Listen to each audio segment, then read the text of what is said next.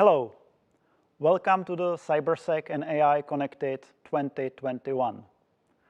I love to thank you for coming, but as we are online, I can only thank you for connecting.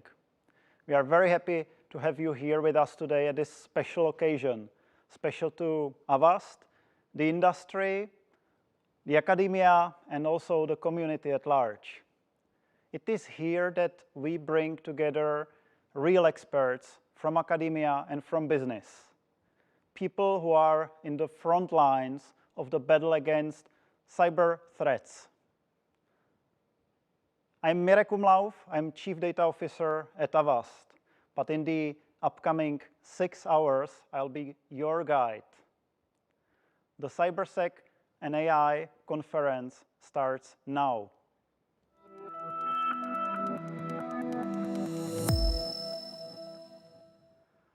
Hi, Michal. Hello, Mirko. Michal Piechouček, my colleague, is the CTO at Avast and AI professor at Czech Technical University in Prague. And we are here today to welcome you at this conference. And I have a question for Michal to kick this off. Michal, we've spent already some time on the cybersecurity journey as a society, as industry. And we've learned some hard lessons, and also the users, the consumers, learned some hard lessons, and we passed also some major milestones in security and privacy. Why is it still so important, or maybe even more important, to keep people, the consumers, invested into their cybersecurity health, into the digital safety? Why is it important even more now? Mirko, I find this as really fascinating. Actually, protecting consumers online is the reason why I joined Avast in the first place.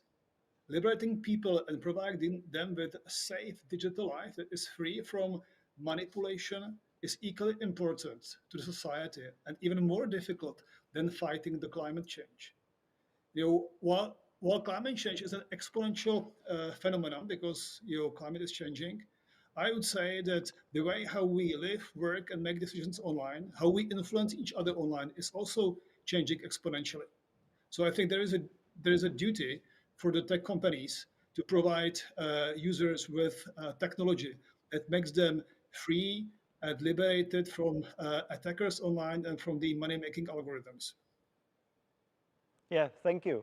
Really interesting. And I have also a second one for you, because for those who do not know you, you are the lucky one who has the background in both academia and business. You've co-founded a couple of companies and successfully exited, but you have been also active for quite a long time in research. What is your view on what has changed in the connection between academia and business, and maybe what should change going forward to make this relationship even more impactful? This is a good one, Mirko. You know that I'm passionate about. I'm passionate and big believer in a cooperation between industry and academia. But today I see even a greater potential for more collaboration and related benefits. Industry innovation needs university contribution that provides out-of-box thinking and understanding of the latest scientific achievements. And on the other hand, universities need industrial application opportunities for greater impact and societal relevance. So the experience that I have collected throughout my life suggests that humble and visionary approach to collaboration between academia and industry is the most successful. And by the way, CyberSec AI is a nice example of such an intimate collaboration because it was started in the partnership between AIC, Czech Technical University, and Avast. Thank you. And maybe one more question, because, and we will hear it today a couple of times, about AI, artificial intelligence. You have one camp of AI experts and then the other camp of people who are experts in other domains. What is your experience over years, how to make these two camps working together so that the outcome is meaningful for those who are not AI experts?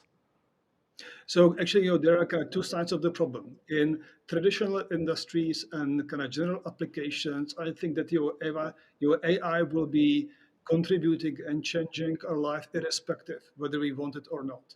In the expert domains, such as cybersecurity, it's more difficult, right? So I've been a witness of reluctance of the cybersecurity community to adopt AI technologies, and also way to generalized approach of the AI specialists.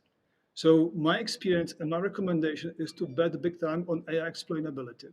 And here in Avast, we have invested lots of efforts in building the AI algorithms that are helping our backends to be explainable, and thus help to bridge the gap between the human subject matter experts and current modern high performing artificial intelligence.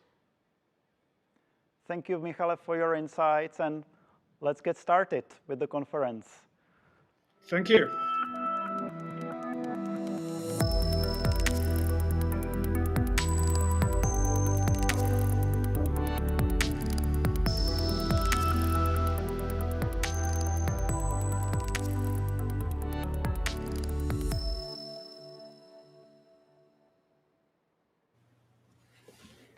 Hi, Alessandro.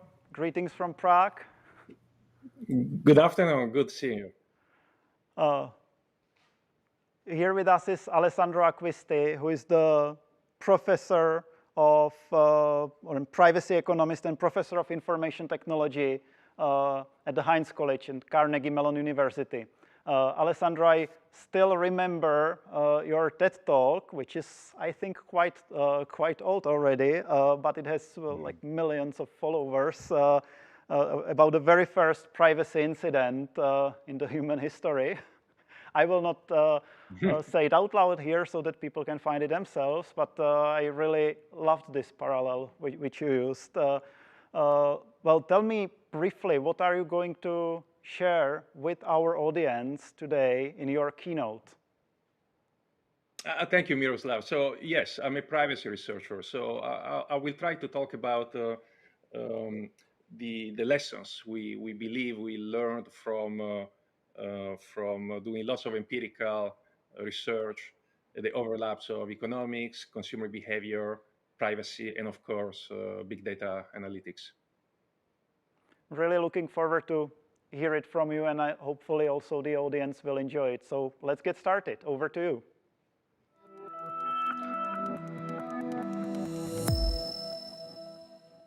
Well, thank you again. Thank you for both the introduction and the invitation. Absolute pleasure to be here. As I mentioned, I'm a privacy scholar, but I am interested in the overlaps between privacy and analytics and big data. In particular, I am interested in vetting or scrutinizing some of the claims or conventional wisdoms that are presented sometimes in this area. And what I will try to do with you today will be to use three of those common claims or conventional wisdoms as a sort of thin red line connecting different parts of my presentation and different empirical works that we did over the years. So starting from work dating back to my early days as an assistant professor at Carnegie Mellon, to work which is as yet unpublished because it's extremely recent. So the three conventional wisdoms that I will use as framing devices for my talks are the following. First, Eric Schmidt, when he was still CEO of Google, telling it in the interview to Barty Romo, an American journalist, if you have something you don't want anyone to know, maybe you shouldn't be doing it. The notion of privacy as being about having something to hide. Second, this is a post from Facebook about giving users more control and more transparency. The notion that privacy is a problem of individual responsibility. Companies have to give more control and transparency, but then it's the responsibility of consumers to actually take advantage of these controls and transparency features to protect privacy to the extent they wish. And third, this is a quote from David Nelson in 2011, given to the Ad Exchanger, which is a website dedicated to online advertising. David Nelson, who is, or at the very least at the time was, a online advertising manager, talking about behavioral targeting, claimed that it's good for everyone. It's an economic win-win. It's good for consumers because they get ads more relevant to them. It's good for merchants because they can allocate limited advertising budget to consumers more interested in their products. It's good for publishers because they can sell more valuable advertising space. And of course, not mentioned here, it's good for the online data advertising ecosystem intermediaries because they extract fees from this matchmaking um, exercise between the merchants and the consumers. The notion here, again, being that the collection and the analysis of data is an economic win-win that benefits everyone. So these are the three claims, and they're quite common.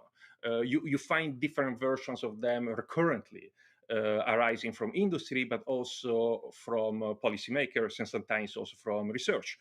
And I would like to vet them. I would like to use my own research to see to what extent they are correct and valid, to what extent instead they may be challenged. And I will start with the first one, privacy being about having something to hide.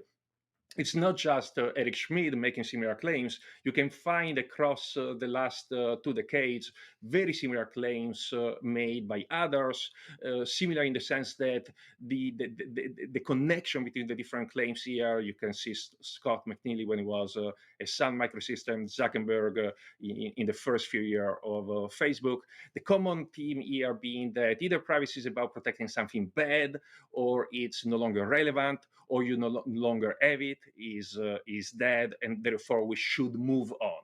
The essence here is that we should move on because privacy is no longer that important. Now, I would like to contrast those claims with the work of the person I believe is the most insightful scholar of internet privacy nowadays, even though most of his work was written before even the internet existed. Irwin Altman, an American social psychologist. Irwin Altman proposed that privacy is not about protection of data. It's not about stopping information flows. It's not even just about controlling personal data. It is instead about a dialectic and dynamic boundary regulation process, the opening and the closing of the self to others, which we engage in as human beings continuously. So we exercise privacy not just or merely when we hide the data, but also when we share data with a friend and we choose that friend to share something with. That is privacy in action. As a matter of fact, the evidence of privacy seeking behavior is abundant. And Altman provided several examples of that happening in the offline world. Constantly, we lower our voice when there is an intimate conversation. We leave a group of people to take a personal call. We move a document so when we notice that someone else may be reading it and they shouldn't be reading it. We have curtains and doors in our houses and in our bedrooms. We do not even think about those as privacy behaviors just because they are so almost unconsciously done. And they are ubiquitous, but in fact, they are privacy behaviors. And you know what? Online, we do the same. Even the people in the audience who may claim privacy is not that important to me, I live my life as an open book, engage constantly in behaviors which are privacy management behavior, boundary negotiation behaviors. We use different email accounts, professional and personal, to separate our professional and personal spheres. We use privacy settings on Twitter and Facebook. We choose to reply privately to a message. Sometimes we close off our Zoom camera or the microphone when we are on a group call. We engage in this field continuously. We continuously actually seek privacy online, even people who don't realize that they are actually seeking privacy. Let me give you some empirical and academic evidence of this. In 2005, and you can see the year up there, Rolf Gross and I started our stream of research on social media and privacy. we were the very first to study Facebook, which at the time was just a few months old. And we had this idea of creating accounts on the Carnegie Mellon Facebook network from which we will use PHP scripts to download what other accounts were publicly revealing to everyone on the network, because we were interested in studying information disclosure on Facebook. So that was the very first peer-reviewed article on Facebook ever. And after we published that article, we kept mining publicly available data from Facebook profiles over time. So we were able a few years later to do a longitudinal analysis of how disclosure behavior changed on the Carnegie Mellon Facebook network. You can see here, for instance, that on the x-axis I have years from 2005 to 2011. On the y-axis I have the percentage of profiles who were publicly revealing their birthday. You can see how in 2005, almost everyone on the Carnegie Mellon Facebook network was revealing their birthday. And then you can see this downward trend down to less than 15% revealing in 2011. So you can see Altman in practice here. People engage in privacy in public. They are part of social media, but they try to manage their profiles by disclosing less and less. You may wonder why there is a black hole in the lower part of the slide here. Well, because I'm about to reveal something quite interesting about this graph when I will go back to it in a few slides. Now, let me give you another example of why not only we engage in privacy, but privacy is important and it is not just about having something to hide. Another study that we just published was about the impact that revealing information on social media can have on your chances of getting a job, because we know that employers have started using social media, not just LinkedIn, also personal social media, to find information about job candidates. Imagine that you have an opening in your company and you receive applications to this opening, and you start searching on Google the names of these people, and you find their social media profiles, and perhaps in one universe you find this photo of Mary who applied to your position, or in a parallel universe you may find this photo of Mary. And do you think that you will be at all affected by the difference in the information you find in these two parallel universes? You see where I'm getting with this. I'm getting to the issue that we are revealing nowadays personal information, which sometimes is protected and for good reason, including information that the American legislator, as well as most European countries and most legislators around other countries in the world believe should be protected and should not be used in the hiring process. But in fact, we ourselves are revealing now publicly this information to others. So does it affect employers? In the experiment we ran, we sent out resumes to real openings in the United States, to over 5,000 openings in the US. If the employer decided to Google or search on Bing the name of the resume, the employer would find the LinkedIn profiles, which we also had created for our candidates, as well as the Facebook profiles. Now, the LinkedIn profiles contain information matching the CV, but on the Facebook profile, we had added personal information which was not in the CV or on LinkedIn. Specifically, we had created 4 different profiles when we had randomly assigned employers to receive only one version of our candidates. We had a gay male Facebook profile, the straight male Facebook profile, we had a Christian male Facebook profile, and we had a Muslim male Facebook profile. And what we captured was the callback rates. Essentially, what was the probability that a candidate would be invited for an interview?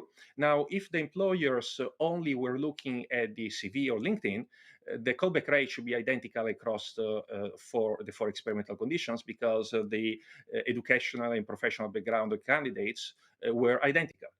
If instead the employers were searching and finding the social media data, they would be exposed to personal information such as the sexual orientation or the religious affiliation of the candidates, and we wanted to see whether this would affect the callback rates.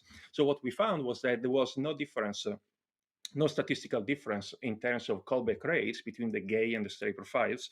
Both had a probability of about 10% of being invited for an interview, but we found an important difference between the Christian and Muslim profile, with the Christian profile being more likely of being called and invited to an interview than the Muslim profile. As a matter of fact, the difference becomes much, much more intense if you consider the more conservative leaning states in the US. In the states that went for Romney in the in past US presidential elections, the Muslim candidate had 6 times fewer chances than the Christian candidate of being called for an interview. Now, I do not believe that someone's sexual orientation or religious affiliation is something that they shouldn't do or they should necessarily hide. So going back to the initial framing, privacy being about something to hide. If you have nothing to hide, you shouldn't worry about your privacy. Well, I don't believe that. I believe that instead, privacy is a fundamental human drive. We have evidence of privacy-seeking behavior online and offline, and for good reason. Privacy is also a human need because other people control of your personal information gives these other people some degree of control over you, and that degree of control over you could have both benign and very negative effects on you.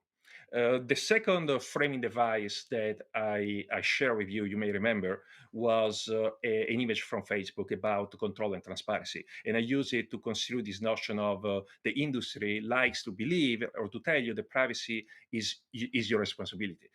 And market forces can solve privacy. And it's not just Facebook, of course. Any privacy policy that you read will tell you things such as your privacy is important to us, and we give you more transparency, we give you more control, and here are pages of privacy settings for you to choose from, and here are 8 pages of privacy policies to read. Now, we believe on empirical ground, based on our own research, that this entire premise of not just giving control to users, which normatively speaking is a good thing, but essentially forcing users to take control and push responsibilization on users is fundamentally wrong. And I say this on empirical grounds. And I'm going to show you some examples of why I'm saying that. The first example focuses indeed on control and privacy. In normative terms, yes, we believe that you should have control over your data. But that is a normative statement. It's not a positive statement. Essentially, it's a statement about how we would like the world to be, not about what really happens in the real world. Because in the real world, we were wondering whether, in fact, giving people more control, or rather more feeling of control of their personal information and their privacy, could paradoxically lead to more privacy risk. So in an online experiment, we ask participants to fill out a questionnaire, a survey, which included non-sensitive questions such as are you married? Yes, no, and very sensitive questions such as have you ever used drugs of any type? Yes, no. This was a randomized experiment. Subjects didn't know that they were participating in an experiment. They thought it was just a normal survey. The subjects in this particular experimental condition were told that all the answers were voluntary, so they were not forced to answer any of these questions. However, they were also told, you can see the text in the bold near the top of the screen, by answering a question, the subject was agreeing to give us, the researchers, a permission to publish their answers.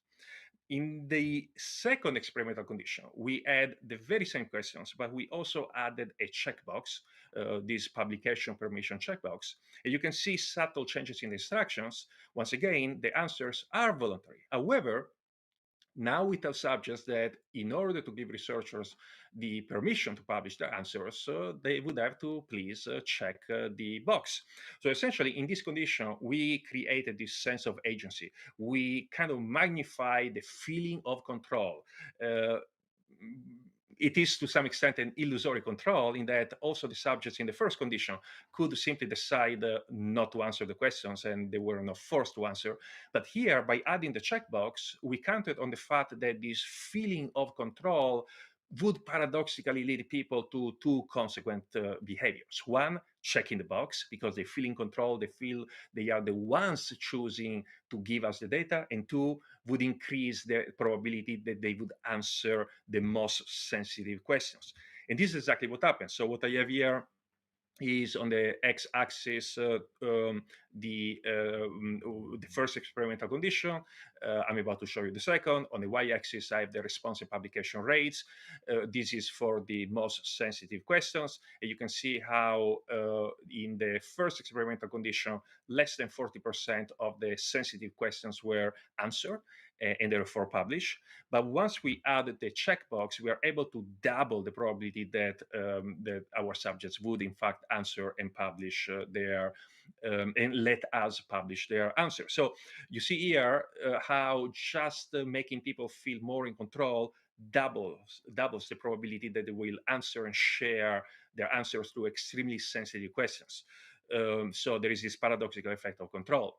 Another example, you should remember this graph from a few minutes ago, in which we documented what we found by observing for several years public disclosure behavior on the Carnegie Mellon Facebook network from close to its inception, 2005, up to 2011. I want to show you a different field. So the one on top was birthday. The one at the bottom is high school. You can see a very, very similar trend, right? In both cases, high school and birthday, very early on in 2005, almost everyone on the Carnegie Mellon Facebook network was revealing that information publicly. Close to 90% birthday, a little less than 90% high school. You can see a downward trend following 2005 in both cases.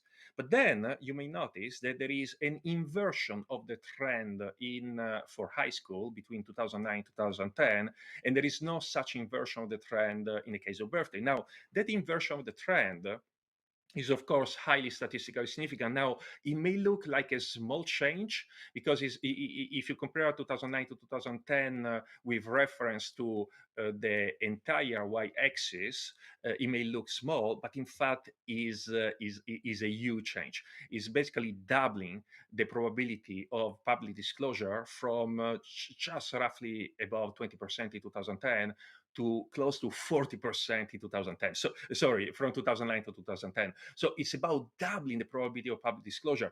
That's a huge change in relative terms. And it's an odd change. How come people felt less and less comfortable sharing their birthday, but somehow, after feeling less comfortable sharing their high school for several years, suddenly they decide between 2009 and 2010 to reveal to more people their high school information? What had happened? Was it a change in behavior? Not at all. It was a change in the default settings of Facebook. Between 2009 and 2010, Facebook went through significant changes to their privacy policies, to their interface. They switched to likes. And in so doing, they also changed the default visibility settings for certain fields, including these. This attracted the attention of the Federal Trade Commission, which also fined Facebook. And I love this graph because it shows two intertwined stories. You can see the endogeneity of privacy concern, people taking care of their privacy by disclosing less online, but you also see the powerful effect of exogenous shocks. What Mikhail in the open interview with you, Miroslav, was referring to as this power of influence that the platform providers, the architects of choice, so to say, have on their users. So all of us are essentially part of these grand, large social experiments which take place every time we connect to the internet and every time the interfaces of the service we use, Twitter, Facebook, Google, Snapchat, subtly influence and nudge our behavior. Nowadays, it has become common to refer to these as dark partners, but really the research on this dates well and way back. Let me give you another example of why I don't believe that privacy is an individual responsibility problem, in the sense that I don't believe that nowadays individuals can protect their privacy online. The first two examples I gave you came from behavior research, the control paradox, and here the effect of exogenous shocks due to the changes in the platform interface. The last example I wanted to give you comes from my more data mining oriented research, and it's one of the studies that perhaps Miroslav you saw in the TED talk, because in 2009 we have shown how with Ralph Gross how we could start from Facebook profile demographic data for people who are alive. We could combine it with the social security numbers or of people who are dead. And social security numbers in the United States are extremely sensitive information because it can be used to open lines of credit, and it was believed that the assignment of social security numbers was secure enough not to be predictable. But we demonstrated that in fact we could to some extent reverse engineer the correct assignment scheme, and therefore we could actually predict the social security numbers of people starting from demographic data they share on Facebook. Now, a few years later, we presented at Black Hat a different study, a study in which we showed how we could start from someone's face and use social media images, such as the ones we had downloaded from Facebook, together with PitPat, which was a facial recognizer which had been developed by others, not by me, by other scholars at CMU, and which was later acquired by Google, in order to essentially find their profiles and therefore give a name to the individuals. You can see here an example of a successful match we did in our experiment. A student was in the foyer of the building where I teach, Heinz College. We took a shot of the student, and while the student filled out the survey, we uploaded the shot to a cloud. On the cloud, we ran a comparison between that photo and hundreds of thousands of photos we had from Facebook. And if we find a good match, you can see here a successful match, then we presented to the student at the end of the survey they were filling out on a laptop, and we asked whether the student recognized himself or herself in the photo. And using this approach, indeed, we were able to identify real-time 1 out of 3 students. Now, if you combine the two studies together, so the social security numbers and the facial recognition, you end up asking the question whether it is possible to start from just a face in the crowd and then use facial recognition and social media data to find their demographics and their names. And then with their names and their demographics, you try to predict their social security numbers. And this is exactly what we did, and we demonstrated it was possible. Very noisy, not very accurate, but certainly possible. As a matter of fact, we even created a iPhone app which we never made available on iTunes store, of course. We did this a good 10 years before Clearview started the business of doing the same thing. We had no interest in doing this as a business whatsoever. We wanted to point out the privacy implications of the increasing public availability of social media data. And what this app does essentially uses the iPhone camera to take a shot of the person and then uploads it to the cloud. On the cloud, there is the matching, and then if the matching is successful, the information is sent back to the phone, overlaid on the face of the subject.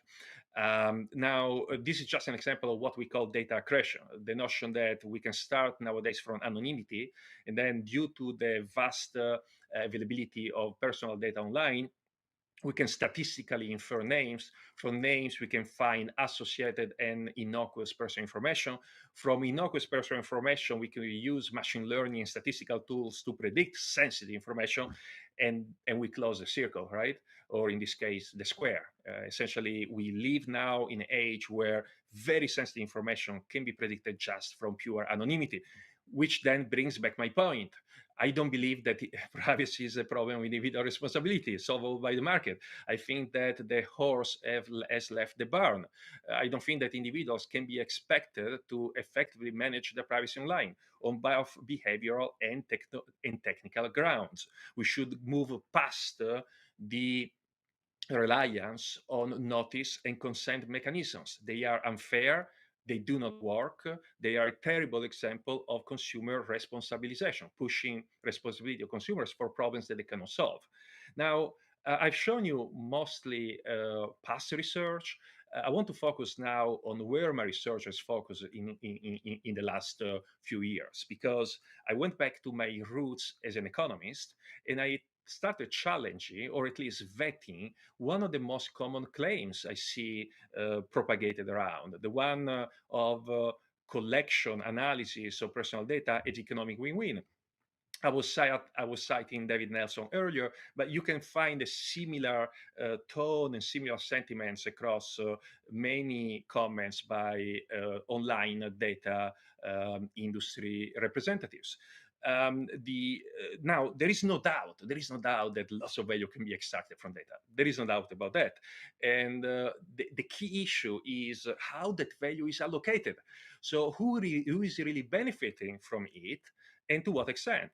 A few years ago, we vetted this new um, mantra of data as the new oil in a piece published in the Journal of Economic Literature, which reviewed the state of knowledge on the economics of privacy and the economics of personal data with my colleagues Liad Wagman and Curtis Taylor.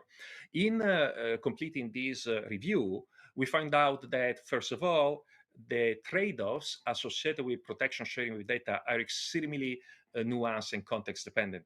In some cases, collection of data can indeed benefit all parties. In some other cases, it can actually benefit only some parties and damage significantly others.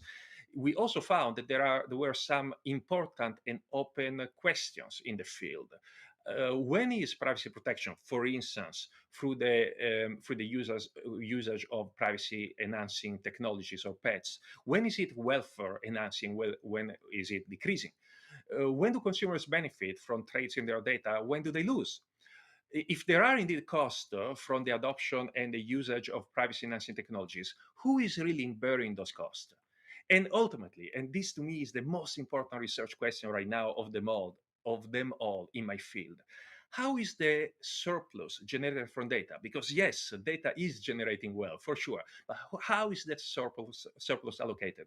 You know what? We still don't understand it very well. Many claims are being made about sharing of data, collection of data is an economic win-win. There is very little empirical validation that that is in fact the case. Let me give you an example which refers to the online advertising market. The online advertising industry presents online advertising, and specifically behavioral advertising, which requires collection of data, as an economic win-win because they have this kind of uh, view or frame in mind of how online advertising works. Essentially, they say, well, there are consumers and publishers, and there are merchants. Consumers want to find merchants want to find consumers, so they both have search costs. There are search costs on both sides, and the data economy intermediaries, the Google and the Facebook of the world, by playing matchmakers, by having so much information about both sides of the market, they reduce search cost, and in so doing, they create wealth and they create surplus across all the ecosystem. So these little arrows that you see going out from the data economy box out to the other players means wealth is being created. Now, this wealth is being created through the reduction of search cost. This is absolutely legitimate on economic grounds, at least theoretical grounds. But you know what? It's not the only possible way to frame on economic grounds what is happening. This is an alternative and as legitimate frame to the first one. There are once again consumers and publishers, and there are once again merchants, and once again there are the data economy intermediaries in the middle. However, now we observe the consumers have finite budget and attention. Consumers cannot buy all the products presented to them with ads, and in fact do not even pay attention and cannot pay attention to all the ads presented to them. Therefore, publishers are into very, very aggressive competition with each other to get consumers' eyeballs and to make them click.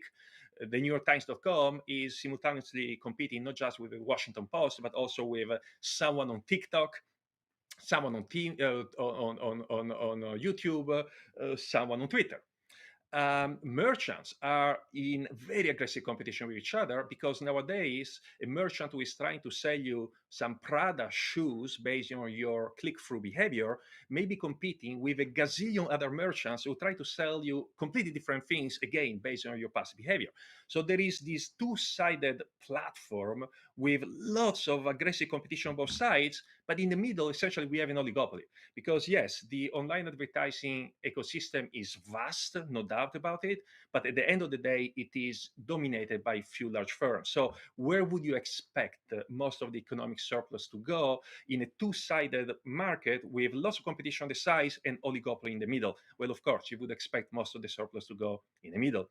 Now, the problem is that we do not have enough yet empirical validation to tell us which of these two frames is the more correct. Perhaps they are both correct, and perhaps both are playing a role in this allocation of benefits and cost from data collection. I myself, with my co-authors, as I told you, have been trying for the last few years to study these trade-offs, to understand precisely how the value extracted from data is then allocated back to consumers, publishers, merchants, to different stakeholders. And we are finding very surprising results, as you can see here. As a matter of fact, one of the most interesting results, which is not even yet published, is work in progress, suggests that online targeted ads tend to be correlated with lower quality vendors, essentially vendors which get a F rating on the Better Business Bureau. They are more likely to buy behavioral advertising, probably because they cannot show high in search results, and therefore they need ads to show and be visible to consumers. And these ads tend to also be associated with vendors which charge higher prices. If these results are confirmed, it will be quite interesting in terms of consumer welfare from behavior advertising. So sharing personal data is an economic win-win? Well, perhaps, but really privacy, in my view, determines how the economic benefits and the costs from data are allocated. So to conclude, I try to present three conventional wisdoms, three frames, and I try to vet them and analyze them through the lenses of my own research over the past years. Where I would like to end is with a few lessons learned from these different streams of research I've been doing: data mining, behavior, economic research. The loss of control of personal data is due to both behavioral and technological factors. Consumers do care for privacy, but there are many reasons why they may not always achieve the privacy they want. And notice and consent regimes have failed. And if we really want to protect privacy, I believe regulation is the only way to go. In economic research, we need more of this because we really need to understand who really benefits and how so from the collection of data. And I will part by noting that a huge role in who really benefits from data will be played by privacy enhancing technologies. We now have a number of tools which allow us to complete transactions in a much more privacy preserving manner than we could have done 2 decades ago. And these tools will decide the allocation of value from data. We need these tools as well. And believe me, the next slide is not to bring focus on our own research, but rather I'm doing the research because I really believe in it. I really believe that AI and machine learning can play a huge role in this space. Norman Sade, you seeing there on the right of the slide, is a colleague of mine. With him, Laurie Cranham, and others, we've been working on this personalized privacy assistant project in which we try to use AI, machine learning, to create assistants which learn about privacy preferences of people, and then they represent these preferences in interactions with other agents. I believe that the combination of regulation and technology, specifically privacy enhancing technologies and AI technology, which helps represent people's privacy preferences in interaction with other services, is the way to go, is a technological solution to the technological mess that we have created, and will determine eventually whether the big data that we have is a big data which allows to grow the economic pie for everyone, or rather only changes the allocation of the economic pie from one oligopoly to another oligopoly. If you're interested in more of our research in this field, I part with this slide. You can find all of the papers except the very last one I cited available for free online. And once again, thank you both for the invitation and for your attention.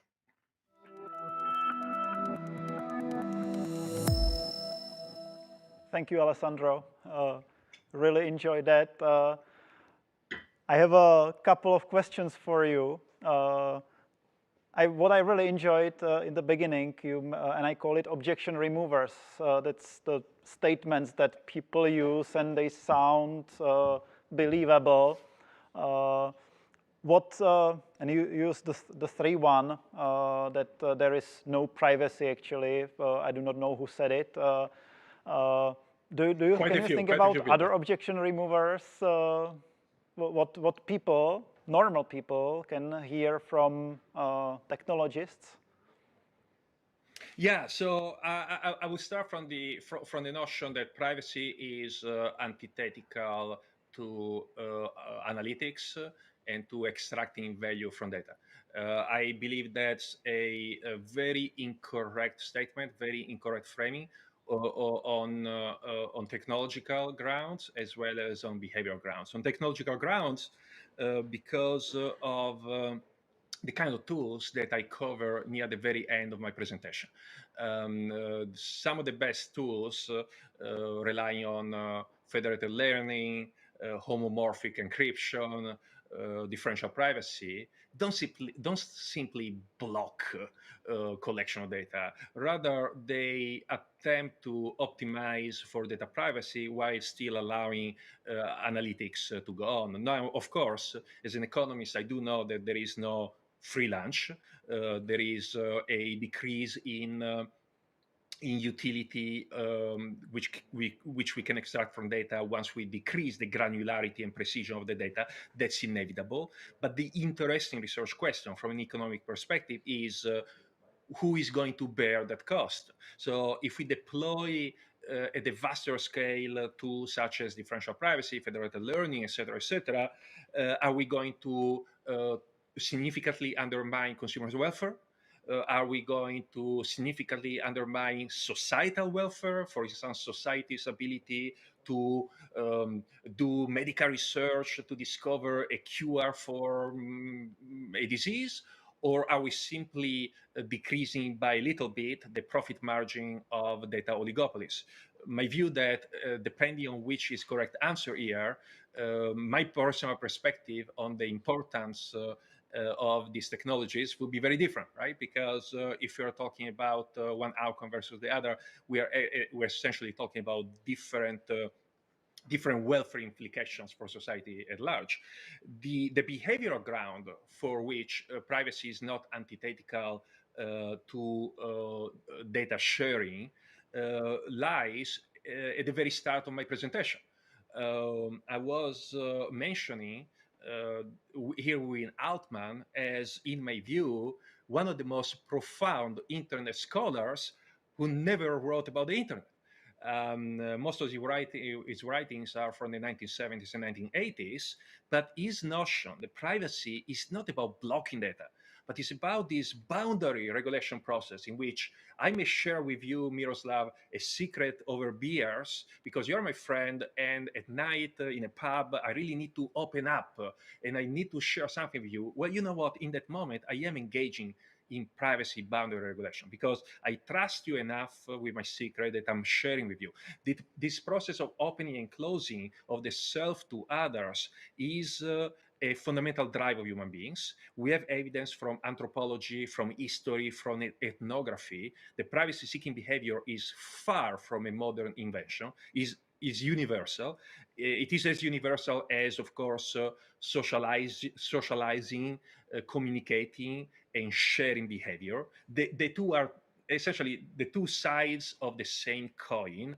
And because of that, when people say the privacy is dead, I would like I counter that it's very difficult and hopefully impossible to kill a fundamental human drive of our nature. Human beings have demonstrated over time, online and offline, their ability to carve out private spaces, even in public. And I don't believe, and I hope that this will not change. That this will not change. Thank you. In one of the slides, you had the visualization showing the age of students or people, the participants of some survey. And I have a question here because we keep discussing this as an adult topic. We understand the privacy topic because we are adults, but what about the younger generations? What about kids? What do you see in the educational systems around the world? Do you see some changes in this? Is there awareness of youngsters higher? And what should change in this area? Because I don't think personally that I should be learning about privacy at this age. I think my kids already should know about it. I would say that the kids are all right. My impression, although I have to add a caveat, I don't focus specifically my research on teenagers. Other scholars do. For instance, famously Dana Boyd, who is a Microsoft research. Nevertheless, based on my observation of the work by others, it seems that the kids are all right because they are quite aware of the technologies, quite aware of the risk, and they are very creative in their development of strategies to carve out these private spheres even when they are in public. You go from these social steganography, which indeed was a term Dana Boyd proposed to refer to the attempt of using social media, even public social media, to send private messages to friends. From that, you go to the migration that younger users have commenced from social networks that they see as too intrusive of their privacy, such as Facebook, to other new tools that they see as perhaps slightly less intrusive.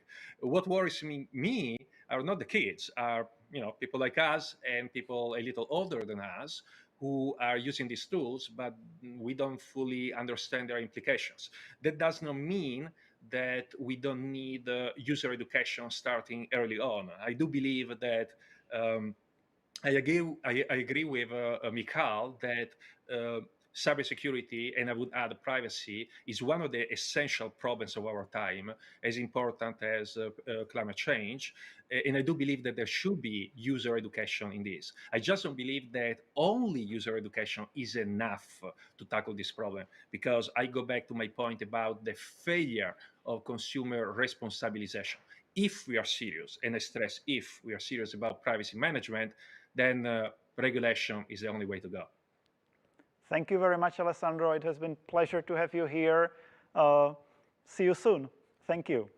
My pleasure. Thank you.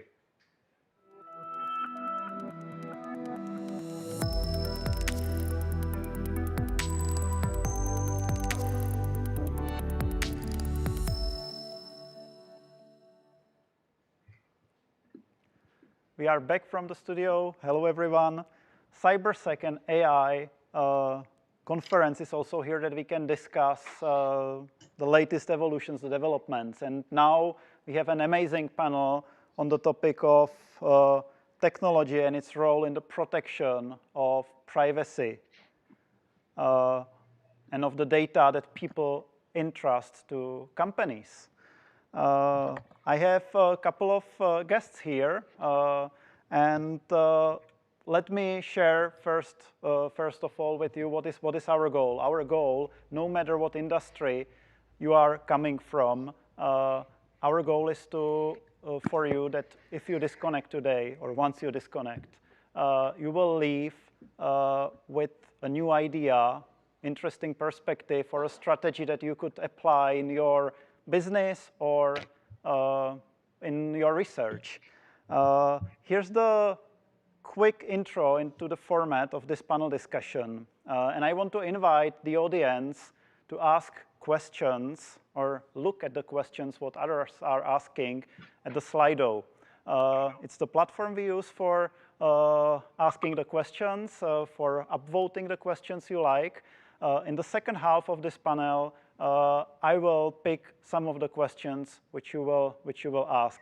But we will take, in the beginning, a few moments with each of our panelists to let them introduce themselves and what is their background in this interesting industry. And then I'll kick off the conversation. And I will ask some questions on some high-level trends. And I definitely invite also our panelists to ask questions among themselves.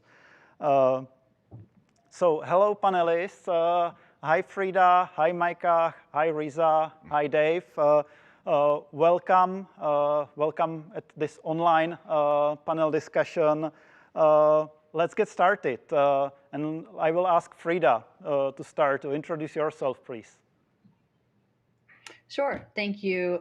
Wonderful to be here with everyone. My name is Dr. Frida Pali. I am a former Harvard and MIT trained cognitive scientist that then took the technology we had developed to create a platform called Pymetrics. Pymetrics uses behavioral science and debiased AI to make workforce decisions more accurate and more fair. Thank you. Micah. Hi, yeah. My name is Micah Scheller. I'm a research scientist at Intel. I'm in the Security and Privacy Research Lab, specifically the machine learning section of that. I've been focusing a lot lately on federated learning, as well as trusted execution and differential privacy. And I'm working with a number of different groups on medical demonstrations of federated learning in the medical research community. Thank you. Dave?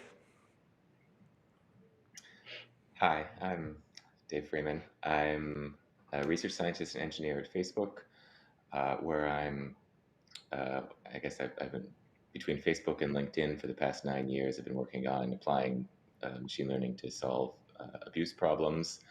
And currently my focus is on user data scraping, which is, I guess, the automated or unauthorized extraction of user data for third-party purposes.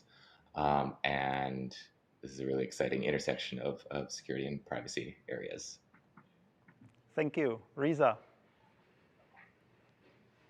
Hello, everyone. So I'm Reza. I'm an assistant professor at NUS. I run the lab on data privacy and trustworthy machine learning. And my research over the last 10 years has been mainly about quantifying the privacy risk of different types of computations. And recently we have been working on machine learning algorithms, notably in the case of deep learning and federated learning. And also the relation between privacy and other notions of trust, for example, fairness. Thank you. And then let me also introduce for you panelists, our audience, so that we can be prepared for the panel discussion. Our audience understands the domains of AI and machine learning. They understand the technology in general, and they understand also the topics of cryptography. So I really invite you to not to be afraid to go a little bit deeper in your comments or in your questions. So let's get started. There is this idea of data anonymization with the objective of privacy protection. And it has been with us for some time already, and often it appeared to be solved as a problem. But today we know that there will always be a risk that the anonymized data will not stay anonymous forever. And there are some techniques, procedures in place. There is software which companies can purchase and which will allow them to meet their obligations when it comes to data sharing, so that they don't breach any regulation or the expectations of those who entrust the data to them. What, in your view, are the current challenges, and what progress have we made so far as the industry, not as the individual companies, in this area? What have we reached, or when we will reach the stability to be able to say we can share data for the good between the companies or with governments, and the privacy is preserved? And let's start with Frida again. I like what Pymetrics is doing. So if you could start first, please. Yeah, sure. I mean, so we obviously operate in a very regulated space of employment, and across the globe, different countries and jurisdictions have different guidelines and laws on the books around data privacy. So obviously we have to be compliant, not only in the US, but also the EU, where data privacy and GDPR is, far more stringent. At Pymetrics, the user owns all of their data, and in our system, it is anonymized. So we sort of attempt as much as possible to put control into the user's hands, meaning that at any point a user can delete their data, and that record will go away. So that has sort of been, from the start, the way that we have, in addition to being compliant with, different jurisdictions, framing of data privacy, tried to address a lot of these issues. Is that ultimately the user owns their data, and giving control to the person who actually goes through Pymetrics. Micah, what is your take on this topic? Yeah, so I would say that I want to start by saying that application of the regulations and technologies that we have today to solve as much of the problem as we can is our responsibility. And I'm not trying to, so I'm going to preface what I'm going to say with that. I'm not trying to tell anyone it's a lost cause. What I'm going to say, however, is that the idea of reaching some sort of point of stability where we understand we've done sufficient job with anonymization has a few major problems. The first, few major obstacles, I'll say. The first is that machine learning has shown us, to our great surprise, how much we can learn from seemingly benign data, right? We're constantly finding new signals in data we thought had nothing to do with whatever this new signal is. And we don't have explainable AI, so we don't even quite know why. So really predicting what future signals we're going to extract from data is very hard. So understanding what is sufficiently anonymous in the face of machine learning seems very difficult.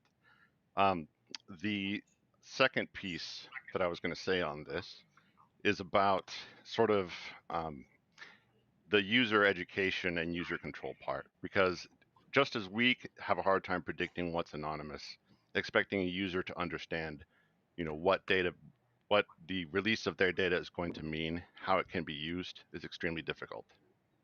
So I think data anonymization techniques are things we have to continue to chase and we can't give up on, but we can't see them as the sort of end goal solution that we're going to achieve anytime soon. We have to continue to look to other areas to help support that technique in our goal of data privacy, which is vague. Thank you. So it sounds like it's still far away from us. What do you think, Dave? Is it really far away?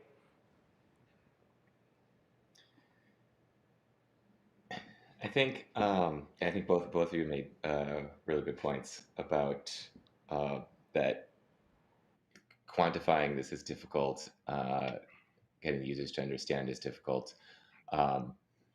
But I think what we try to do is give the users as much control as possible, similar to what Frida was saying, and try to be very clear about what the data can be used for and what it can't be used for, so that we're not surprising people.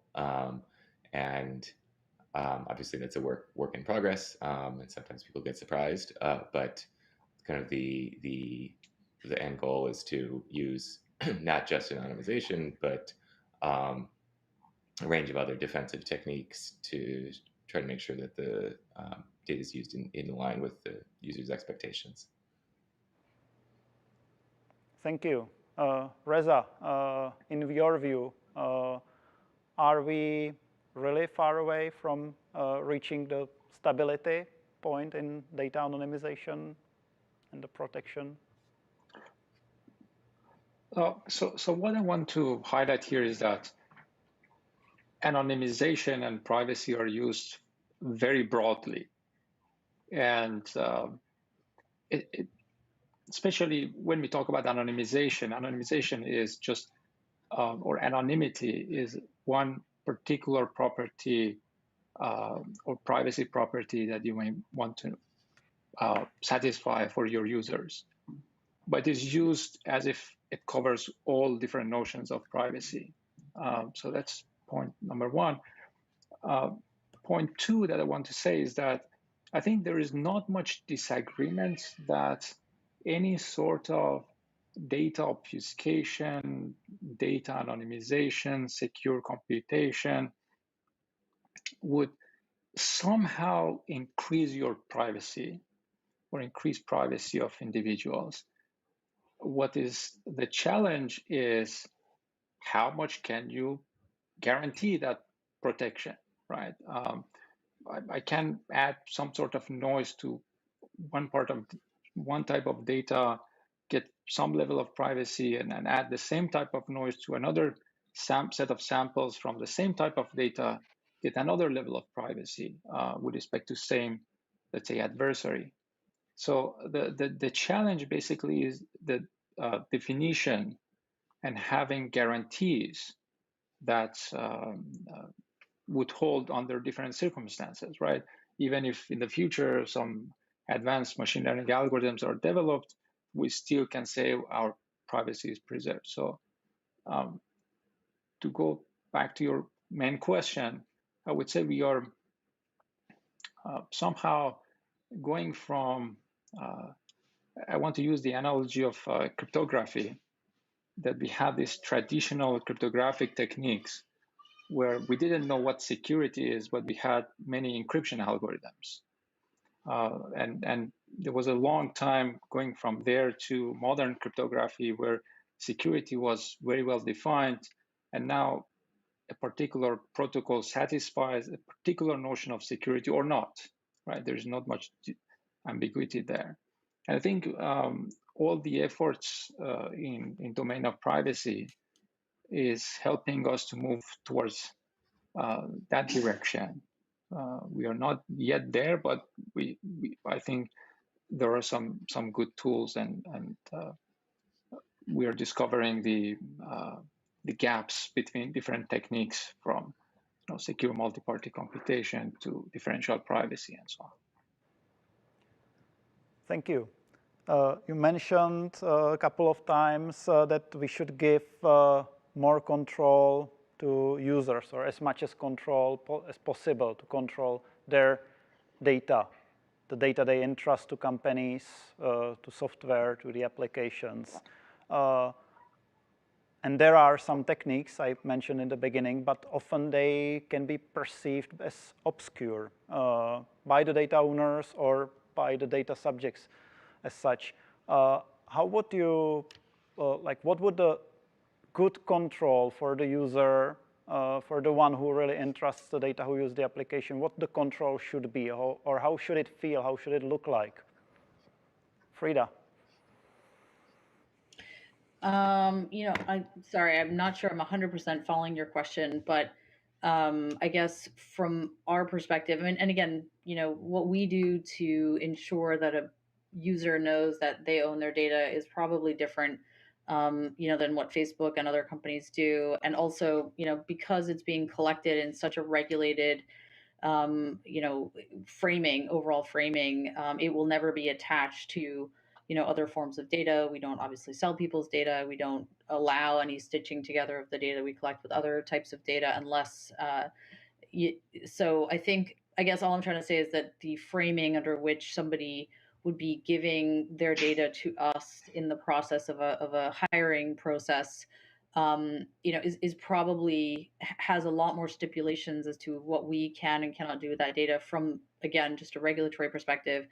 And then we do our utmost to explain to the user at multiple different points that they are in full control of their data, and again, can delete it once it's, at any point really in the process. So I'm not sure, again, I think there's so much context around the collection of data from an individual and what that platform is and is not allowed to do, just from a regulatory perspective, that I think ours potentially is a little bit of a different use case. It was certainly a very different use case than allowing your data to be used in any way for in a social media context. So I'll just leave my comments at that.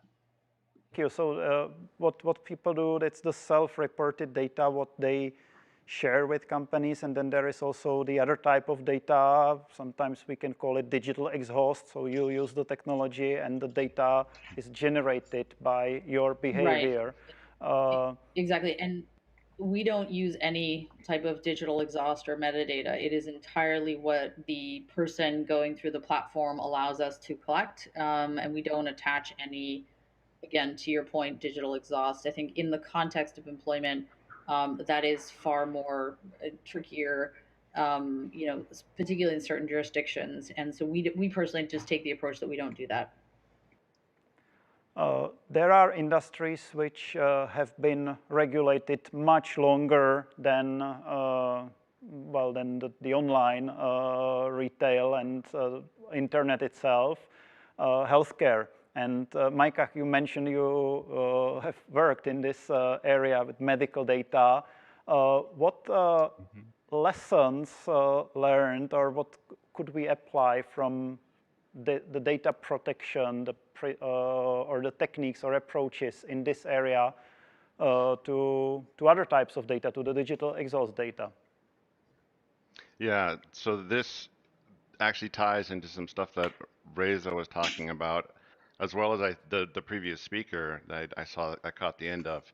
So we talk about user control, and one of the challenges with that is ultimately when it comes to the notion of privacy, what I want is to know that data about me or observations of me or secrets about me are used in a way that benefits me, that I have control over how they're used, what they're used for. And the trick here is that we try to frame the limitations of what can be done with data, but it's very loose, and we can't actually predict within that framework that we've asked the user to agree to what ultimately we'll be able to do with that. What I think has to happen, and you get some of this in medical, and I'll get to that a little bit, is that I want to know not just sort of this contract. I want to know actively what exactly my data is being used for. I want to be able to say, not just I have the ability to delete my data. That to me does not feel like full control. Full control is I know exactly what you've done every time you've done anything with my data. And now that's crazy because, of course, that would just nail IP issues and undercut corporations if I could just go in there and see their secret sauce. So there's a contention there for sure. But in medical, you get a lot of this. I sign specific consent forms for where my data goes and how it gets used.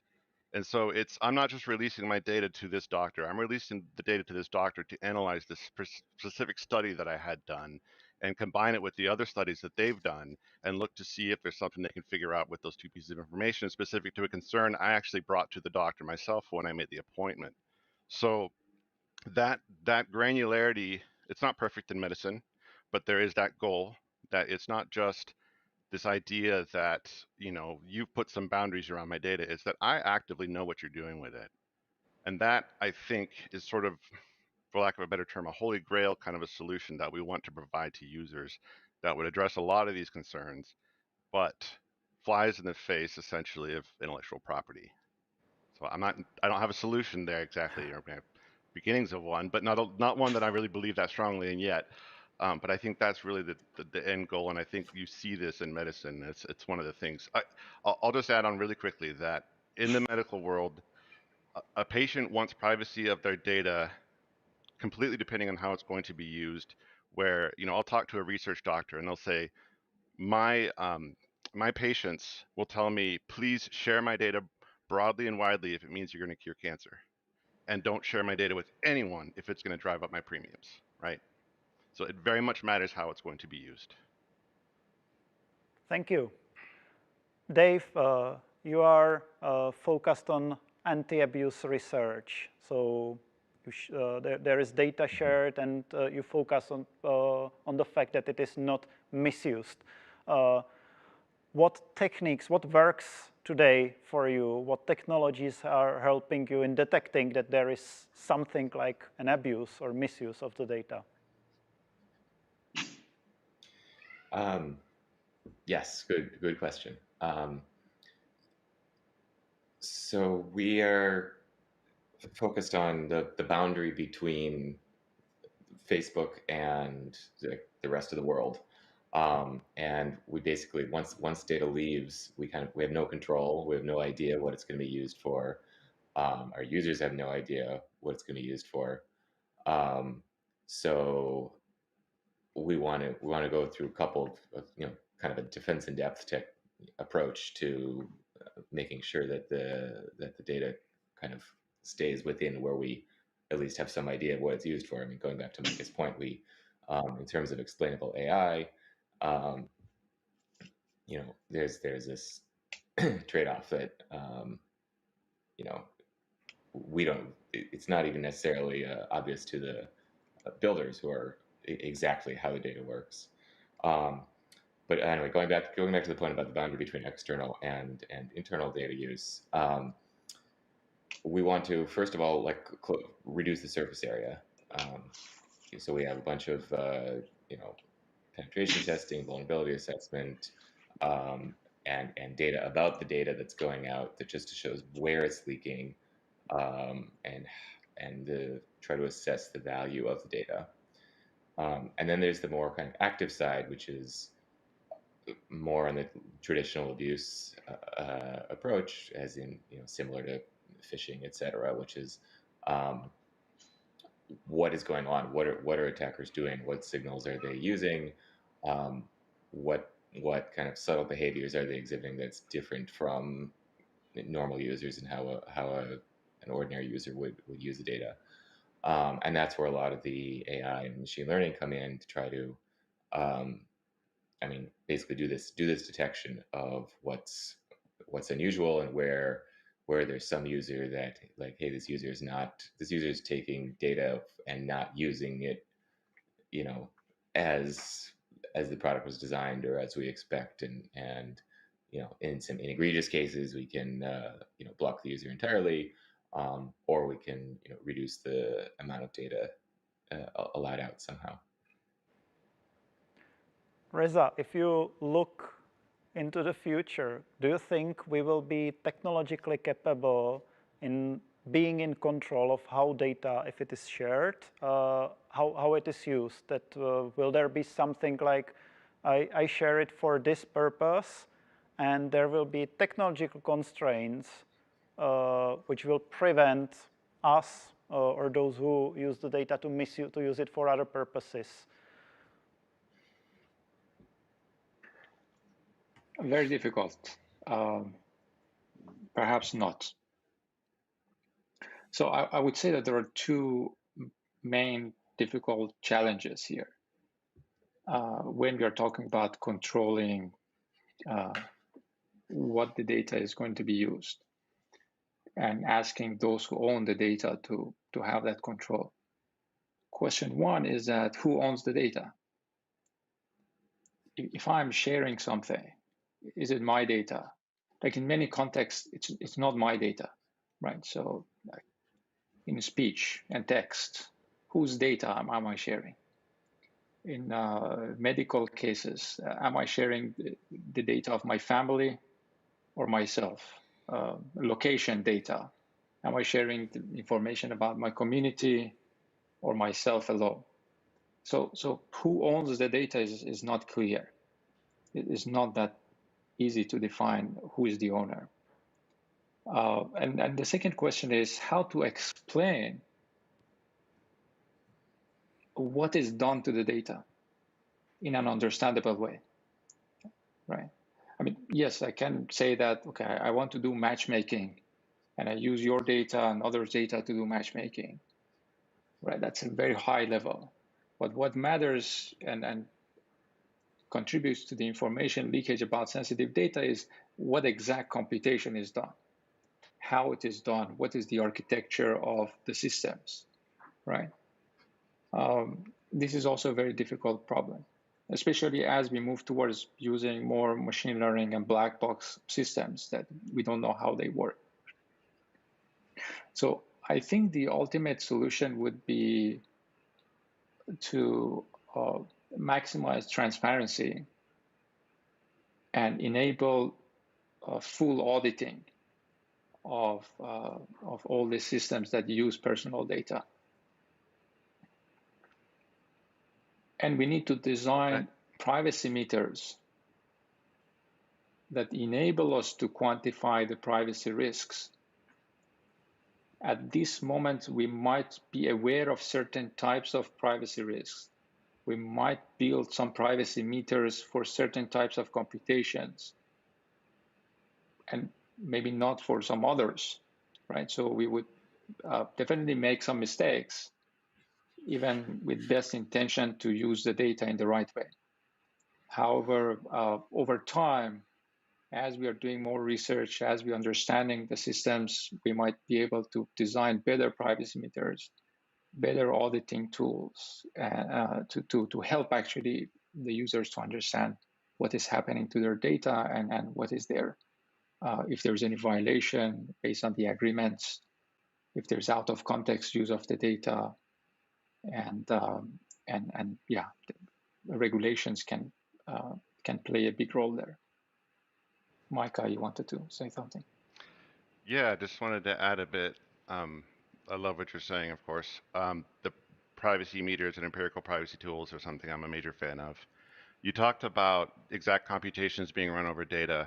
That's another subject kind of near and dear to my heart. In the trusted execution world or confidential compute, we combine sort of properties of immutable computation insofar as we can achieve that, confidential computation, but then remotely verifiable attestation.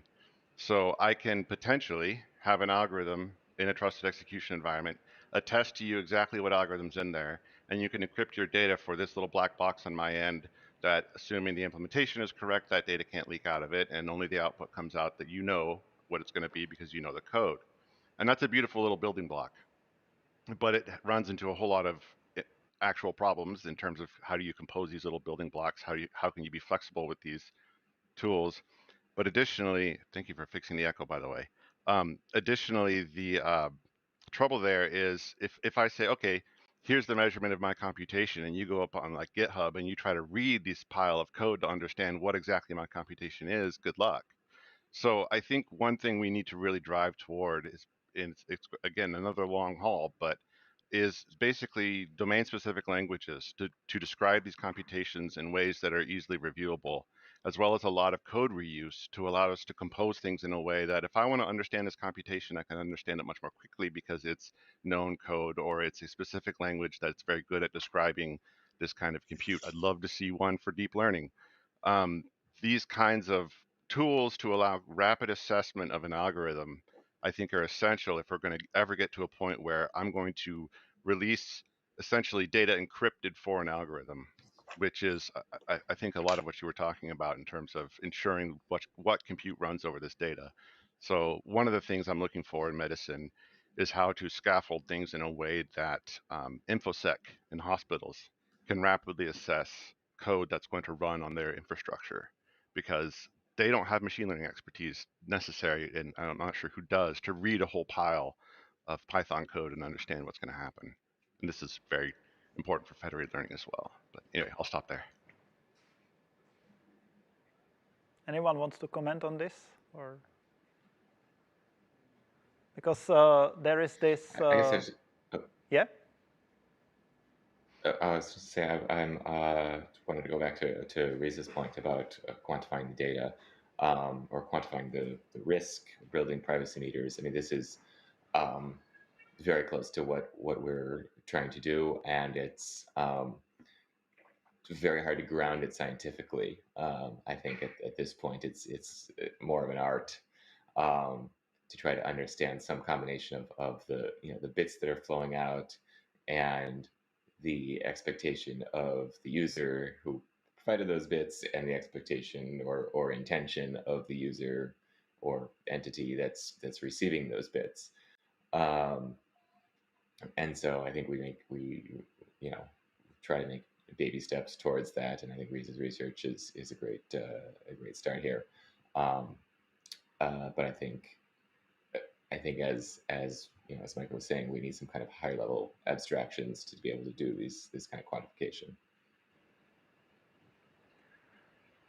There have been quite a lot of noise in at least the startup ecosystem around a term called synthetic data. The promise made is in a way that you use our tool On top of your data, we generate a synthetic data set, which is fully anonymous and provides good level of analytical utility or certain level of analytical utility. What is your take on this? Is there anything like synthetic data? And there is also this promise made that if you have synthetic data, no regulation applies to that because it's simply synthetic. So what do you think about this? Micah. Speaking as a... Or, Okay. Sorry. yeah, Dave, you started. Before. I was going to, speaking as a mathematician, this is a mathematician by training.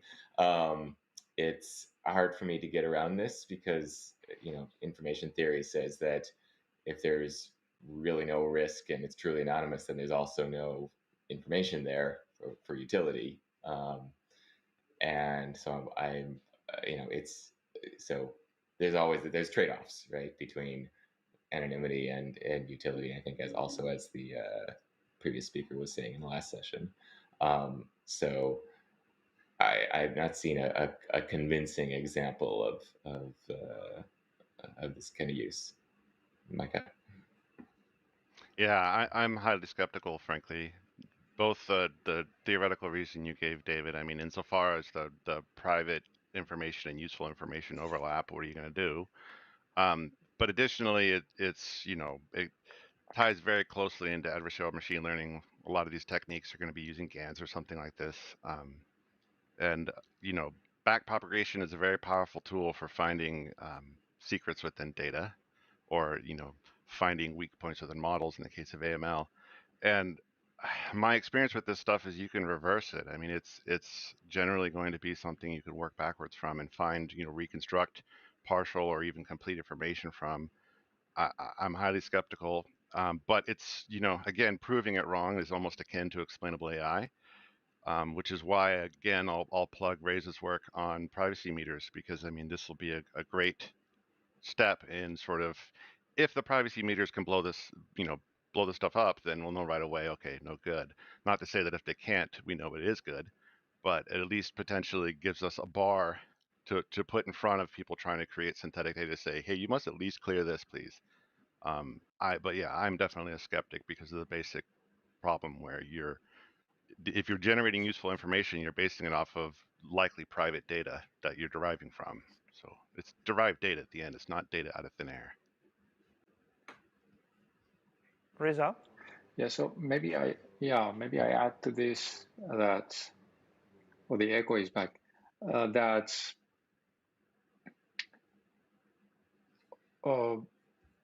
the synthetic data is personal data. Okay, so how do we generate synthetic data? The way that synthetic data is generated is through computing thousands of statistical functions on the original data, which is sensitive, and converting that into data of the same format, right? So essentially what you observe is thousands of functions computed on personal data, that if you have access to that, you would be able to reconstruct the original data to a great extent, depending on the number of dimensions of your data, right? So if you're generating a high dimensional data, you would require to compute so many statistics to preserve some utility there, right? And so when people refer to using generative models to generate synthetic data and use that as or refer to that as or claim that it is a privacy preserving mechanism, simply it is not, right? And number two that I want to add to the discussion is that it could be privacy preserving. It could be privacy preserving if, let's say, you have a particular definition of utility, and the utility is that I want to preserve the general statistics of the whole population. And you have a particular definition of privacy, that is, I want to hide the information about individual data records, right? So I want to preserve the general population statistics, but I want to hide the information about individual data records. And that is where differential privacy mechanisms can help. If you generate the synthetic data through differential privacy mechanisms, then the outcome is privacy preserving up to the guarantees of differential privacy. However, when we move to high dimensional data, then the utility cost for that is large. And there are so many different utilities for synthetic data which are defined. If you want to, again, just learn the histograms on certain statistics on the synthetic data, maybe that is more or less accurate. But if you want to learn some corner case patterns about your data, those are all completely gone, right? So what is claimed as privacy preserving, what is claimed as synthetic data to be privacy preserving is a wrong claim. You can make it privacy preserving, but at a high cost for utility. Thank you. Frida, what is, from your perspective, from the self-reported data, have you came across already the differential privacy technologies in your business? I must say that it isn't sort of core to what we do at the moment. I can imagine that down the line it may well be, but it's not something that we've encountered sort of in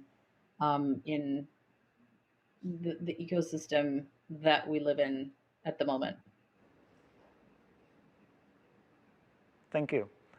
I have also still one question, because all of you work with well, machine learning / AI technologies, and there are these always multiple camps of people. There are these the groups who understand the technology, the AI, and then the groups who understand the domain.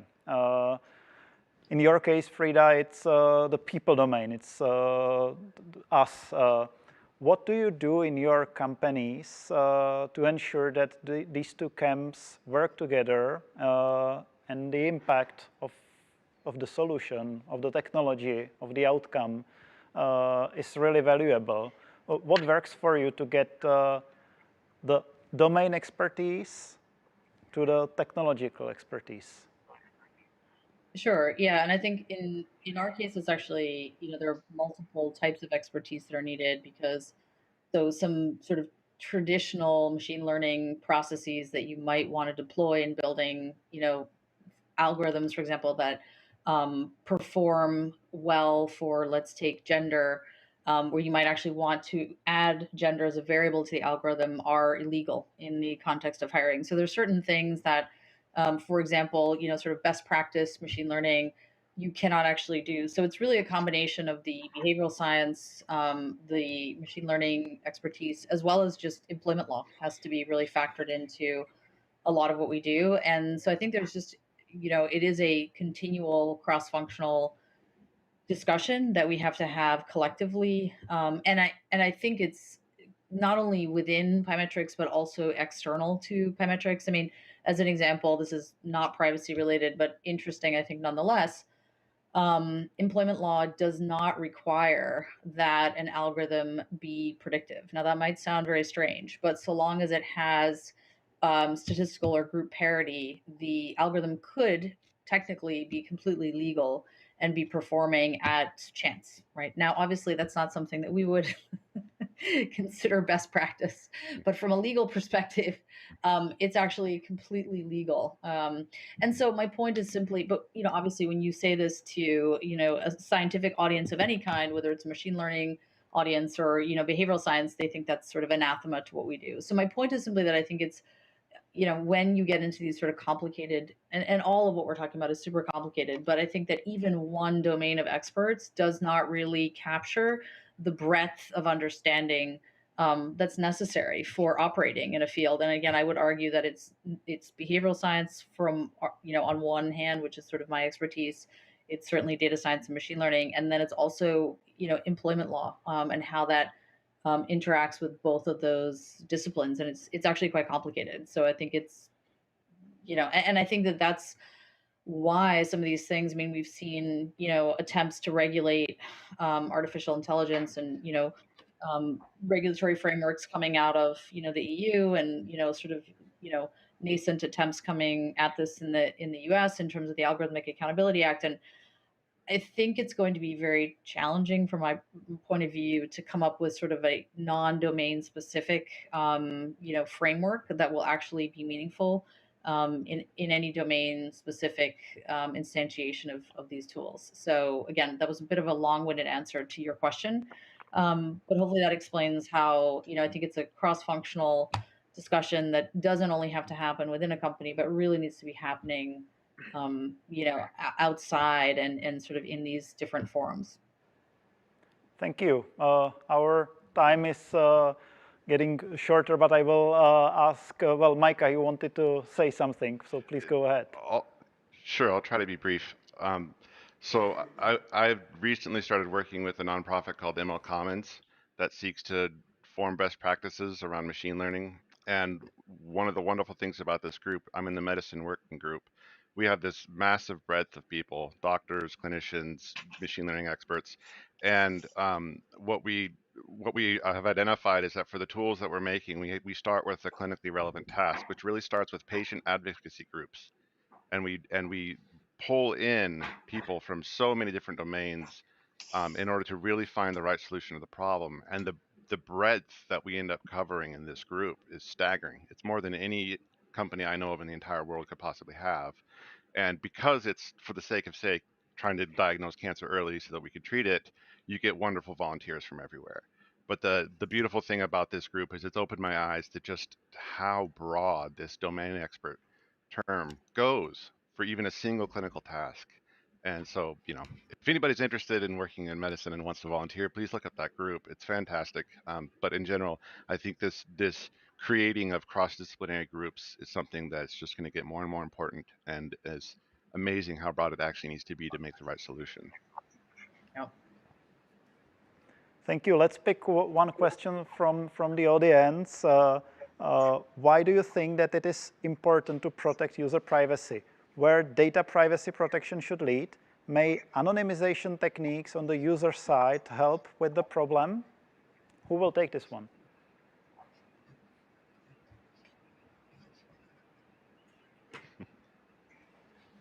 Okay. I think Sandro gave a great talk. Oh, all of us. Everyone waited and then pounced. Yeah. Oh, so I'll just remind of my earlier point that anonymization, essentially data confidentiality of the input data into these algorithms, is one thing, but I think greatest concern of all actually is the actions taken using the data. So it's the output of whatever algorithms. It's essential we use DP and other kinds of techniques to protect the confidentiality of the algorithmic inputs, but we have to address the ethical concerns of the outputs, because that's what I think people most care about. And on the user level itself, what the user could do, so if I anonymize myself somehow before I get online, would this work?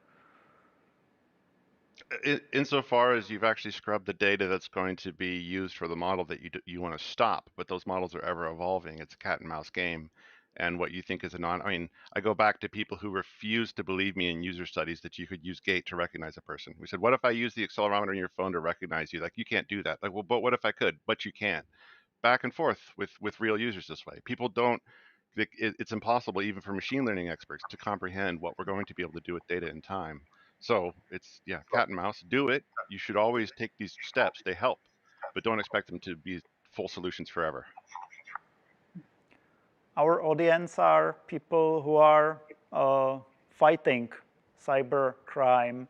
What would be your final advice, recommendation in 30 seconds from each of you for them to take away from today, what they should do once this event is over? And I will start with Reza now. Yeah, so maybe if I want to say one thing would be that privacy is not an add-on. we cannot build the whole ecosystem and then just say, okay, now I want patch it to have privacy, or now I just invest this much to make the whole thing privacy preserving. So I totally agree with the points that Frida raised and then Micah. That's, this is a very complicated problem, requires so much expertise in different fields. And all these problems need to be thought through carefully when you're designing the system, when you're designing the functionalities. So privacy engineering, privacy by design, building systems in such a way that they are auditable later on. I think these are very helpful. And I think, Alessandro Acquisti gave a very good talk on the values of privacy. And then he mentioned something very important, that we, as humans, we are very good at managing our privacy naturally, right? In real life. So it is inevitable that we want to build systems that mimic that. It's a very hard problem, but we have to move towards that. And I think we should all strive for that. Dave? These are good points. I think I like kind of going back to the point that I forget who made it, but about cryptography. Like we're in the early days of understanding privacy as a science, and the more we can take a scientific approach, the more we can try to get ahead of the problem, which includes thinking about it, as Riza was saying, like in design. And it also includes understanding the users and what they expect and the kind of two-way promises that are made, and doing the best we can technologically to keep those promises. Thank you. Micah, what is your recommendation or takeaway for the audience? So my first piece is that I can't possibly be the one to tell you the right thing to do for your job. Yeah, there comes the echo again. I would say the most important, or the best advice I could give, is that a researcher like myself, like all of us on this call, as we're trying to solve these problems and figure out how to apply these new tools, we absolutely need inputs from people who are actually facing everyday threats to help guide us, to help us build our threat models correctly, to help us make meaningful solutions. We can't deliver something out of research that's applicable unless we know what your immediate needs are. Otherwise, we're solving a problem like that you're not even facing yet, say. So engagement with researchers and with tool sets like what Reza's building to help us understand how to make them work for you. That's the best advice I can offer. Thank you. And Frida? I don't think this is advice for your audience, given what they're facing. I think our biggest sort of takeaway from privacy is always be as transparent as you possibly can. Obviously, that is not relevant. I don't think to people that are necessarily fighting cybercrime, where obfuscation is the goal. But that's always been sort of our position on data privacy and everything that relates to it. Is, obviously there's proprietary information that others have mentioned is critical and can't be given away, but wherever possible, or on the side of transparency. Again, I'm not sure that relates to those fighting cybercrime, but. Thank you. Thank you, panelists. Thank you, the audience, for being with us. And now let's look even deeper. The following talk is from Emiliano De Cristofano, and I hope you will enjoy it. So thank you, everyone, and see you soon. Thank you very much. Thank you.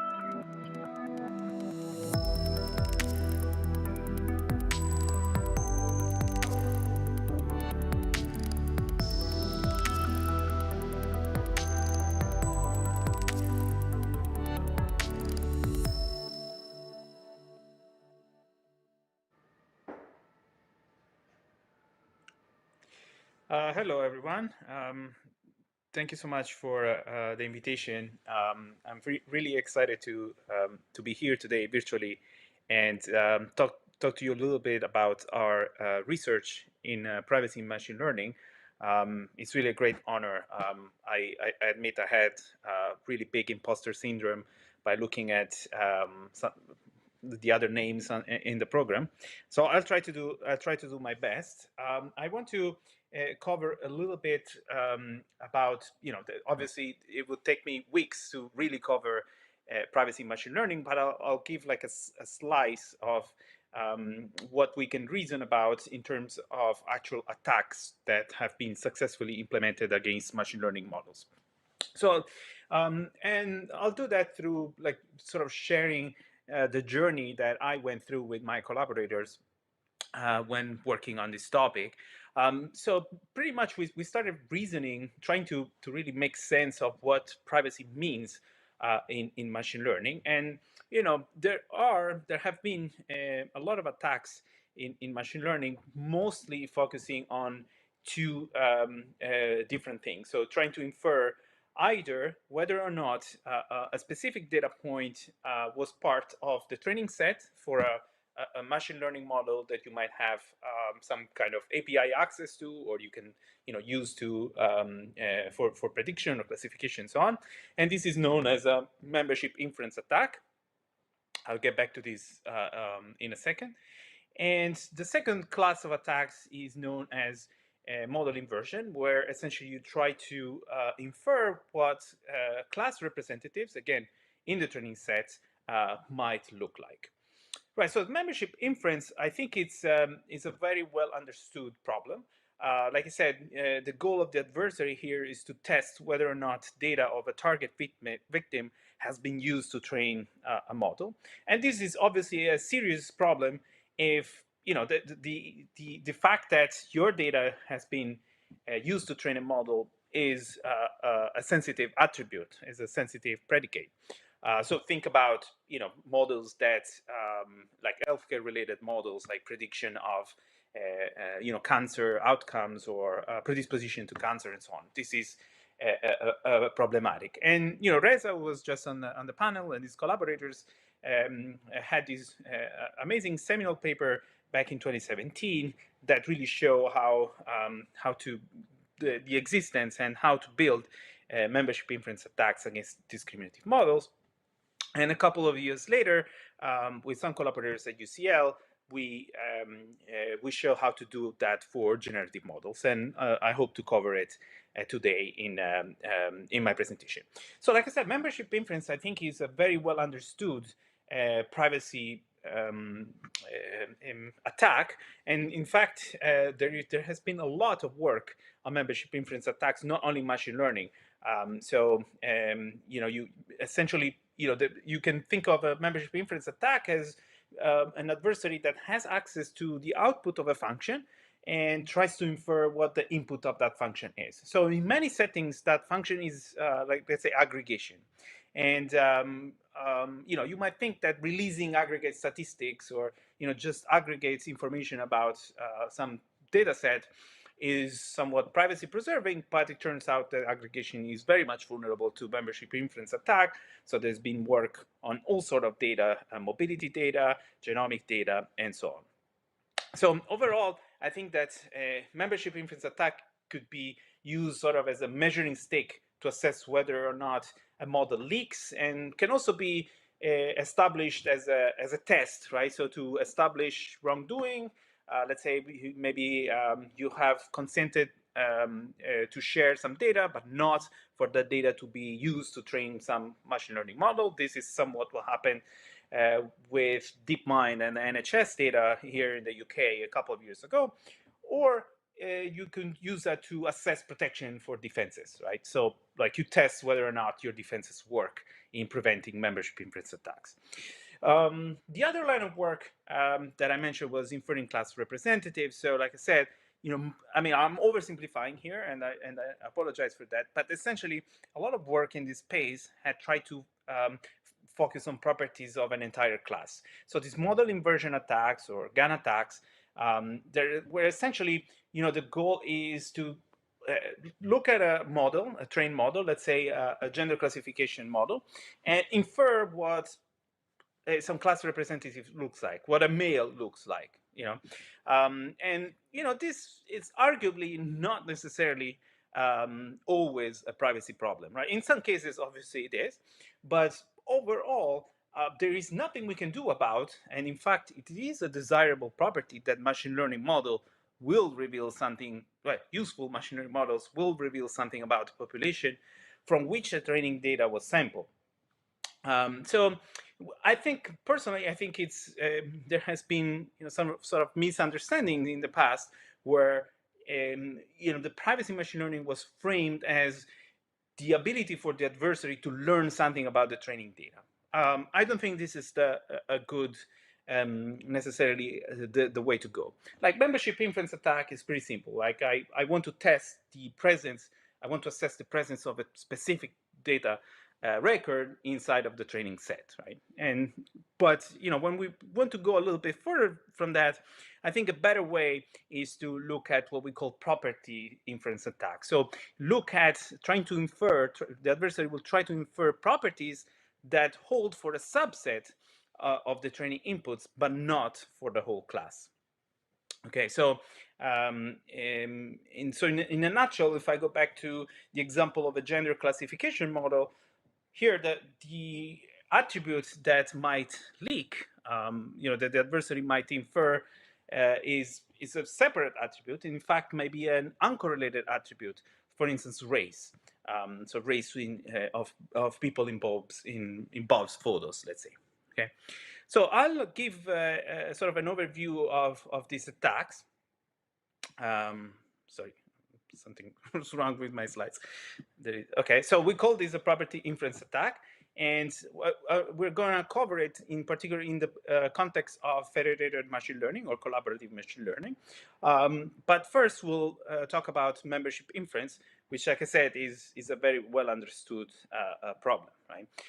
So this makes particularly sense in settings where you might have sort of machine learning as a service, right? Like API access to a model, right? So here is a simple example of some model that lives in the cloud that a big corporation like Google or Amazon or Microsoft has trained, and gives access, maybe for-profit access to users to to use that model to perform I don't know, prediction or classification or whatever, right? So maybe you want to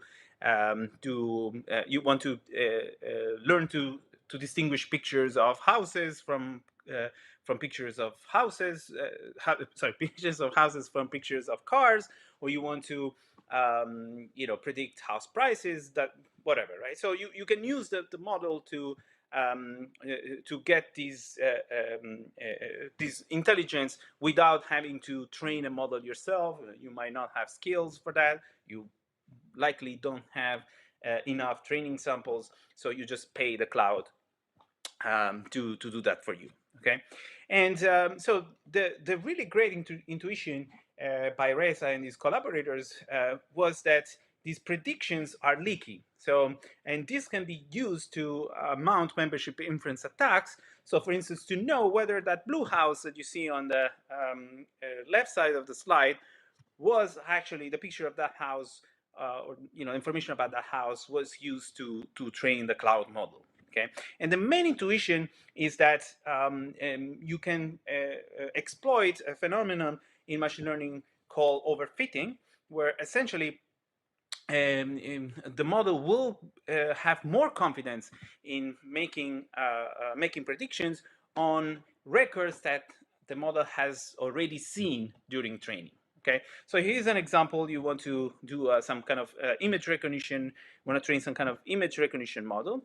Okay, so you submit a picture of a penguin, and the model will tell you, well, I believe that this is a penguin, not a cat or a house or an ocean, and will actually give you a confidence interval, let's say a confidence score, a prediction probability. So 75% probability, this is a penguin, right?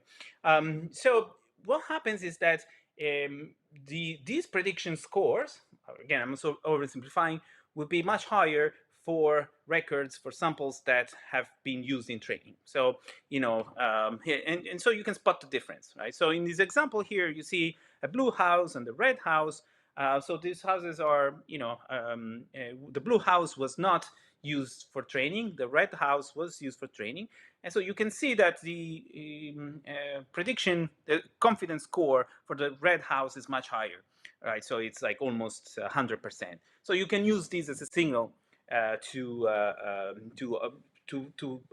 infer that the red house was used to train the model, and this is exactly the membership inference attack for you. All right, so like I said, this was done in the context of discriminative models. What about generative models, right? So again, I'm oversimplifying, but essentially, discriminative models learn to maybe distinguish. You can think of a discriminative model as a image classification model that learns to distinguish pictures of cats from pictures of dogs, right? Generative models, you probably have heard of GANs, right? So they learn sort of the underlying distribution of the data sets and to generate artificial samples from that distribution. So, you can train a GAN to produce pictures of cats. So the cat that you see in this slide does not exist, right? This is a GAN generated picture of a cat, okay? So again, but the concept is the same, right? You train a model, and then you use that model, for instance, in this case, to generate pictures of cats. So the question is kind of the same. Can we mount an attack? Can we infer whether or not pictures of specific cats were used to train a model, right? And again, we considered this in a machine learning as a service model, and we now don't have those prediction scores like the confidence scores that we could exploit in the discriminative model setting to detect overfitting, but we can still use the discriminator of a GAN to kind of infer whether or not specific data records were used to train the model. And so we sort of use GANs against GANs. So we train a GAN to be able to recognize whether or not some records were used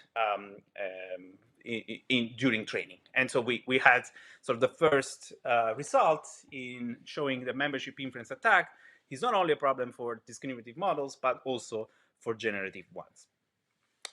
So then the second sort of set of results, some results that I wanted to share was regarding property inference attacks, and in particular, I'm going to talk about those attacks in the context of collaborative or federated learning, which is an emerging paradigm in machine learning. Federated learning is deployed in production by large companies like Google, Apple, probably Facebook.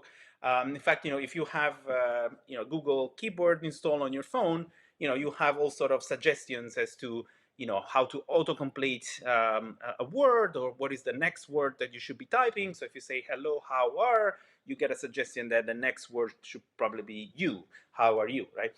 And so these models are trained using federated learning, which is a very elegant solution to the dilemma of of privacy and efficiency issues with training global models, where you get all the information from all users centralized in collected centralized in a centralized server, and you train a model on these joint data sets made up of all data sets of all possible users.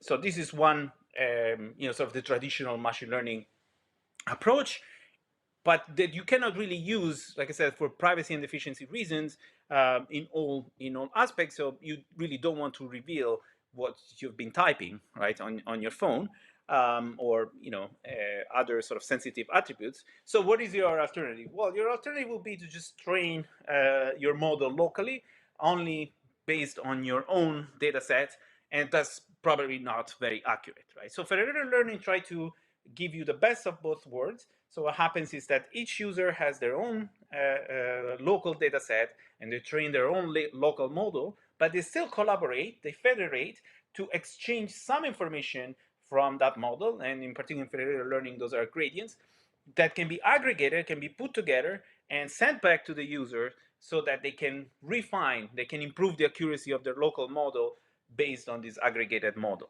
okay? Right. So there's been several approaches for to realize this paradigm.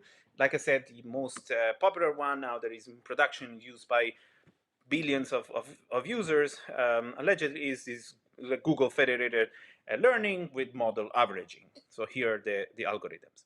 Okay, so like I said, we want to build a property inference attack where, let's assume we have a federated model that does, gender recognition.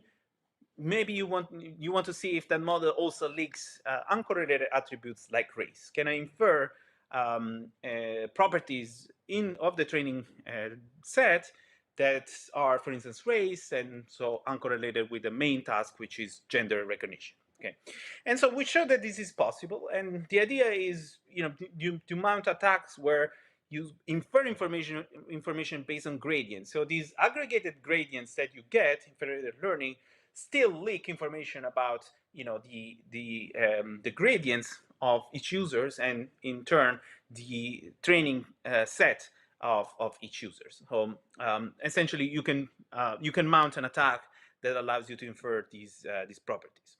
And you can do it like in a passive mode where, you're very stealthy. You just, record, collect the aggregated gradients, and then you try to extract information from those gradients, essentially. Or you can be active as an adversary and actually sort of optimize your strategy to have the aggregated gradients leak as much information as possible. Okay, so we did a bunch of experiments. It seems that my slides and the export from Keynote to PowerPoint got a little bit messed up, but anyway, so we did a bunch of experiments on all sorts of data sets, images, text, locations, and so on, and we always determine main task and then inference task, and actually measure the correlation between these tasks. So we show that these attacks, it's sort of done in a somewhat naive way. There's been, more sophisticated attacks after ours. They already work, and as you expect, the accuracy of the attack goes down with the more participants you have. So if you only have, 2 participants, the accuracy of the attack is almost perfect. But once you start going over, 20 participants, 20 users federating, then things start to become much harder for the adversary. And I want to actually sort of conclude, show one thing that I thought that I think is very cool, and it's actually projecting, showing the features learned by these deep neural networks. Okay, so I'm going to use sort of this Disney feature projection that sort of shows the feature space, and I'm going to use the red color to determine. Sorry. I'm going to use the circle to determine to represent a record of a female, and the triangle for male, and the red color for someone who's not black, and the blue color for someone who is black. Okay, so if I train a deep neural network to do gender classification, if I look at the last layer, and that's on the bottom right of the slide, you see that the model has successfully learned to separate by gender, right? You can see, remember, gender is represented circle versus triangles. So you can see all the triangles are kind of like on the right side of that black line, and all the circles pretty much are on the left side of that line, right? So this tells you that this model works. You can detect, you can do gender classification correctly, okay? But if I look at the intermediate layers, so for instance, look at pool 2 on the top right corner of the slide, you see that the model also separates by race, right? You can see blue, the blue things on the left side of the black line, and red circle and triangles on the right side. And so, I'm not doing race recognition, right? So I'm doing gender recognition. But for some reason, the model also learns to separate by race, right? So you might think there is no inherent reason why this happens, but it does happen. And it turns out in follow-up work, has been shown that essentially for these deep neural networks to learn to recognize by gender to recognize gender, you sort of have to also recognize how gender looks like in different races. Okay, this is a very, very interesting problem that has all sort of implications, I think, besides privacy. All right, so I think I'm done. I also want to thank my co-authors, my collaborators on this work, especially my student Luca and Professor Shmatikov student Konzeng, who really did most of the work here. Thanks a lot.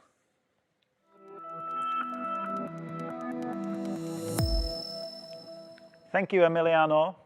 Truly interesting. I have again a question from the audience, and let's get started because we have very little time. And the question is if there have been real examples of these attacks happening in the wild. In the wild, not that I'm aware of. I don't think that has been like attacks against deployed systems. Yeah, so no, I'm not that I'm aware of. Yes. Maybe now when someone got inspired by this talk. Thank you very much. I don't see more questions, although I would love to personally ask even more, and I think we will follow up offline with you. So thanks for joining with us. And now I want to invite our audience for next talk, where the question will be a little bit different, but it's again around privacy. And the question is, does privacy leak happen in reality? So thank you very much. Thank you.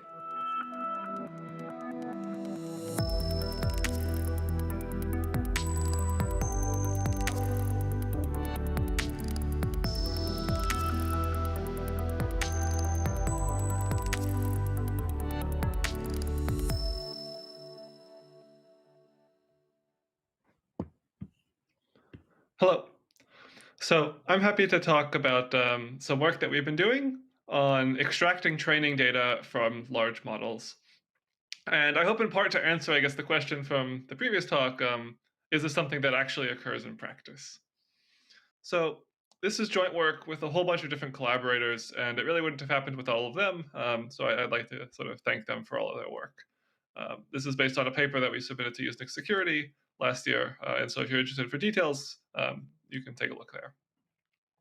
So the general question here is that we're now using machine learning for medical imaging, where we're classifying images of tumors. We're using it for learning on your text messages. We're using it to train on your email records.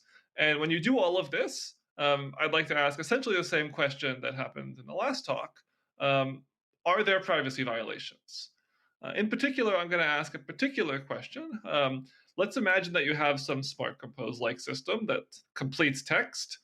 Here's an XKCD summarizing this, where you have someone type at the keyboard saying, "Long live the revolution, our next meeting will be at," and then the system has completed the phrase, "the docs at midnight on June 28th.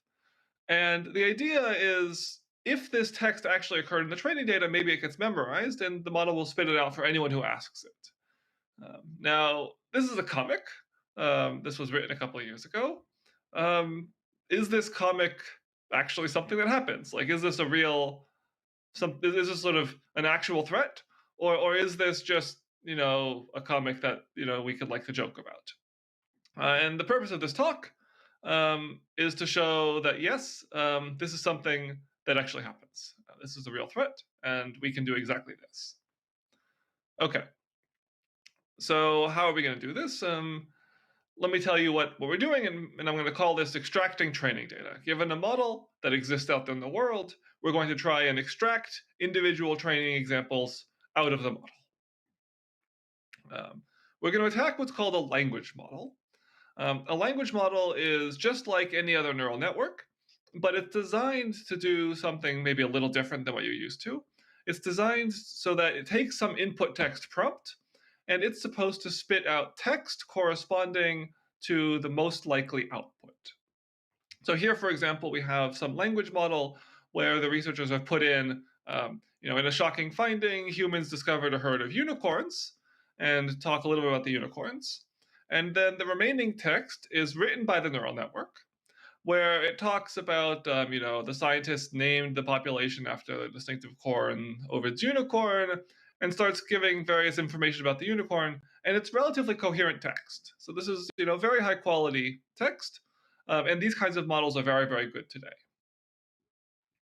Okay, so these are the kinds of models we're going to attack. We're going to say, if we're able to prompt the model with some text, so that instead of making the model spit out new text that it just sort of came up with by itself, we can get it to emit text which is actually memorized training examples. Okay, so this is the setup. This is what we're going to try and do. Let's see if we can do it. So the way our attack is going to work is actually fairly straightforward. In particular, we're going to only do two things. The first thing we're going to do in our attack is we're going to generate a lot of data. And then what we're going to do is we're going to run a membership inference attack on each of these examples we've generated. Now, generating a lot of data is very easy. The idea of a language model is to spit out text. So all we have to do to generate lots of text is just ask the model to do it, and it will be happy to give us all kinds of text all by itself. This isn't really an attack by itself. All we're just doing is saying, give me output, and the model does that. And now we have a lot of text, and now all we're going to do in our attack is we're going to ask for each sequence of text that we have here, which of these were contained in the training data set. And this is a maybe surprising thing that we can ask, but the way that we can do it is what's called a membership inference attack.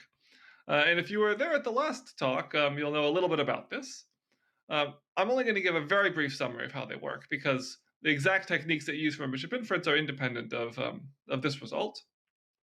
But the idea is what it's going to do is it's going to highlight out particular examples for us and say, these 3 examples here are likely contained in the training data set, and the rest maybe aren't. And so the way that it works, membership inference attacks, is intuitively very simple. Again, lots of details that you can read about if you want to make them work really well. But just to make them work at the very basic setting, what membership inference attacks do is they ask, does this example have high likelihood? Like, is the model confident in the result here? And because of the way we train neural networks, models tend to be more confident in the things we train them on. And so therefore, if the model is confident in the output, then it's likely to be training data. And if the model is not confident in the output, then it's likely not training data. So all we do in order to run our attack is we generate a lot of text, and then for each sequence we ask, is the model confident in this prediction? And if the answer is yes, then we say, yeah, that looks like it might be training data. Okay, so this is a really simple attack. All we're doing here is we're just using the model as it's intended to be used, and then we're inferring membership inference. Clearly, a much more sophisticated attacker could actually try and probe like the internal weights of the model or do something intelligent here. All we're going to do is this very, very simple thing as a baseline. Okay. So let's use this as an attack and see what we can actually get. So what we're going to do is we're going to attack the GPT-2 language model that I showed you earlier. And we're going to attack this model for a couple reasons. So the first reason we want to attack this model is because this, at the time we did the work, was the state-of-the-art model that existed out there in the world. There was nothing better. And as privacy researchers, we often attack models we train ourselves in order to be able to do research. And this is good as a general rule, but it's entirely possible that language models that privacy researchers train are very different than language models that actual machine learning researchers who know how to train good language models train. It may be the case that when we as privacy researchers train models, we just don't use all of the best techniques, we don't make them generalize well enough, and that's why we can attack them. By attacking GPT-2, a model which was designed to be as good as possible, we can ensure that we're not relying on some peculiarities based on the lack of knowledge of us as privacy researchers. We really are attacking the best model that anyone in the world has ever trained. The next reason why we wanted to attack GPT-2 is that it's a public model. And what I mean by this is anyone in the world can download the model and access it. And so we're not going to cause some specific harms here, because this is something that anyone could have done. And it's not like we're accessing some sensitive model that we shouldn't have had access to. And building on this, not only was the model public, but the training data that went into the model came from the public internet. So the way GPT-2 was trained is OpenAI, the company that trained it, went out on the internet and collected roughly 40 gigabytes of text. And all of this text was available publicly. And so as a result of our attack, the best that we're going to be able to do if we can extract training data from the model is extract text that is already public on the internet. And this is very good for mitigating harm, because it means that we're not going to be able to recover sensitive personal information. We're not going to be able to recover medical information. The only thing we're going to get out is what's already known on the internet. So this is very good. But on the other hand, it turns out that OpenAI never released the 40 gigabyte data set itself that was used to train the model. So even though the data was public, the text that was actually used to train the model is not. And this means that we won't be able to accidentally cheat in our attack by knowing what the answer is ahead of time. The only way to actually get at the answer is to run this attack successfully. And if we succeed, then we'll be able to tell, because the text will be available on the internet. And also we had collaborators at OpenAI who we worked with at the very end so that they could query the training data set for us. Okay, so that's what we're going to do. We're going to attack this model and see how well we do. And what we do in our attack is we generate 600,000 outputs from the model. These are just the first step. We generate 600,000 outputs. And then the second step, this infer membership inference, we filter the 600,000 outputs down to 1,800 outputs that our membership inference attack believes to be likely to come from the training data. This is a fairly big restriction, but it lets us get sort of very high precision in our attack. And from these 1,800 outputs, we then analyze each of them one by one and ask which of these actually were from the training data set. And the way we do this step is sort of actually as an attacker would do it. We manually search the internet for each of these 1,800 strings and see if it looks like we as an adversary could have found that it was from the training data. And as a result, we end up with 603 things that a human has filtered down to be believed to be training data. And then after this, we confirm with the OpenAI authors that it actually was the case, and they confirm for us that it was. So this 604 example is 604 sequences that we have found that we have extracted out of the model that are training examples. Now, this should be seen as a very, very, very loose lower bound, because the limiting factor in our analysis here was human effort searching the internet for 1,800 strings. This gets very boring. You learn how to solve CAPTCHAs on Google search very well. And so we didn't want to do this for significantly more than this. But you can imagine that if there was, if all you cared about was getting high likelihood sequences, we have roughly 1 in 3 are actually memorized. We could have generated a lot more output, and we would have gotten much more text that was memorized. Okay. So what kind of text do we find? We find a really diverse kind of output with these 604 memorized sequences, ranging from news to log files and error messages, to licenses, to valid URLs, to various forms of PII, including named people, their addresses, their physical addresses, their email addresses, their phone number, social media handles. Find lots of code, various web forms. And importantly, none of this text is sensitive, but remember, this is by design. We are intentionally looking we intentionally sort of set up GPT-2 so that we would not find sensitive information, but instead just find text that happens to be on the internet. And the thing to take away from this plot is the fact that all of this is text that anyone could have found, but also it's very, very diverse, which means if you repeated this attack on an actually sensitive model, say something that was trained on your text messages, you should expect that it is also similarly diverse there. Okay. Now, there's a lot of analysis in the paper And so, for example, one of the things that we do is we explore various different ways of doing extraction with different membership inference attacks and different sampling strategies. I encourage you to take a look at this because this is really where the technical meat of the paper is. But I'm going to skip over this entirely for the talk and tell you just about one paper. So we found one particular training document that repeated URLs of various numbers of times between 8 and 359. And what we did is we can ask which of these URLs are memorized by the model. And it turns out that the model, the GPT-2 model I've been talking about, memorized every sequence where the URL was repeated 33 times or more. And this is good. It sort of gives us a bound on memorization is 33 times. For this kind of memorization.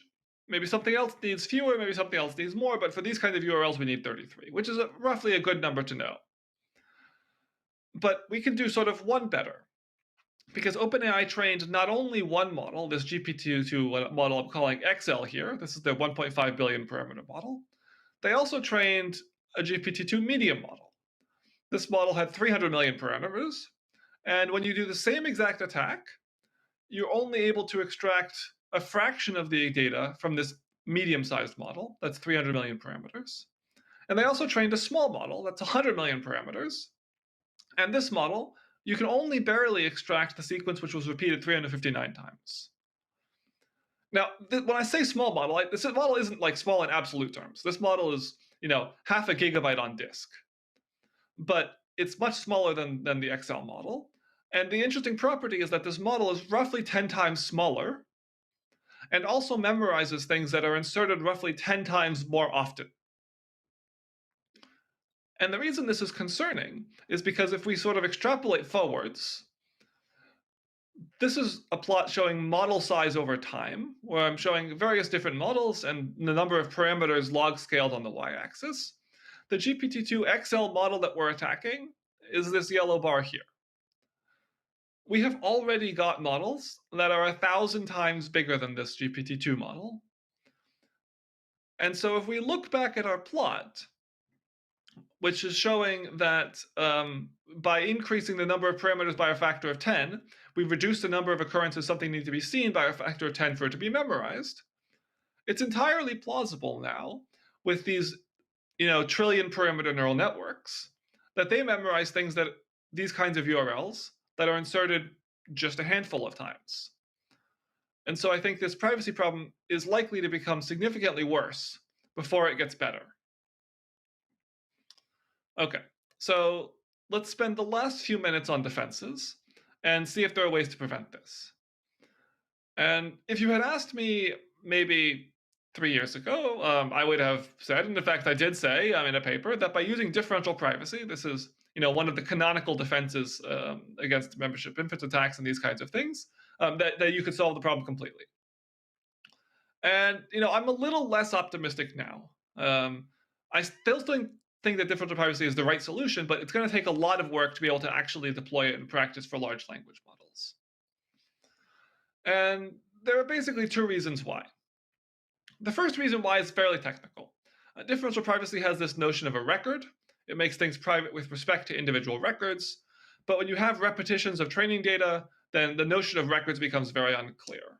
So for example, let's imagine that we wanted to make something private with respect to individual emails.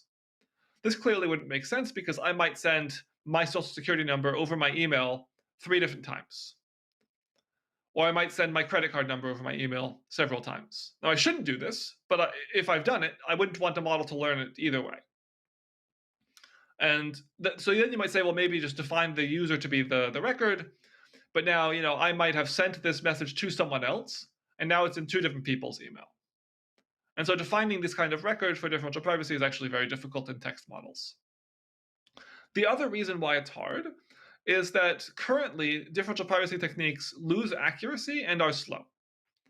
And the whole reason why we want big models is to make them better, and big models are inherently slower. And so asking for someone to both lose accuracy and to be slower is sort of taking a double hit on accuracy. And so practitioners are unlikely to actually accept this fact. They'll just probably train a smaller model, which will leak less information anyway. So in order for differential privacy to be useful, we're going to need to address these two solutions. And there are other attempts at ways of getting privacy. Most of them don't work yet. And so it could also be interesting to try and develop other techniques that are not differential privacy that work in practice. It would be nice if we could do this, but empirically, people have not been able to achieve this. Okay. So with the last minute then, let me briefly conclude by saying that this is really not an actual academic threat anymore. People have shown that, so there's an example from GitHub Copilot, where you can, which is this this tool that GitHub released, where people could actually extract source code from this model. This model was trained on code on GitHub, and so people showed how to extract code from this model on GitHub. And this works just as well there as we predicted on GPT-2.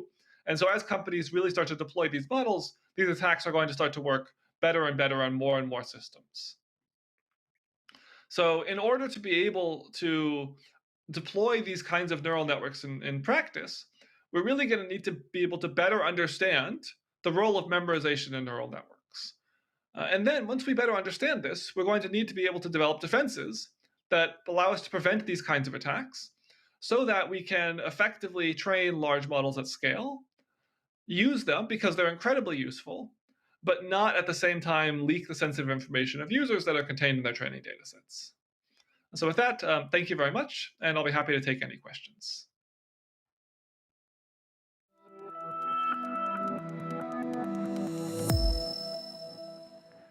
Thank you, Nicholas. And again, I would personally be able to ask tons of questions, and I will probably start because you mentioned the term defenses, and you discussed also the topic of differential privacy, and it's becoming a buzzword now, and there are big promises made. But you also said that there is that you don't see any other alternative right now, other defenses. Is it really, don't you see any other alternative how to preserve the privacy? Yeah, okay, so when I say I don't see many alternatives, what I mean is I don't see alternatives that allow us to continue training models in the same way without having some kind of problem like this. Now, clearly, one thing you could do is just don't train on sensitive data. Like, this would be an easy solution. But if you're going to be training on data that has sensitive information, you're going to need to do something. And I don't see other good solutions right now except differential privacy, because most people who have tried to come up with these heuristic approaches turn out to introduce broken defenses. And the problem with privacy is that, unlike security, you can't patch a privacy defense once it's broken. Let's imagine I release some model and it turns out 3 years later not to be private. I can't go and retract this model for everyone who's downloaded it and say, please give it back. I'd like to fix my model and give you a new one. If it turns out that it wasn't private, then you lost. Like I can reveal the information that's in it, and everyone whose data was just leaked has been leaked forever. So if you want something to be private, it needs to be essentially private forever, or at least for the lifetime where the privacy actually matters. And currently, empirical approaches can't last more than 6 months right now, and so it would be discouraging if we were to actually expect them to do this, and a year later someone shows that they can extract data from these models. In the panel discussion we had, and I do not know whether you had a chance to watch it. No, it was 6 in the morning for me. Yeah, okay. We opened the topic of synthetic data, and there are some promises being made, like if you have synthetic data, it's actually no privacy regulation is relevant for that because it's simply synthetic, and you should train your models on top of this data. What is your take on this? Is there anything really like synthetic? Yeah, so synthetic data is often generated with differentially private techniques. And the way you do this is you train a model to generate synthetic data for you. You train this model with differential privacy. And now you can generate all the synthetic data you want in the world, and you're guaranteed that it's private because the model was trained privately in the first place. If you generate synthetic data without a privacy-preserving technique in your model, then I think there are problems that might arise. And there's a lot of research that has to happen here. But for the most part, I think that people who train or who use synthetic data train their synthetic generators with privacy. We also discussed the topic how to control how the data is used or what algorithms are executed on top of the data set. Can we be in control of, and how we could be in control of what algorithms, machine learning, whatever, are executed on top of the data sets, on top of the data that people entrust to companies? This is a very hard policy question, and I guess as like a or maybe security technically researcher, controlled. It doesn't have to be policy question. Can we be technically in control of what is being executed? Sure. I mean, there are various very fancy homomorphic encryption-like style techniques. They're currently really, really slow, like maybe 1,000,000 times slower than standard training, and so no one uses them in practice. But I can imagine a future in which these techniques become practical. I mean, 10 years ago, it was like impossible to use them at all. So it's kind of amazing they're only 1,000,000 times slower now. Yeah, I can imagine a future in which they're only 1,000 times slower. And now maybe I don't want to use all my information that's like process it 1,000 times slower, but maybe some very sensitive stuff I'm willing to accept 1,000 times slower for some very secure privacy. And then maybe you can use some of these fancy homomorphic encryption techniques. But I think we're a little ways off from a purely technical solution to these problems. Thank you very much, Nicolas. It was a pleasure to have you here. And now I'm going to introduce it's a pleasure to be here. Thank you.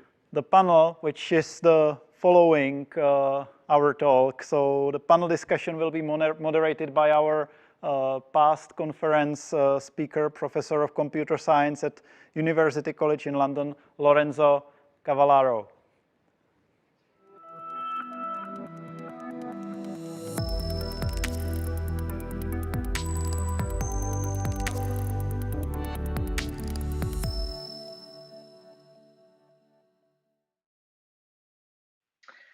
Hi, everyone. Hi, and welcome. Good afternoon, or good morning, good evening, wherever you might be in the world. Actually, it would be good afternoon and good morning, I guess, for most of us. But for the audience, of course, scattered throughout the world. So also good evening. And welcome to the security panel, right? So we are going to be talking about AI and cybersecurity. And I guess that, what we'll be interested in understanding is that, are we witnessing a new revolution? I mean, we've been witnessing a new revolution with AI that's been terrific in all sort of different application domains. But the question is there also a new revolution in AI and cybersecurity? And I say AI and cybersecurity because it could be AI for cybersecurity or cybersecurity for AI. And I guess that this is what I would like to be try to understand with this wonderful panel. And so I'm really, really pleased to have all you guys here. And I guess that before starting asking a couple of questions to get the ball rolling, I would love the panel to introduce itself to the rest of the audience. And I guess we can start with Jaya. Yes, of course. Hi, my name is Jaya Balu. I'm the Chief Information Security Officer at Avast.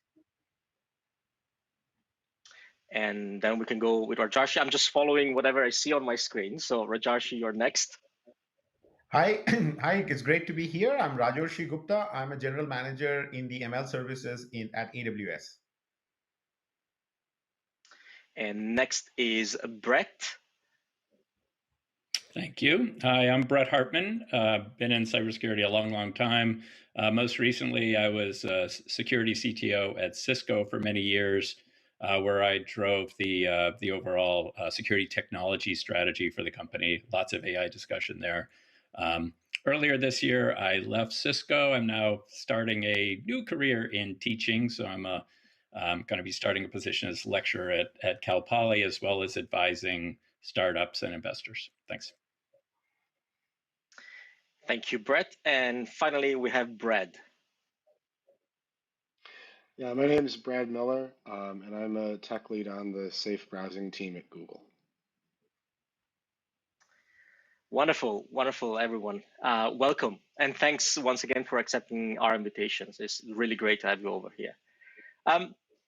Okay, so maybe we can start off with this very high-level question that it was kind of hinted a little bit in the title of the panel. So AI, and I have to start with a little bit of a footnote. So when I say AI, think it very broadly as in pure AI or machine learning. And we'll get to maybe talk about the differences. What is your perspective, of course, in the field? And AI, but we can say that AI has achieved tantalizing results in several domains, from image classification, text translation, to recommender systems and speech recognitions. I mean, we've seen some of the great talk early on, so it depends on where you were. But we have been using AI in a broader perspective in cybersecurity for at least 20 years or probably more. And of course, my view is academic centric. You represent industry more, but you all have a very active aspect and past in academia as well. So you can bring your head in there. And so shouldn't be the problem solved right now? This is a very high level and direct question. So we've been doing this for quite some time, basically. And now that AI has been really democratized and has shown tantalizing results in also different fields, shouldn't it be solved by now? And as I mentioned earlier, I'll throw it in there as a quick follow-up question. Is it AI? Is it ML? Is it a combination of the two? So let's go, because it's hard to say who wants to pick this up, but let me just go over the usual round. But if you want to pick it up, of course, please tag along. So Jaya, what's your take on this? Yeah, so I would love it if we had this magical silver bullet or a particular set of techniques that we would always deploy that we then would know that would be then secure. But I don't think that's the case. I think I just froze there for a minute, but I'm not sure if you got all of that. But yeah, what I was trying to say was yeah. there are no silver bullets. I wish there were, but there are not. And I think that in so many areas of information security, it's not just about one set of tactics or tools. It's about some more foundational responses to the inherent instability of some of the things that we've built up through the years. And when you look at it, the thing that we talked about before, Lorenzo, which is how do you distinguish what you're using your AI for? I think we should be very clear to dispel some of the hype or the hoax around AI propelled attacks, and that we are not seeing those. And with the exception of things like domain generating algorithms, the promise of an attacker who has used this democratized technology to actually launch an attack against other systems, that is something that we have not seen and hopefully will not see anytime soon. That being said, the use of AI in our field is predominantly to, also recognize patterns of attack, and to try to figure out signatures of very specific attacks and then try to stop them.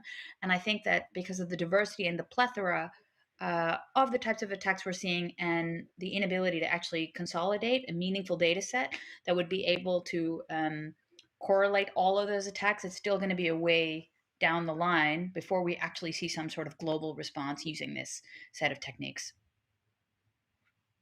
Thank you. I'm going to hold on questions or follow-up questions because I wanted to give a chance to everybody to go over. Rajarshi? Yeah, so I mean, at a high level, I agree with Jaya that no, the problem is not solved. But I have a couple of reasons why it's not solved. Even yes, we have been at it for 20 years and so on, but there are basically two fundamental, and I really emphasize the word fundamental on why it's not solved. The first one of this is that AI for cybersecurity is pretty much the only field of AI where there is an active adversary. So if you look at all the other examples, your cancer x-rays, your self-driving cars, your language models, all of them, right? In none of the use cases is there a situation where there is someone trying to evade you. I mean, cancer is not the cancer x-rays are not trying to actively hide.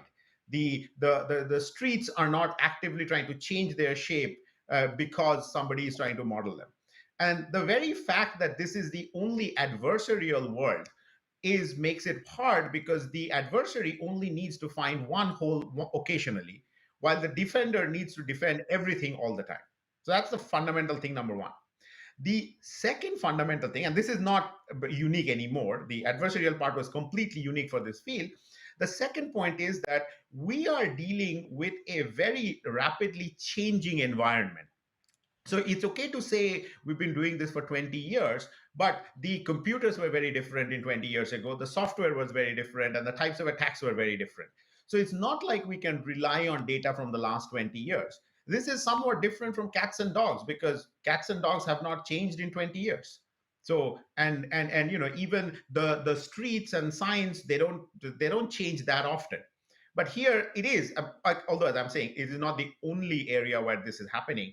But because the underlying statistics itself is changing, so if you can't really rely on 20 years of data, we are always relying on the last few years of data.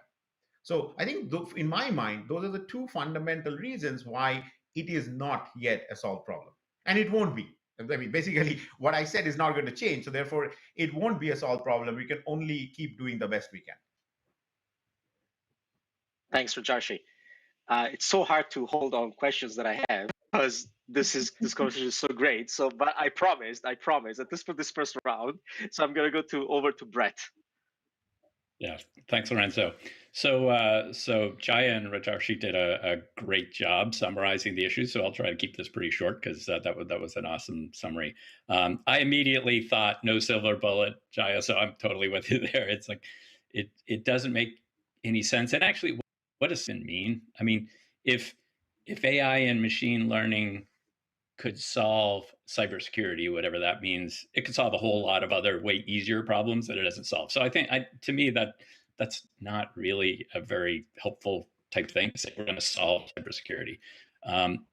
It's an amazingly useful tool. I would say that, I mean, I have talked to hundreds of startups and innovators in cybersecurity technology. Every single one of them is using some form of AI and machine learning these days. I mean, you have to work really, really hard to find a vendor that is not using it. So it's clearly useful, valuable, dealing with the scale of the problems that we have today in terms of the massive data sets. There's no way to get at them any other way. So that, I mean, there's no question it's there and important, and not going away. But I do think it's it's really, the notion is, how do you take that and then leverage other techniques to be more effective. I'll stop there, because we got lots more to talk about. Thanks, Brett. And Brad, finally, I just got to you. What's your take on this? Sure. Thanks, Lorenzo. So I think the other panels have made a lot of great points. I want to follow up in particular kind of with two of the things that, with two of the things that Rajarshi mentioned, and I want to introduce a new comment as well. I guess the comment is kind of that oftentimes we may use ML or AI for some aspect of solving a security problem, but from the perspective of the user, that's kind of one component in a larger system. So like, for example, if you maintain a block list of some sort of dangerous resource, there may be an AI component that puts things on there, but in order for the block list to work from the perspective of the user and the problem to be solved, whoever maintains it kind of has to see the thing in order to put it on the list ahead of time, and then the right state has to get to the user. So I think sometimes the AI piece can even work relatively well, but some of the other surrounding pieces can still present a challenge that prevents us from really kind of claiming victory on the problem. The follow-up comment I was going to make was, definitely kind of +1 to the notion that adversaries matter, right? Like, I think that does make it harder to kind of pin down success in the space in a durable way. But also, Rajesh made a great comment about the problem space evolving over time and changes over time and changes that happen. It's like one thing I was thinking about was, today there are challenges with, misinformation, right, coming up on platforms and things like that. And, 5 years ago, I don't think that misinformation was in the lexicon to the same extent that it is today.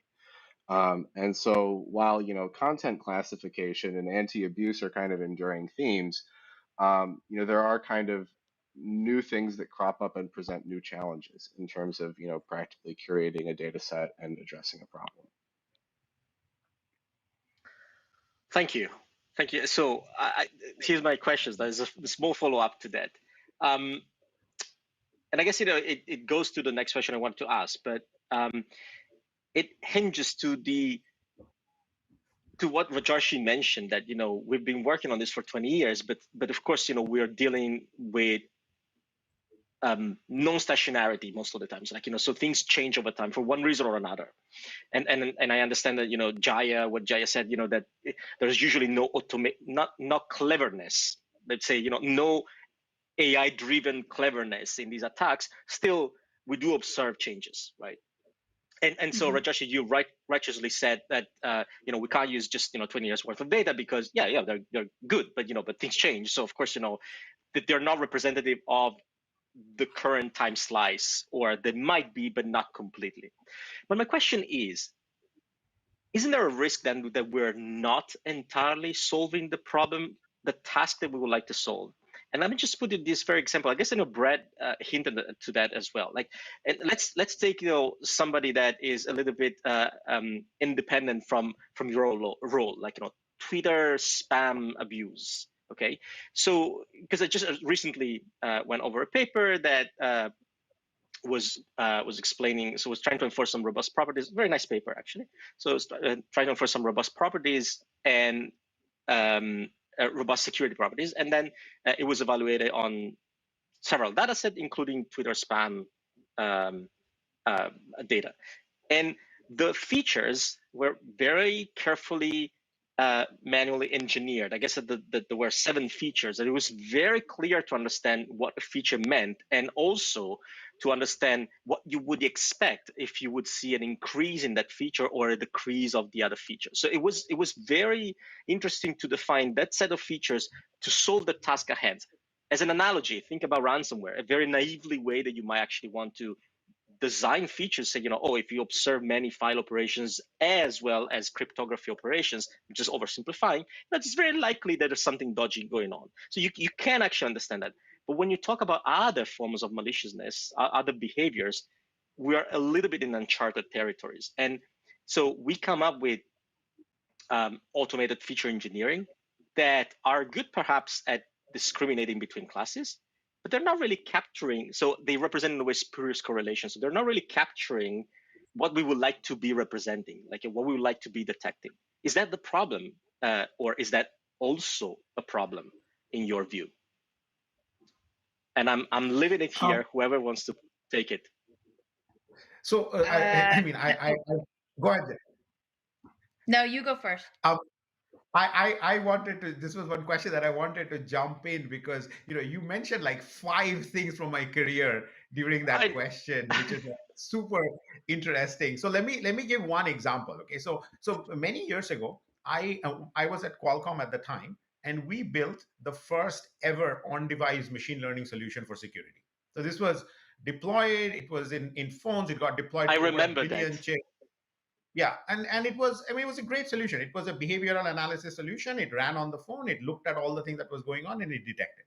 Now, interestingly, of course, before the interesting story I'm going to tell you is that before we deployed it, we of course wanted to have it tested by independent third-party providers, and we contracted Fraunhofer Institute in Germany to do that testing. And then when we did that, what happened was that the system was really good. It caught 96% of the attacks. 96% of the malware that they tested on it caught. The 4% of the examples were all ransomware. And that is because, and basically we had 0 detection of ransomware, because before that, it was a supervised learning algorithm. We had never, and this is a mobile ransomware, we had never seen behavior where somebody was grabbing the screen and not letting go of it. I mean, and going back to this idea of 20-year-old thing, this is, I'm talking about a time, this is 2014, 15. Well, computer, touch active screens have only been there for 3 or 4 years at that time, right? So the fact that a completely new malicious behavior got created was something that our model could not understand. And we were able to realize that, okay, so this is a big I would say, a a blind spot of the thing that if a new malicious behavior comes out, we wouldn't be able to recognize it. So I think the question that you are asking in specific, the ransomware example was very close to my heart, is the fact that in machine learning, you are essentially recognizing patterns. So whether you are doing very careful handcrafted feature engineering, or you are using data and deep learning to recognize the features, either way, you're looking for new things that you have seen before. And that's where, when a completely new type of attack comes in, and that's why none of these solutions are going to be future proof, because when a new something comes out, that is not something that any data driven algorithm can ever catch. So that's the honest answer.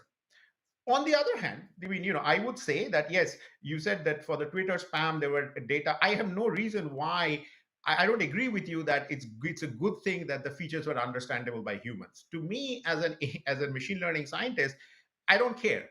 As long as the features are good and they can recognize, and in this particular case, they can do the classification job well, it's a nice score. It's a nice add-on, if it's human understandable. But I am primarily interested in the ability of it to do the discrimination. Sorry, that was a very long answer. Thanks, Rajarshi. Jaya, I guess that you wanted to jump in, right? Yeah, but I think Rajarshi stole some of the thunder, but not all of it. So I'll just kind of proceed where he left off.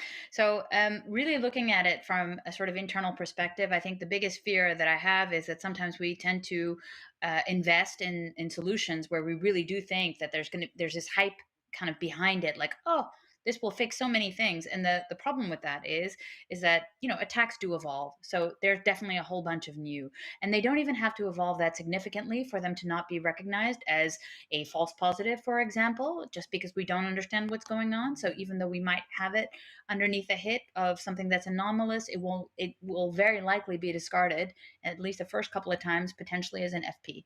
That's the first thing. The second thing is we actually do have a way of looking at the evolution of some of these attacks. If we would take something like, for example, MITRE as a sort of classification tree to say what are the types of tools and tactics and procedures that we could potentially examine, I just think that it's going to take a while before we know enough in order to customize something like MITRE for an organization's specific needs. And this is a really big challenge because you'd essentially need to tailor some sort of framework around the way that an organization has been built. And, unfortunately, we see that in all these networks today. They're not just organically grown, they're sometimes orgasmically grown because of M&A and divestiture and all kinds of other weird, crazy stuff. So, tailoring it to potentially weird activity that happens within an organization or something that looks weird but is perfectly normal to that organization, I think is also quite a challenge for internal security teams. Thanks. Yeah, Thanks, Jaya. I'll just add that, machine learning to the point. These features are all backward looking, right?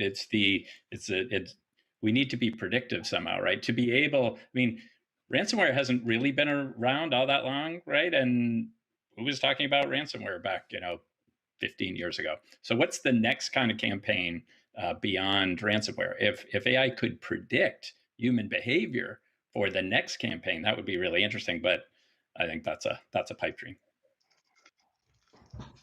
Thanks, Brett.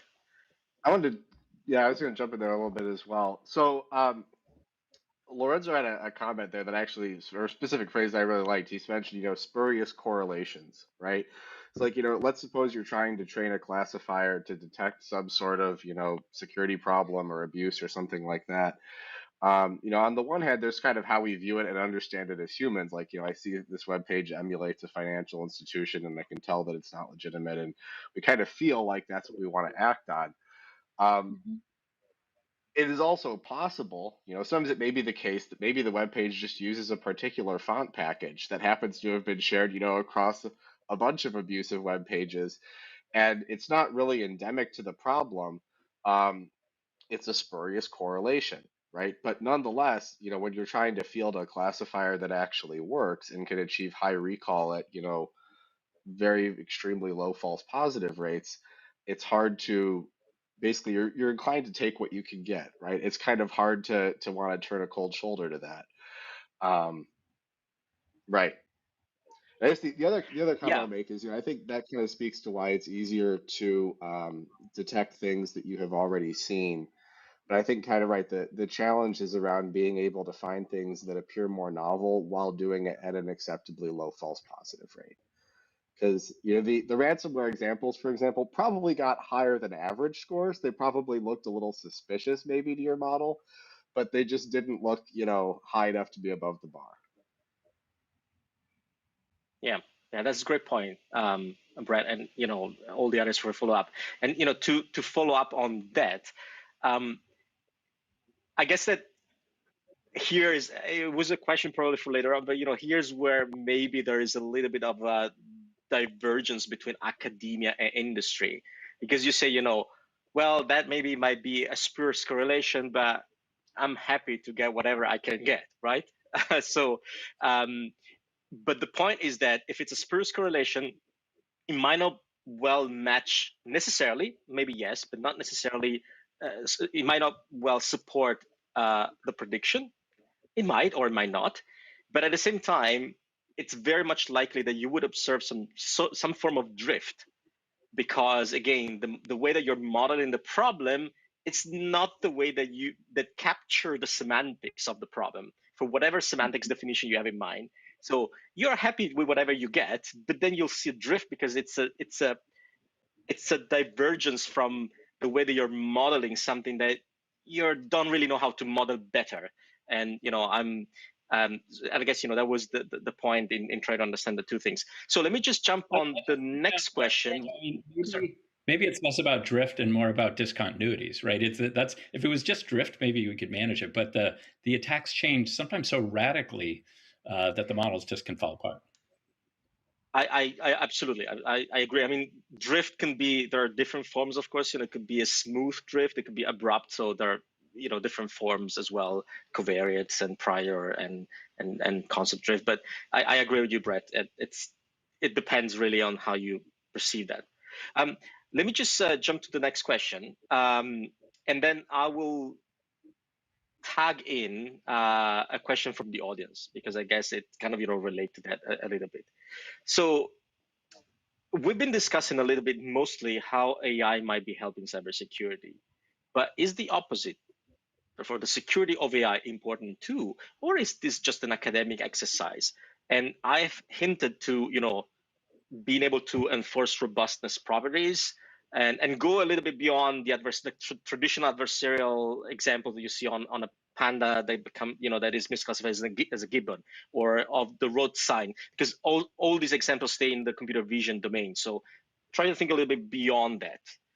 And to follow up on this point, from the audience, what are practical defense solutions against adversarial examples attacks, like evasion attacks, model extraction attacks, and so forth and so on, if you perceive this to be a problem? And I understand that Jaya at the beginning sort of hinted that maybe, but I don't know. And this is what I would like to understand. Is the security of AI important, or is it an academic exercise? Jaya, I'm looking at you. Sorry. Yeah, and again, I've struggled to answer this one because again, like if we saw adversaries using AI, I think we would have also a different approach towards our defenses. So the threat that we've seen so far, again, with the exception of domain generating algorithms, and I'm trying to think, where is it useful for an attacker at this moment to use AI? It's probably to do some really good fuzzing and to figure out problems. I mean, like I keep thinking very practically about the low hanging fruit out there. If we take a look at cybersecurity, some of the biggest failures we've had are things like when we had the Heartbleed issue, on an open source protocol that's been around again for a couple of decades and no one found it before. And then suddenly we had this massive issue where vendors had no idea whether or not they integrated that library. So I think like if I were an adversary and I was using AI to some effective degree, then it would be on trying to figure out how to use it to do fuzzing for a supply chain attack, and then understand organizations that were using that, and then try to use that as a 0-day in. That would be my preferred approach. But I'm really not seeing AI used in other forms of attack. There could be some argument, but again, I haven't seen it yet, to do certain types of multi-vector DDoS attacks. But yeah. Thanks, John. Absolutely a valid point. Rajarshi?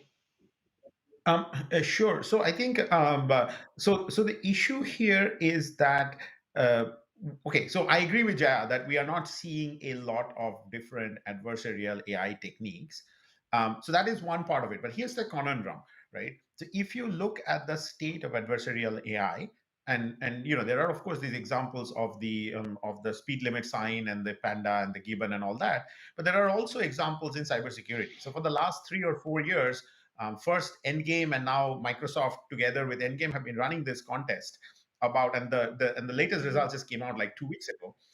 Basically, where you put a machine learning model and you let people break it, and for the last 4 years of the contest has run, every year people have broken it completely. I mean, in the first couple of years it used to get broken in 2 days. Now it's a little bit longer, but every year there is complete 100% evasion of all the systems.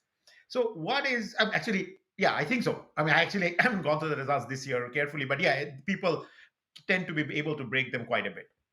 So what is the issue here? I think the point here is the what Brad alluded to earlier in the talk, that a security system doesn't sit on its own.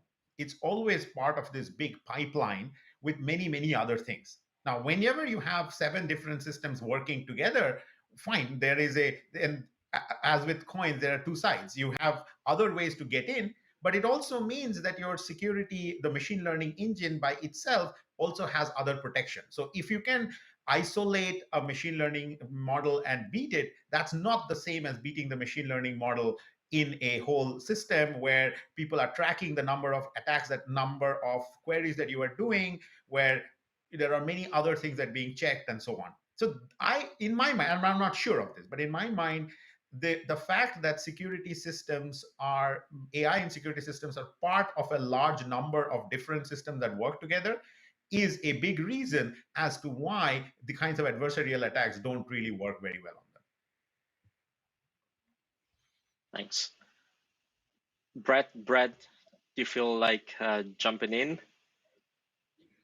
Yeah, I'll just say again, the as the previous panelist pointed out, I mean the adversarial piece is is the core issue there. I think to me the interesting thing as we think about security for AI, it has more to do with things like training bias, tampering of data sets. So the notion of the attacker being aware of the AI techniques and then being able to change the results to influence behavior, I think is really the interesting part of this. And again, to the point that this, whatever that defensive engine, machine learning engine is being used, it is used in a broader context with a bunch of other tools, which makes it harder for the attacker to succeed to tamper with that information, hopefully. Thanks. You're talking more like, sorry, Brett, before you jump in, sorry, it was a follow-up to Brett. You're talking more about opportunities for attackers, or whether the pipeline, the ML pipeline, is sound and there's no, experimental bias, there's no sampling bias, there's no, other forms of pitfalls that you might have in there. Yeah, those were 2 distinct topics. But really, they're both opportunities for the attacker, right? So rather than say, okay, we're going to launch one AI engine against the other, I think the interesting part is having that attacker be aware of an AI engine and look at how to change the metadata that goes into that training set to be able to change the results, right? To get at it that way, as opposed to AI engine. Right. Thanks. Sorry, Brad. Go ahead. Oh no, that's fine. Yeah, no, I was gonna kind of follow what some of the earlier panelists said, that it's not clear how much this happens in practice. I'll say that, like, I don't know that I've seen it, but I don't know that I haven't, right? I've seen things get misclassified, and I can't, say for sure exactly always why it happened, why it did get misclassified, but I think it's probably good policy to kind of tend towards the simplest explanations, and normally it seems like there are simpler things that may have happened. Um, I do think, that there could be a minority of attackers, right? Like, a lot of times there's a sort of a big space of attackers ranging from, script kiddies to nation states. And they may have kind of, different priorities and face, different headwinds to their attacks. And I think, maybe for some of the attackers who are in a minority, but at kind of the higher end in terms of sophistication and complexity, maybe they pursue some of these attacks. I'm not sure. It's not the majority of what I see. So, it would be harder for me to speak to. In terms of the what role that research should play, I do think I kind of I guess think of it in some way the same sense that I think of cryptography, in that for systems involving crypto, or like SSL for example, a lot of the most common attacks against SSL don't attack the encryption itself. They attack something surrounding it. They attempt to confuse the user or something like that. But normally the cryptography isn't the weakest link in the system. And I kind of think of this the same way, that, often it's not clear to me that the machine learning is the weakest link in the system, but I'm very glad to have it that way. And I want us to do the research that we can to keep it that way, so that, so the problems are elsewhere. Can I just follow up, Lorenzo, Sure. to Brad? Absolutely. So I totally agree. And I think, it's kind of Occam's razor, as you said. Just because you don't see it doesn't mean it's not happening. But if we would agree that there are a class of attackers, maybe advanced attackers from nation states who are doing this, again, they're still trying to hide signal between noise. They're not trying to be incredibly loud and thumpy during their attacks. They're trying to be quiet and make it look like everybody else. So it's almost easier for them to find a usable 0-day on existing stuff than do this. And like to liken your cryptography example, one of the things that was stated by one of the other panelists was, knowledge of the AI, or knowledge of the systems that are being used. Actually, I think we need to kind of borrow also from cryptography of Kerckhoffs's principle, and assume that the attacker has access to build this themselves, could theoretically, and also understands potentially the modeling that you're using to do your defenses, and even then is not able to stage a successful attack because of these protecting secondary measures, that like using that principle of the information is out there, but there's still such a strong robustness that these systems remain secure. And that's how I just want to say, I don't want to put all my eggs into any basket, not even the AI one. To Jaya's point, the sort of the notion of machine learning security through obscurity.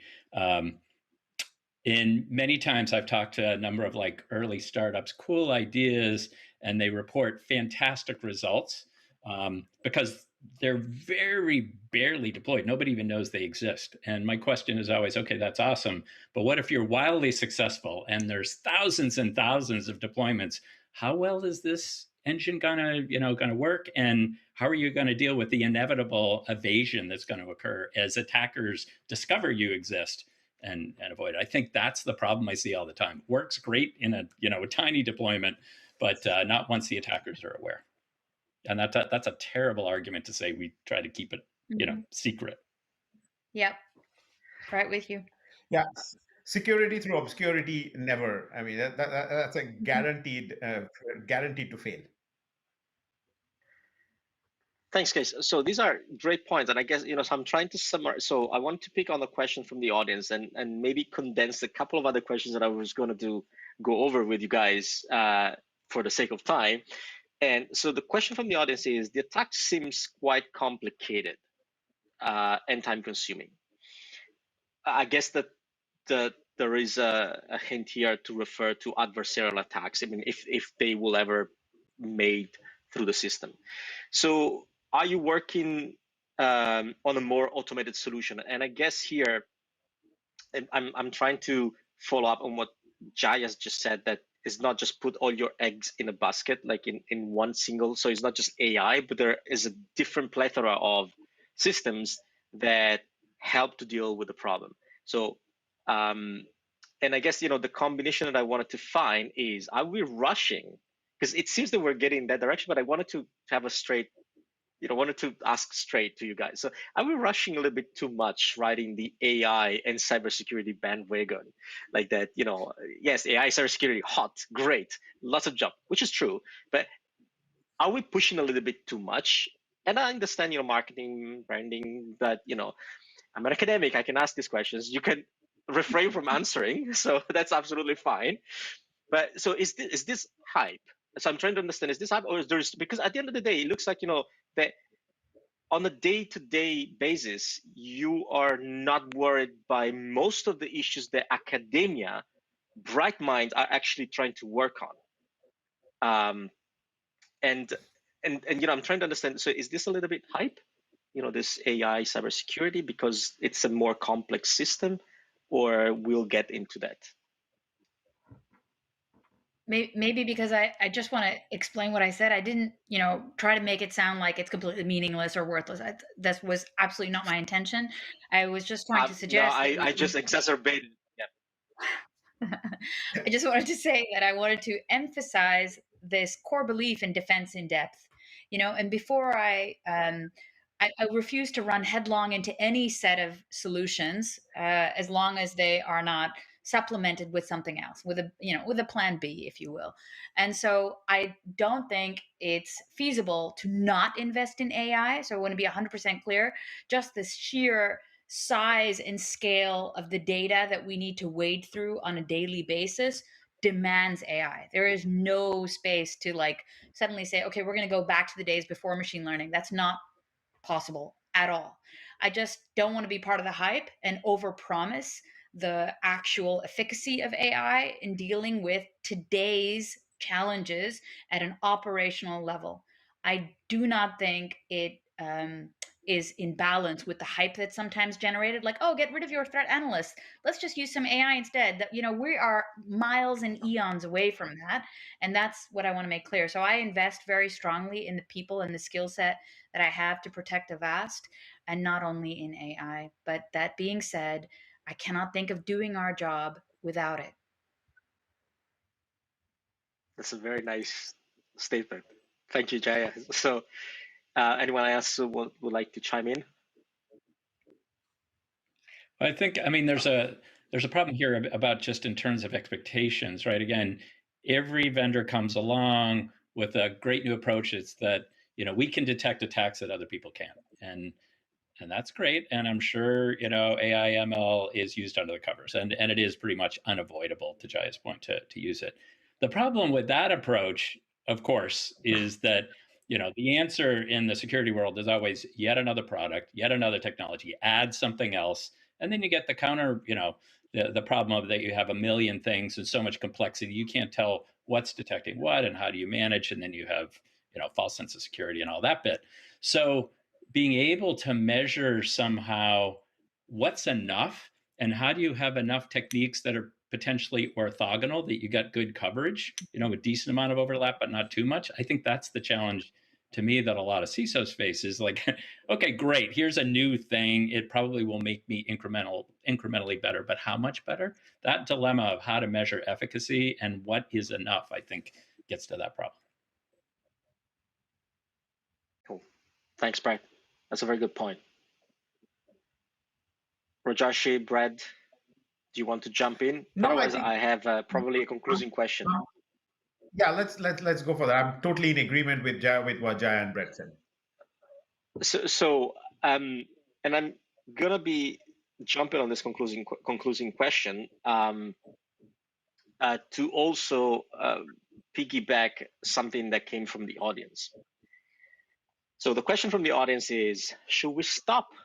So after all this conversation, should we stop doing research on the security of ML AI, security of ML, of security of AI, because it is a too ill-posed problem, and move to doing research on the safety of complex systems containing ML components? That's one aspect. And my follow-up question to this, probably broader, is, where do you see the role of academia and industry in leading this new revolution in AI and cybersecurity? And, assuming we are facing a revolution in the first place, right? we should let Brad go first because the ordering by Yeah, the because of the video ordering. conference. Yes. Yeah. I've had the advantage of batting cleanup the whole panel.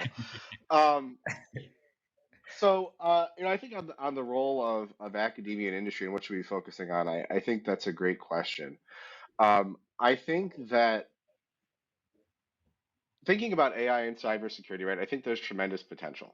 I think so many of the bad things that can happen to us involving technology are often precipitated in data, right? So, like, if you get phished, probably before you disclosed any credentials, you got an email, right? There was like something that happened in hard data and kind of foreshadowed what was going to happen.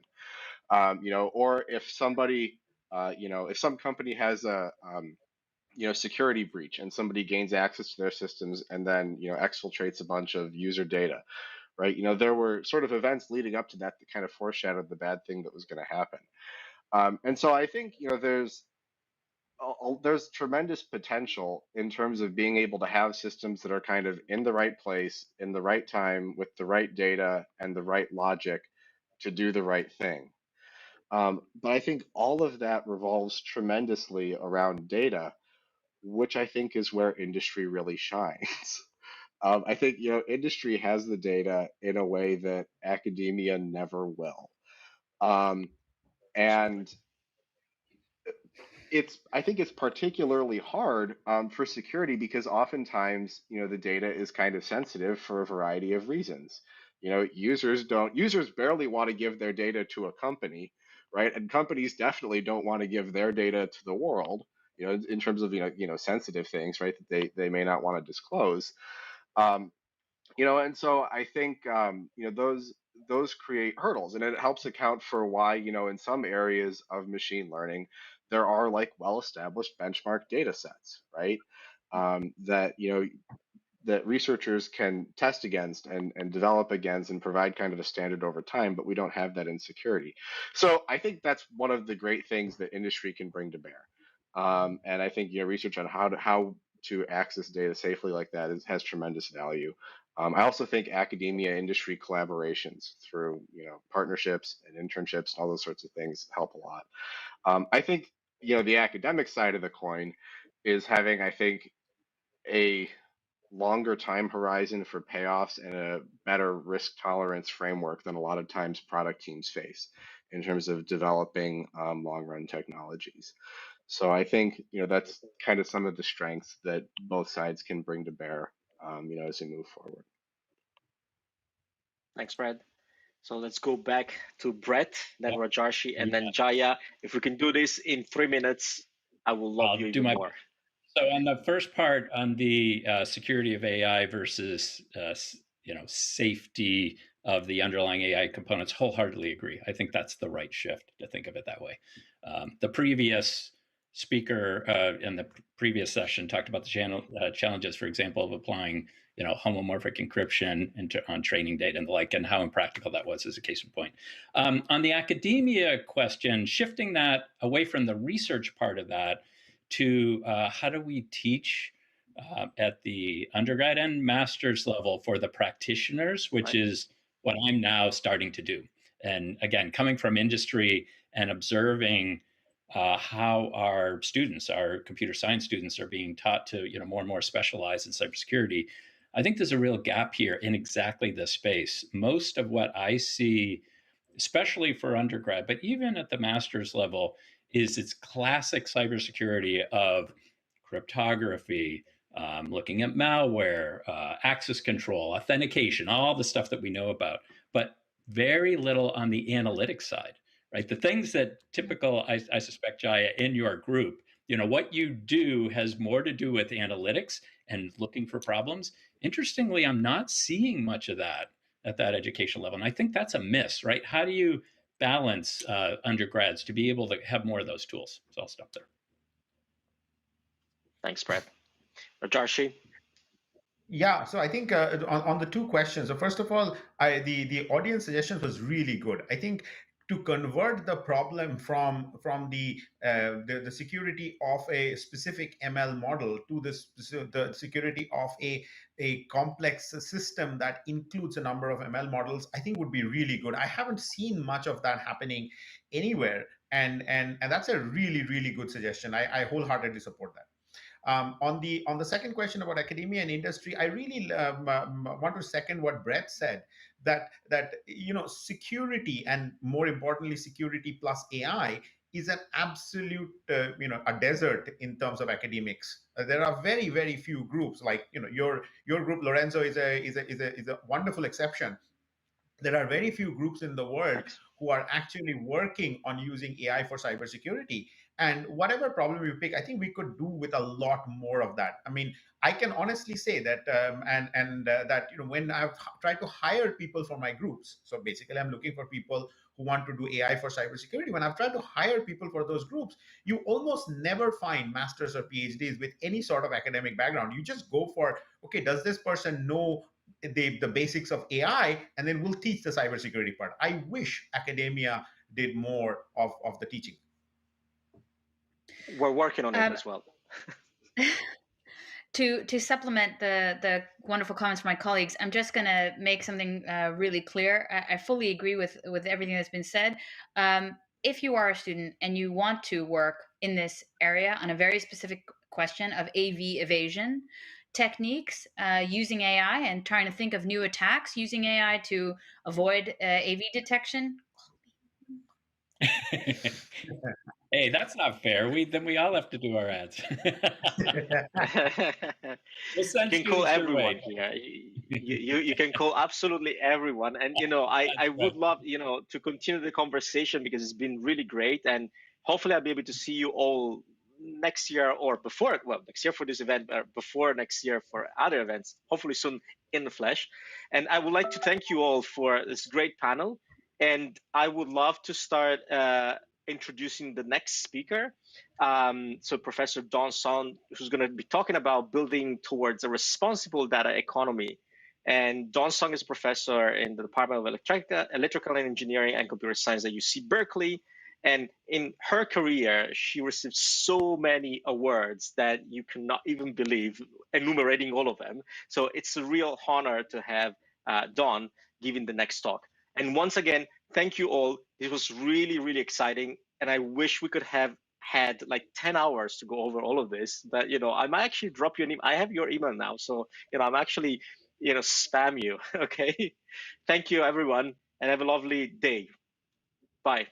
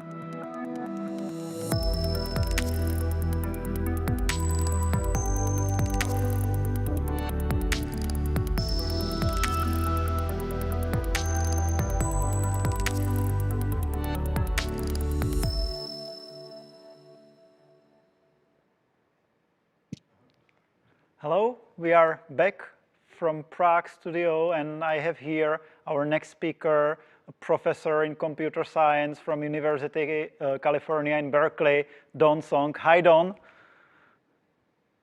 Hello. Welcome at CyberSec&AI Connected. Really happy to have you here. Shortly, you will have our keynote, and I'm really looking forward to it. But I just want to ask you one question. How actually did you get started in security in this very complex and now also popular area?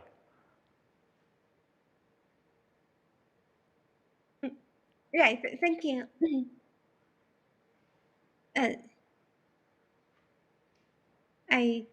Could you repeat? I actually couldn't hear you very well. Yeah. Let's one more again.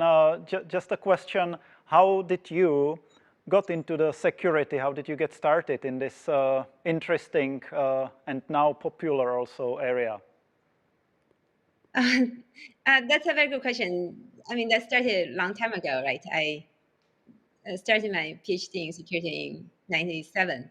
Back then, the security was a very small field, and but I found it fascinating, and it's I know it will become a really important area. So it's been really a long time. And it became very important. And at this event, our audience is really curious to hear about the new developments, and I'm really looking forward to your talk. So over to you. Great. Yeah, thank you.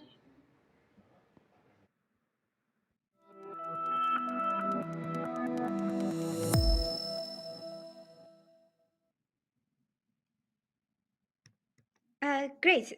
Can you see my screen? Well, okay. So let me get started then.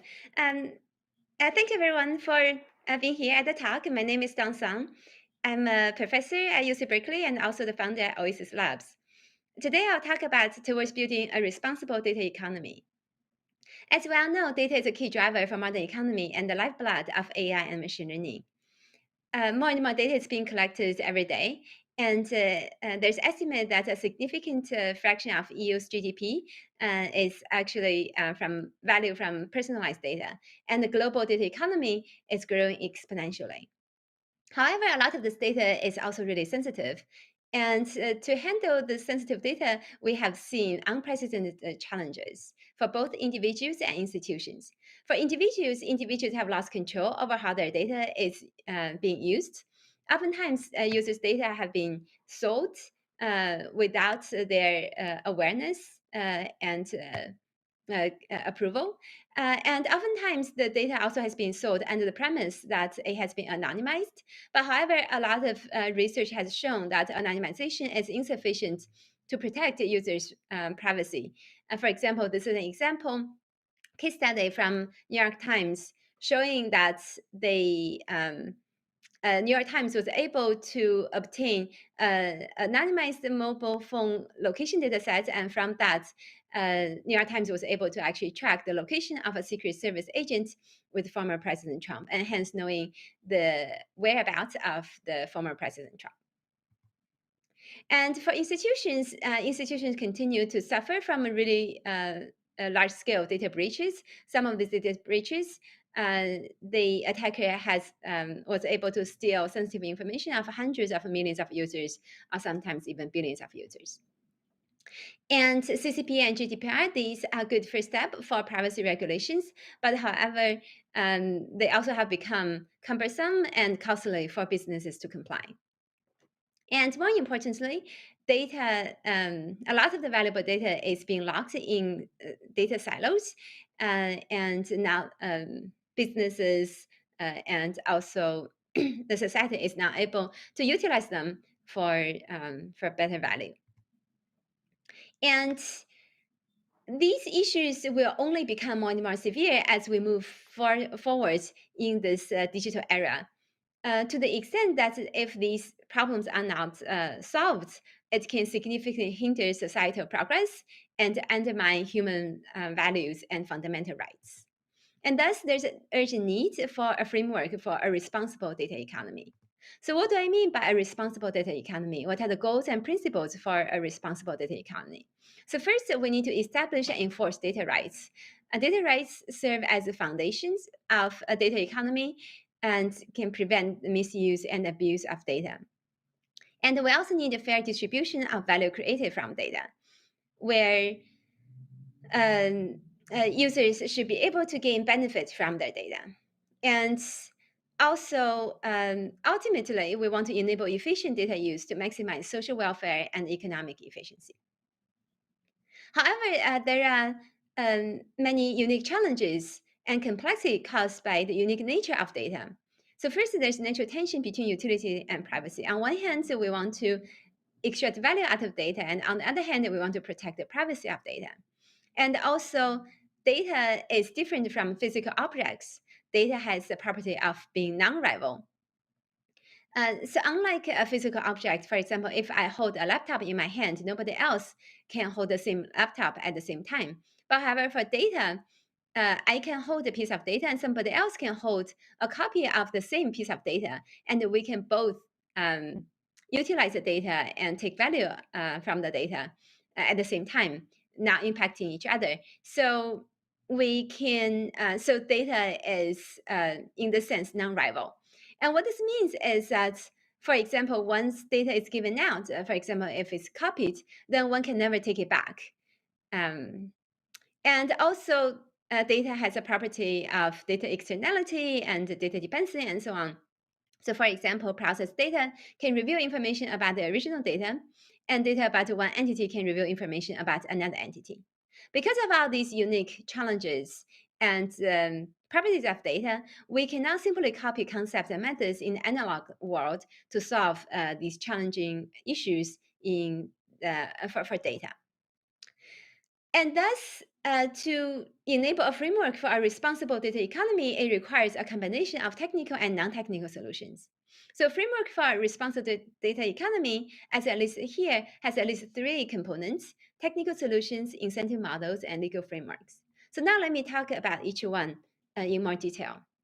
So first, for technical solutions, traditional solutions are insufficient. For example, in traditional solutions, data encryption only protects data at rest or in transit and do not provide sufficient protection for data in use. So in this case, data is either not used or if it's used, it's copied, so making it difficult to control usage because, as I mentioned, once data is copied, you can never get it back. And also, as I mentioned earlier already, anonymizing data doesn't provide sufficient protection for privacy. And we need technology we need to develop new technology that actually provides data protection in use. So first, we need to be able to control use of data without copying the raw data when data is used. And 2, we need to protect the computation output from leaking sensitive information about the input. So luckily, in the community, there has been rapid advancements in what I call responsible data technologies. So these are technologies that enable responsible data use and protect data while it's in use. Given the complexity of data privacy, there are actually different component technologies that can help address different aspects of responsible data use, including secure computing that protects the privacy or confidentiality of the data during while the data during the computation. And differential privacy can protect the computation output from leaking sensitive information. And federated learning helps enable essentially distributed learning and analytics such that, for example, machine models can be trained in a distributed manner without data leaving the owner's machine or device. And also, distributed ledger can help provide a immutable log for users' data rights to data and how data should be used and how data has been used. So now let me go into some of these component technologies in more detail. So first, for secure computing, the goal of secure computing is to protect the computation process from leaking sensitive information. And there are different types of approaches for secure computing, including secure hardware and cryptographic-based approaches such as secure multi-party computation, fully homomorphic encryption, and so on. So with MPC and FHE, so these they in general have very high performance overhead, and hence they can only support lower computation workloads and a specific purpose of computation. So, for example, so in recent years, there has been a significant advancement in improving the performance overhead for homomorphic encryption and secure multi-party computation. But however, for example, for machine learning workloads, especially for machine learning training, these approaches still still has a long way to go to make it actually practical to use in practice for reasonable data set size. And in general, these approaches have orders of magnitude slower than native computation. With another approach for secure computing is to utilize secure hardware. The approach of secure hardware is that the performance overhead is very low, it's close to native computation, and hence it can support general purpose computation.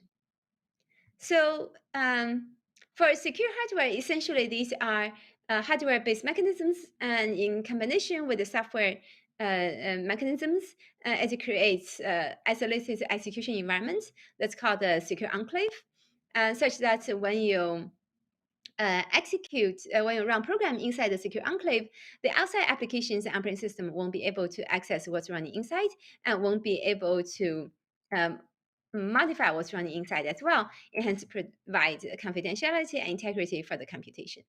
It can also enable what's called the remote attestation to enable a verifier to remotely verify the initial state of the secure enclave and also the program that's running inside, and hence remotely verify the correctness of the computation. So secure enclave, given its strong security capabilities, can serve as a cornerstone security primitive that enables new security applications to be built on top that couldn't be built otherwise for the same practical performance. And given its importance, different hardware manufacturers have been developing different solutions for secure hardware. However, all these are closed source. But in order to build a truly trustworthy secure enclave, I strongly believe that we need an open source solution.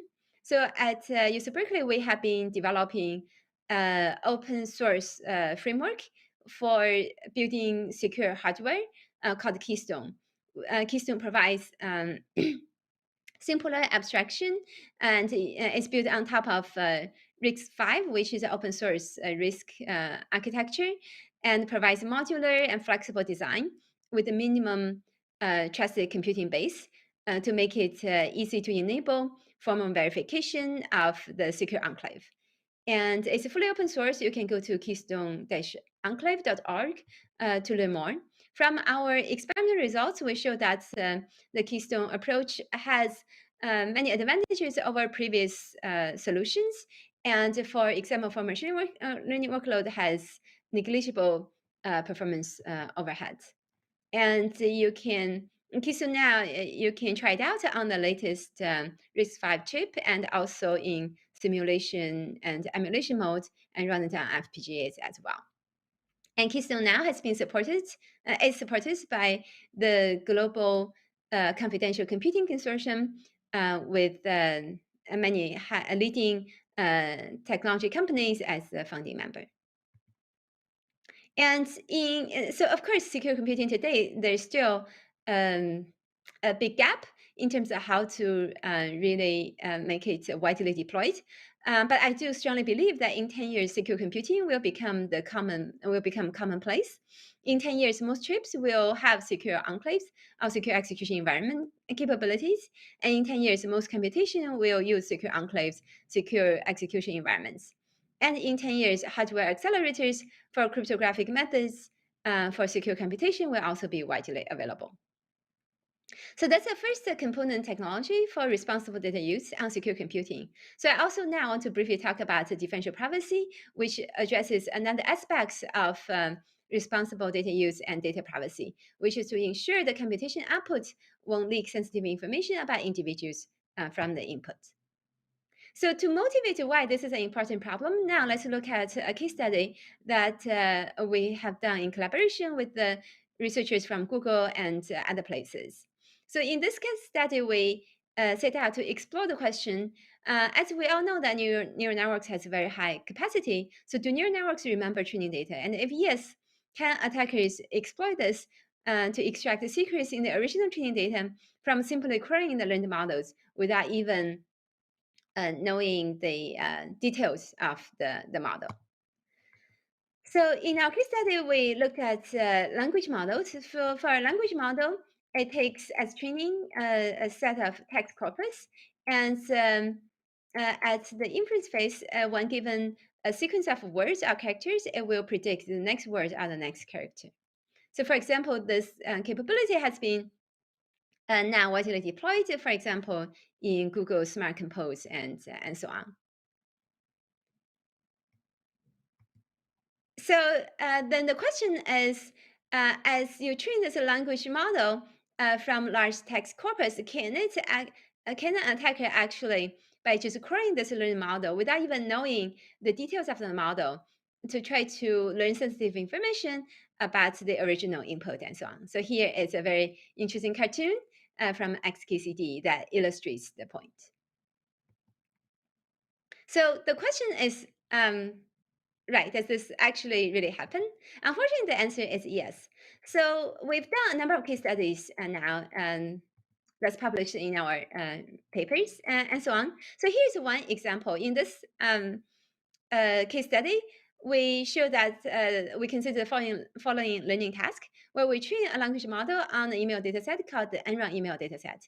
And this dataset naturally contained the actual users' credit card and social security numbers.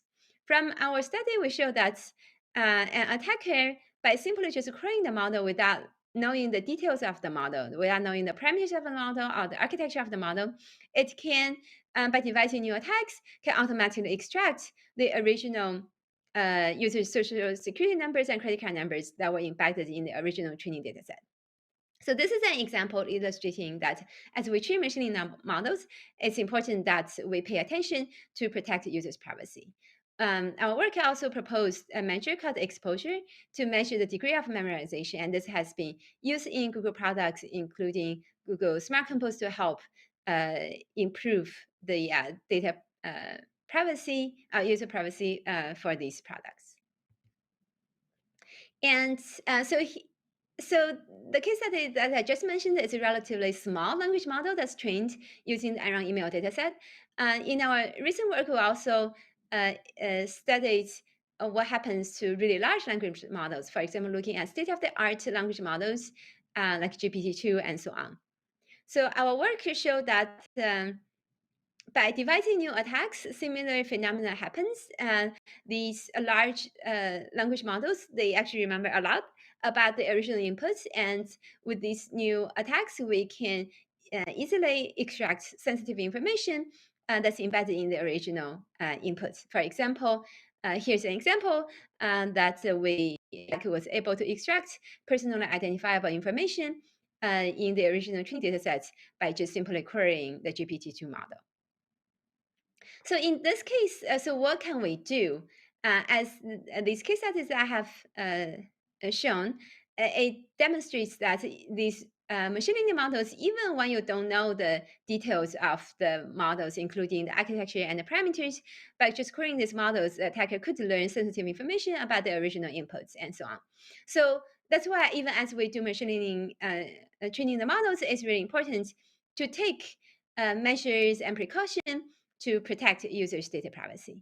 So in this case, we show that at least in certain cases, we have a good solution where instead of training just a vanilla language model, if we train a differentially private language model, then in certain cases, which our work shows that the language model, the differential private language model, still provides strong utility, and but at the same time, it can significantly reduce the essentially significantly reduce the exposure for the effectiveness of these attacks. So I won't go into the details of differential privacy given the interest of time. So differential privacy essentially is a formal notion of privacy that right, essentially the differentially private algorithm can help protect the computation output from leaking sensitive information about individuals from the information in the inputs. So right, so differential privacy has been right. It's a really powerful theoretical foundation for privacy, but however, deploying differential privacy in practice has many challenges. And in our recent work, we have developed various approaches to make it easier to deploy differential privacy in practice. For example, without actually having to change the workflow for data analysts, and without also changing the actual, for example, backend, for example, database backend and so on, by automatically rewriting data analytics queries and automatically embed the differential privacy mechanisms in these queries. So in our recent work, Chorus, we essentially enable data analysts who doesn't know anything about differential privacy to automatically rewrite their original queries into a differentially private version to then, without needing to change the original database, to automatically produce differentially private results. And also in our recent work, we have developed new linear type systems and higher order language to be able to statically enforce differential privacy and automatically analyze, for example, a machine learning algorithm and provide proven bounds for differential privacy. And the work has won the Distinguished Paper Award at top programming language conference. And our work has been piloted in various companies and in industry. So given the interest of time, I won't be able to go into details for all these different component technologies for responsible data use. But overall, when we combine these different component technologies, they enable a secure distributed computing fabric that provides a platform for a responsible data economy. So this also enables what I call decentralized data science. Given interest of time, I won't go into the details for this. So essentially, with this approach, we can enable data providers to provide their data with encrypted data, including a policy attached to the encrypted data as a data capsule, and enables data analysts and data consumers to then submit their data analytics and machine learning program when these programs are verified to satisfy the original use policy. Then the computation can be run in a secure execution environment and to produce the computation results.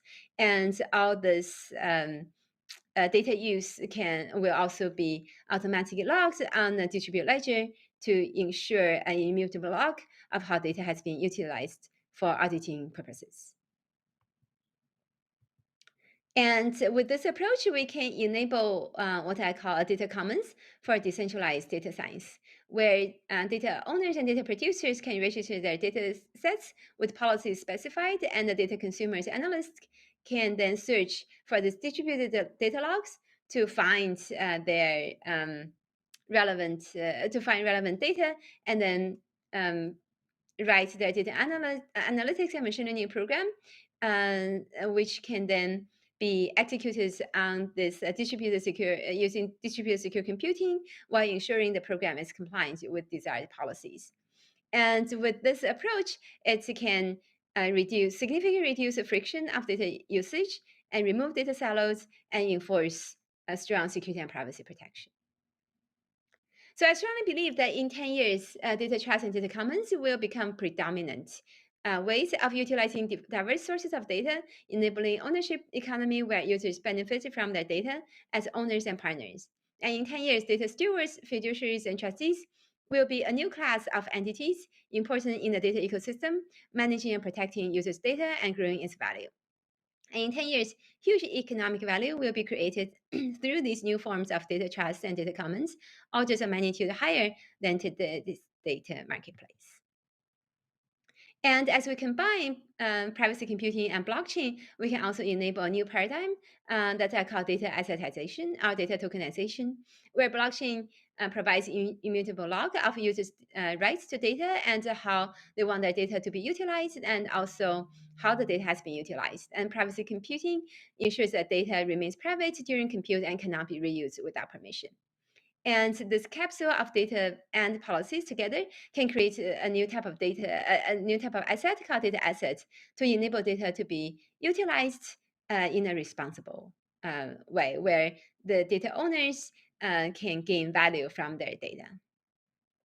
So, so with data tokenization and data assetization, we can unlock a new responsible data economy where users and businesses can maintain their data rights and earn value from their data assets.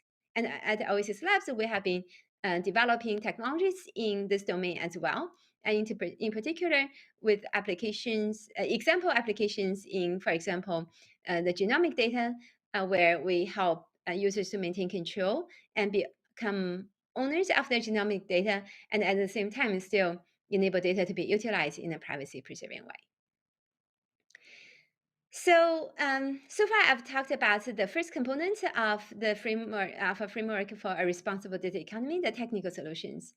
To support a responsible data economy, we also need these other components as non-technical solutions, incentive models, and legal framework. So first, we need to have better incentive models. For example, how should we determine and distribute the value of data? Traditional approaches for data valuation are mostly ad hoc and insufficient. For example, they either use some flat rate pricing, some auctions, or just simply some machine learning models based on data attributes and so on. So how can we actually have a more rigorous and proper framework for data valuation? So in our recent work, we set out to study how we should distribute value for data contributed for training machine learning models. And in this case, we model machine learning as a collisional game where data contributors are players in a collision, and usefulness of data is characterized by the utility function. And our work showed that a notion of Shapley value, which was originally proposed by Lloyd Shapley, Nobel Prize laureate in economics, actually provides provides a suitable and only distribution that actually satisfies a collection of desirable properties for data valuation in this case. And also we show that the Shapley value provides a good measure of importance of data points. Given interest of time, I won't go into the details for the Shapley value, but at a high level, the Shapley value for example, the ith player or the ith data points in the dataset essentially is calculated as the expected marginal contribution of this player or this particular data point for all subsets of players in this case, excluding this particular player. And our work also shows that this Shapley value definition satisfies a set of properties, including fairness, cumulativeness, and a number of other properties, and can provides a rigorous framework for data evaluation and also provides the only solution in this case for this set of desired properties right, for data evaluation. However, Shapley value, as you can see, that it's by the definition, it's combinatorics, and hence the computation of Shapley value can be really expensive, especially when we deal with large-scale machine learning training, where the data sets can be really large. So in our recent work, we also have been developing various algorithms and solutions to compute Shapley value in a more efficient manner for different types of machine learning models. So that's how we can provide better incentives and better distribute value of data. Another important open challenge is of data rights itself. So for example, what are data rights and who controls data rights? So individual property rights are a cornerstone of modern economy and has helped establish modern economics and fueled centuries of significant growth.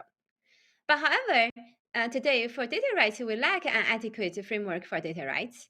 Establishing data rights can allow individuals to derive value from their data and propel economic growth and unlock new value. And there has been diverse concepts and framework being proposed for data rights. And this is a really important space and a hugely open space for developing new ideas and frameworks for data rights. And overall, we need data-driven, technology-informed regulation. For example, how will advancement of responsible data technology influence and impact regulatory frameworks? And how can regulation help with faster and broader adoption of responsible data technology? And I strongly believe that in 10 years, most large corporations will have chief responsible data, right, and most companies will have responsible data as an important function to ensure digital stewardship and responsible data use, and have chief responsible data officer as an executive role. And in 10 years, most companies will be monitored, audited, and rated on the responsible data use similar to their environmental impact. And also in 10 years, many common practices today will be banned. For example, in 10 years, fine-grained targeted advertising will be opt-in only. And in 10 years, sale of anonymous data without users' consent will be banned. That's quote-unquote anonymized data.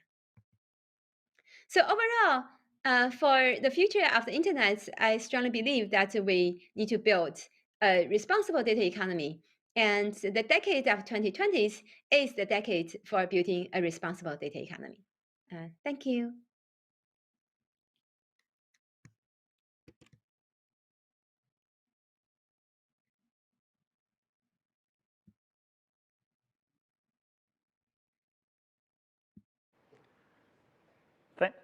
Thank you, Dawn. Very rich presentation, a lot of content, and I am sure I will return to this once we will have the recordings available. I have a couple of questions for you, if you are still available. One of them... Yeah, maybe I have time for one question, and then yes, yeah, thank you. One question, okay, okay, great. Okay. I noticed, well, the speakers before you, they mentioned also the topic of transparency and auditable systems.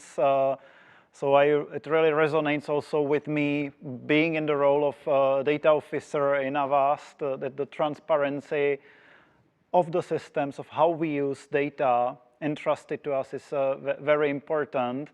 And you had a quite positive message there that in 10 years, and I read it like this, in 10 years that we will be as a society more in control of how the data is used. How much is it the technological challenge and how much is it just a behavior in your view? So do we have today, do you see the technologies which will help us to be more responsible and to be in control of how the data are used? That's a very good question. I think definitely, as I mentioned, there has been great advancement in terms of responsible data technologies in the community.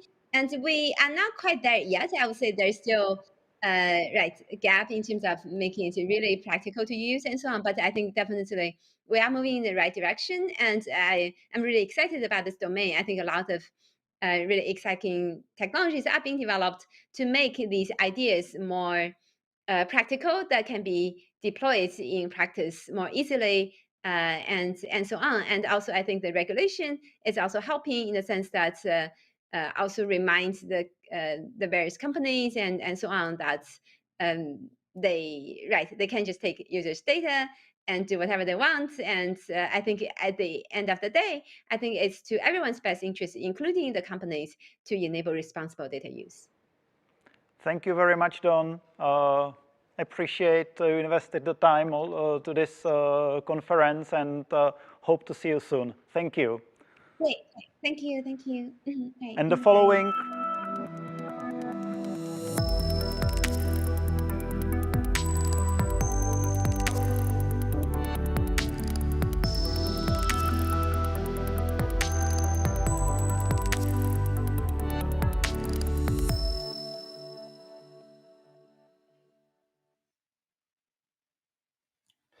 Hello, everyone. Well, today I'm going to talk about around the question that gives the title to my talk, if there is any illusion of progress in the use of machine learning for cybersecurity, or when we have a real progress.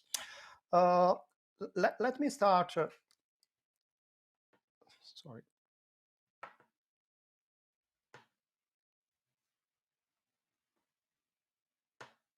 Oh, let me start telling that around 20 years ago, so in the year 2000, more or less, we were in the middle of a great enthusiasm for machine learning technology, in some sense similar to the great enthusiasm that we are experiencing today, with new methods at that time proposed every year, including machine learning methods, which are quite famous today, as support vector machine, random forest, and many ensemble learning methods like bagging and bootsist. And in the middle of this great enthusiasm for machine learning technology, Professor David Hand of the Imperial College of London, the gentleman that you see in the picture, raised a very interesting question. Basically, what Professor Hand asked was, is maybe an apparent superiority in classification accuracy, the superiority that we see in technical reports, in academic papers, achieved in so-called laboratory conditions. So let's say in vitro, and more important, but these performances can really translate to real-world condition, to operational condition. And the other question that he raised was, how do we sure that the more complex machine learning method that we are developing really provides an improvement of performances over simple methods that we have, or simple methods they provide the most of the accuracy improvement with a marginal improvement that can be obtained with complex method. And at that time, the answer that Professor Hand provided, given, was not very positive. First, on the basis of his experience and the result that he reported, he said that while simple method allows to achieve, the great part of improvement, and more complex method, they provide just a marginal improvement over simple methods. And second point of his answer was that what was something that we also know very well today, that in practical machine learning problem, we have often a data distribution shift. That in practice means that the new future data that our machine learning models should process, they are often very different from the training example that we used for training the model and for designing the model. And last but not least, he pointed out that often the designer of machine learning model, they do a lot of assumptions, for instance, about class prior probabilities, a priori probabilities of data classes, which are not satisfied in real condition. And so this can cause a false impression of improvement, so an illusion in some sense of improvement. Today, what I want to do shortly is raising the same question, but with a focus on machine learning for cybersecurity applications. Let me start telling that today, again, as many times in the past, is a very good period for machine learning and AI. Someone say that is a golden period, because for some specific task, for example, for image recognition of object in static images, while modern machine learning, deep learning, provide performances which are superior to the performances that human experts can get. This is true for, of course, for specific tasks, like, for example, image classification. And we have a result of this type when you use also large and famous image data set like ImageNet data set. But some years ago, around 2013, well, we could say that a sort of metaphoric elephant jumped into the scene of machine learning, into the room of machine learning. And this sort of elephant is what today we call adversarial examples. That is a very well-known concept today in machine learning. I would say that is a good part of the mainstream, with a huge number of papers published every month, sometimes every week, about adversarial examples. What is adversarial examples?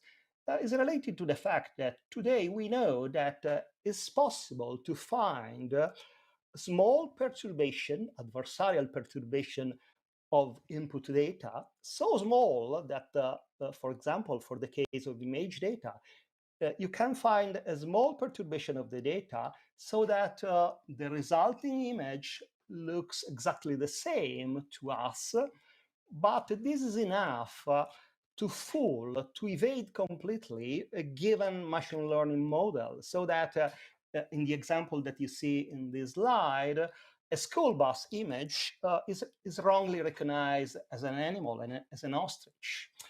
And really the perturbation, the adversarial perturbation, we know today that can be really very small.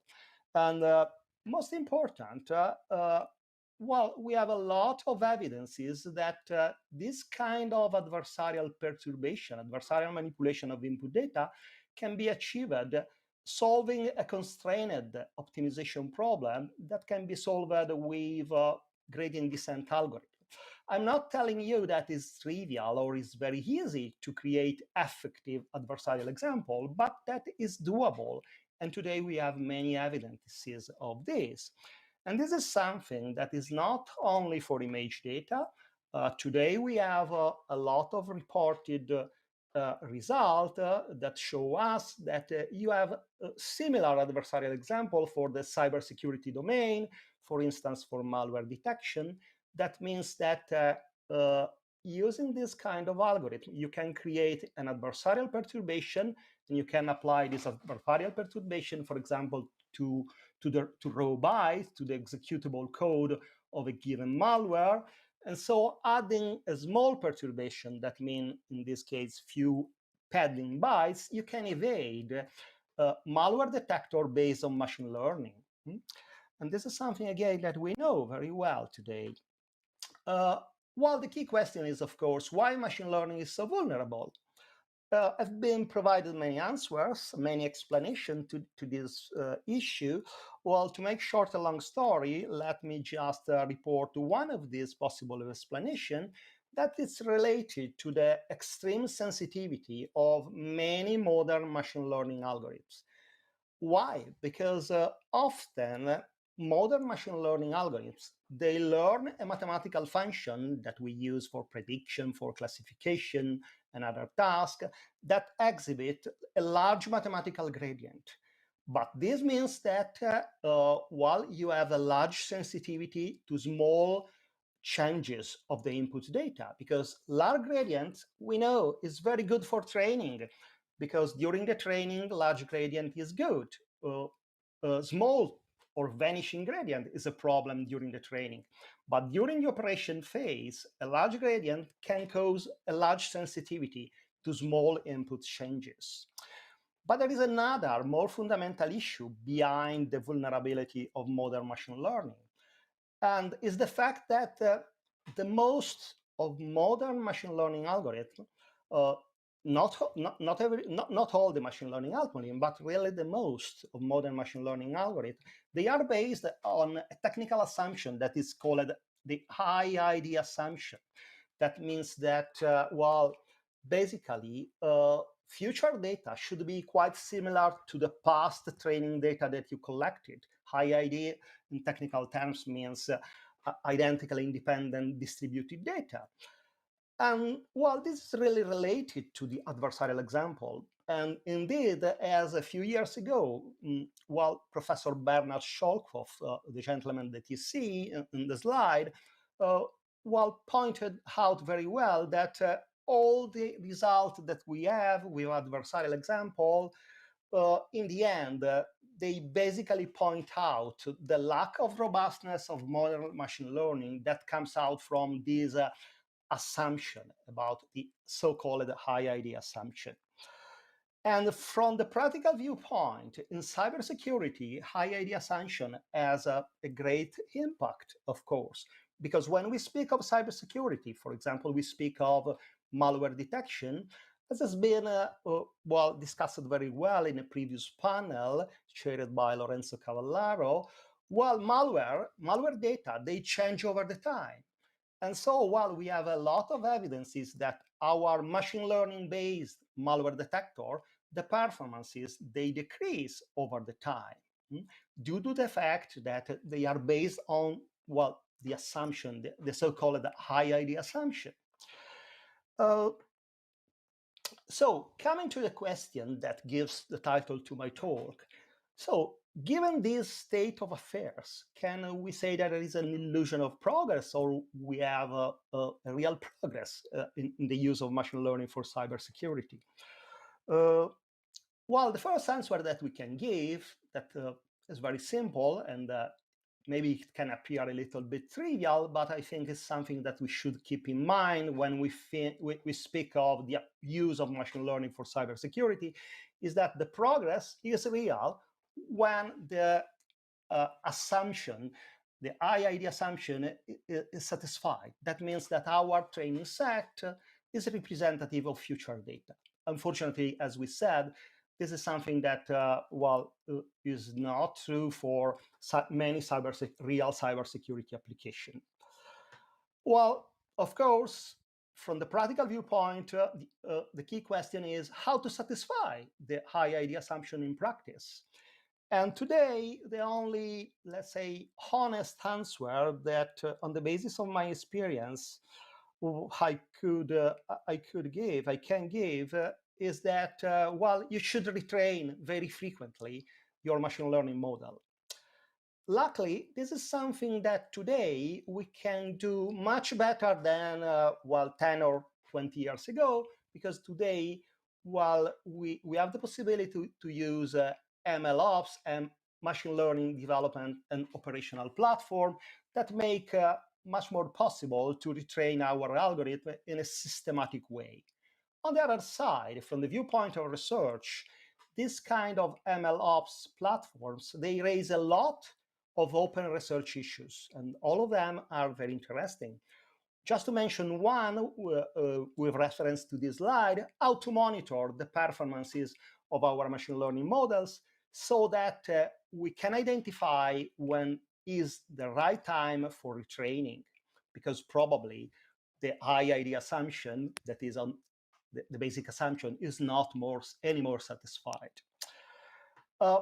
One big open research issue that I see for the development of this MLOps platform is that today they really lack of systematic tools for security testing to prevent attacks and to improve the robustness under adversarial and temporal drift. That is what we have, for example, in malware. And well, what I'm advocating today is that we should try, well, as a research community, as academia, but together with industry, to bring all the research that has been done in adversarial machine learning over the last 10, 15 years and try to bring the most mature result to ML Ops platform. So moving to something that we could name ML security operational development that could enable robust adversarial training, effective adversarial training, taking into account also the attacks that our machine learning model often can experience in cybersecurity applications. Well, for sure, I believe that we have an illusion of progress if we think that we have already found a final defense against adversarial examples or robust algorithm without frequent retraining to the temporal drift, natural or malicious, of malware.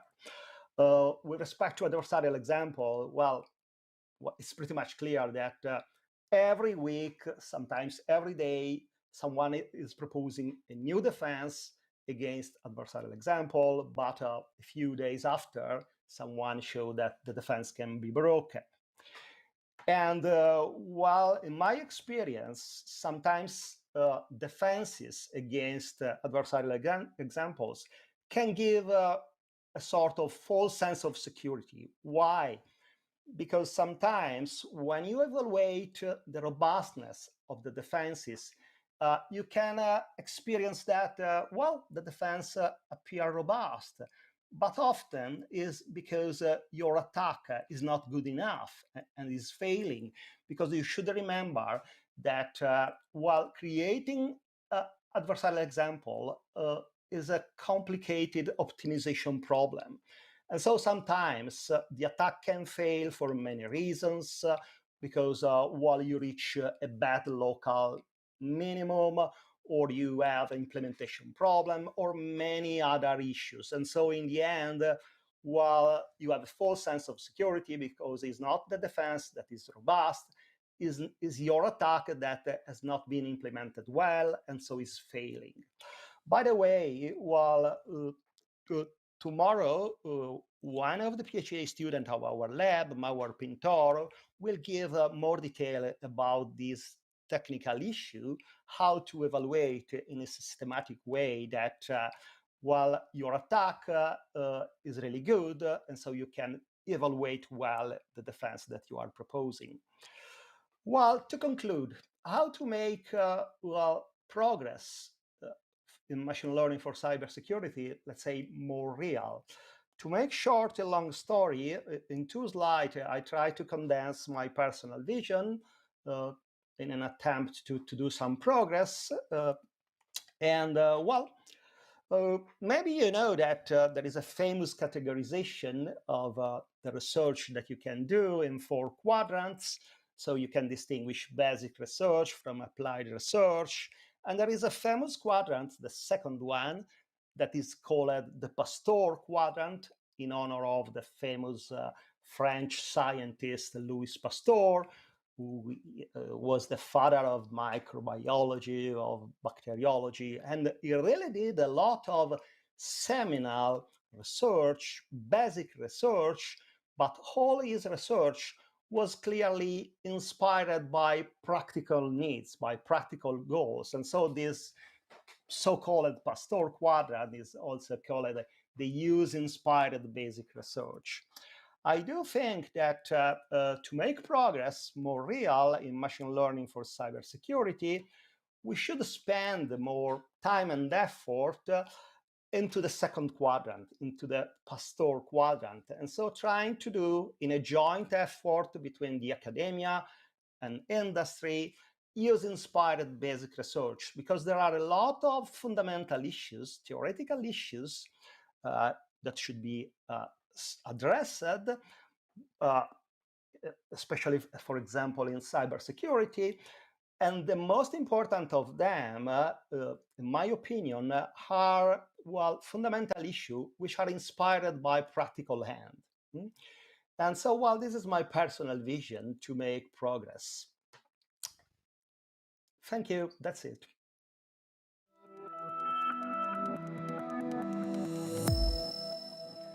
Hi, Fabio. Thank you very much for your very interesting presentation. And let's start with the questions. And well, you shared your personal vision, and I want to actually ask you if there is ML SecOps or DevSecOps, if it really works, if the technology helps us to operate this way, do you believe and by when we will be able to produce software without vulnerabilities? Well. Okay, without vulnerabilities, I don't believe that is something that we can achieve given the arm race that we have in cybersecurity.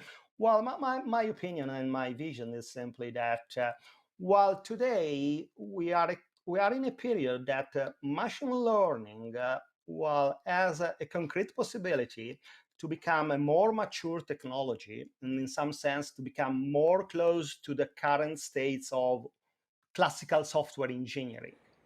Because today we still have a large gap between machine learning technology and what is software engineering. So both of them, machine learning and classical coding software engineering, they are used for developing software, but there is a gap in the maturity. What I think is that ML Sec DevOps could help to make more mature machine learning technology, the development of machine learning algorithms. That is my view. Thank you. The next question from the audience is a little bit deeper. Retraining the model may be costly. Can we look for other approaches like continual learning?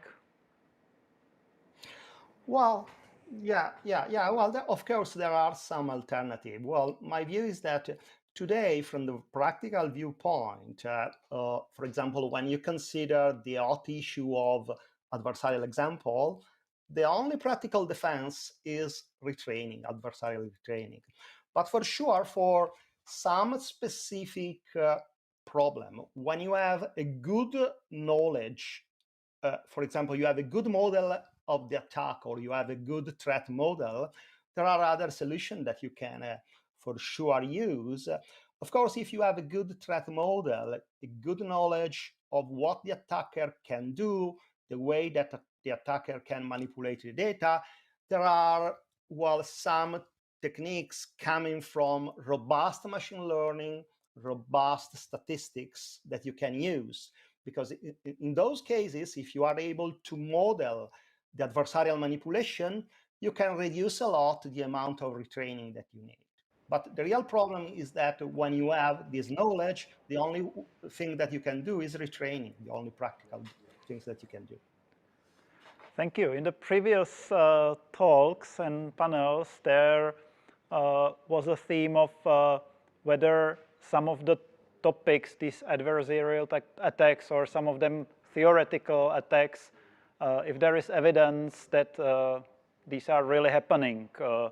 Are you aware of, or do you know some evidence? Have you seen something like this happening in practice? Or are we just providing inspiration to potential attackers right now?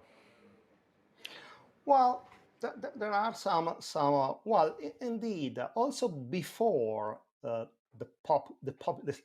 adversarial example, there are some traditional pattern recognition application, like, for example, fingerprint recognition.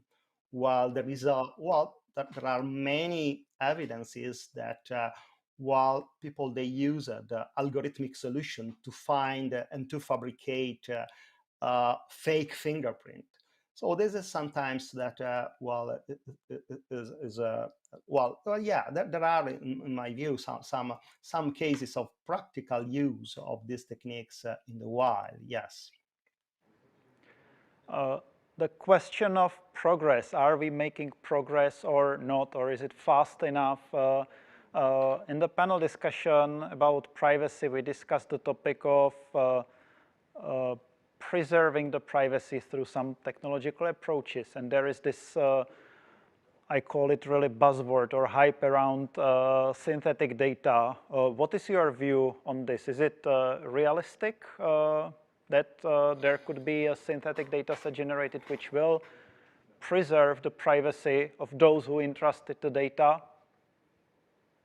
Oh yeah, well, synthetic data, they can play really a role. For sure, they can a role, yes, for privacy. Suppose that when you generate the synthetic data, well, you are respecting the privacy of the real data that you use, because anyway, you have to use some real data. And also coming back to the issue of adversarial example, yes, synthetic data, they can help to create more robust defenses. And well, my personal view is that synthetic data in some application, like for example, face recognition, they can also help a lot well, to prevent biases, because you can generate a lot of data in many different conditions. And so you can check if your particular face recognition technology exhibits some biases for gender or other demographic informations. Thank you very much, Fabio. It has been a pleasure to have you here. And now I will introduce. Thanks to you. I will introduce now the following section, and we are changing the format. Franklin D. Roosevelt used to give evening radio speeches to address and explain his policies to American people. And they were called fireside chats. And our fireside chat will be a little bit different. The topic will be the future of consumer cybersecurity. The host of this conference, Michal Pichouček, invited Darren Shaw, the CTO of NortonLifeLock, and Tahir El-Gamal, the CTO of security at Salesforce. The panel, the fireside chat starts shortly.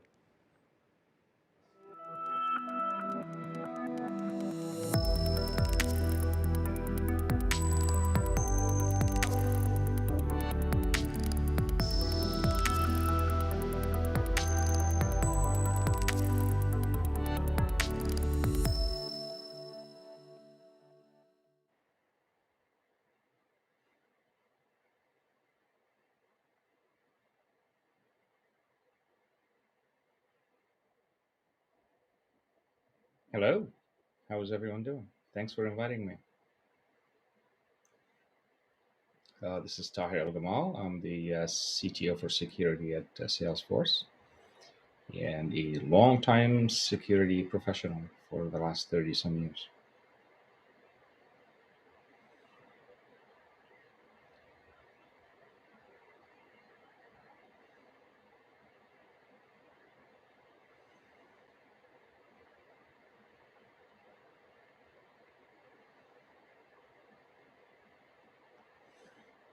If you're looking for areas of my current interest, it's across the board. I've been involved with many different aspects of cyber. If we want to focus on concern,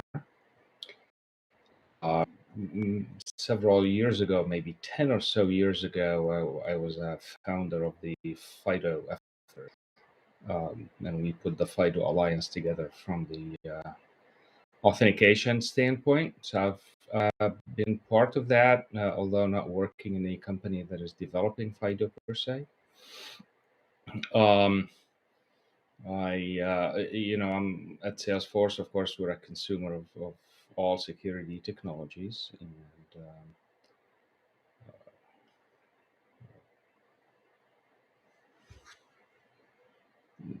we look at all aspects of security,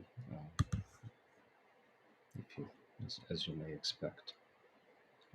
I've been involved with a number of startups in security, and a lot of them are in the enterprise space, and some of them are in the consumer space. I've also been involved in the payment industry security aspects for quite a long time, actually, since my Netscape days. And I know we have a number of interesting topics that we are going to discuss today. Thank you.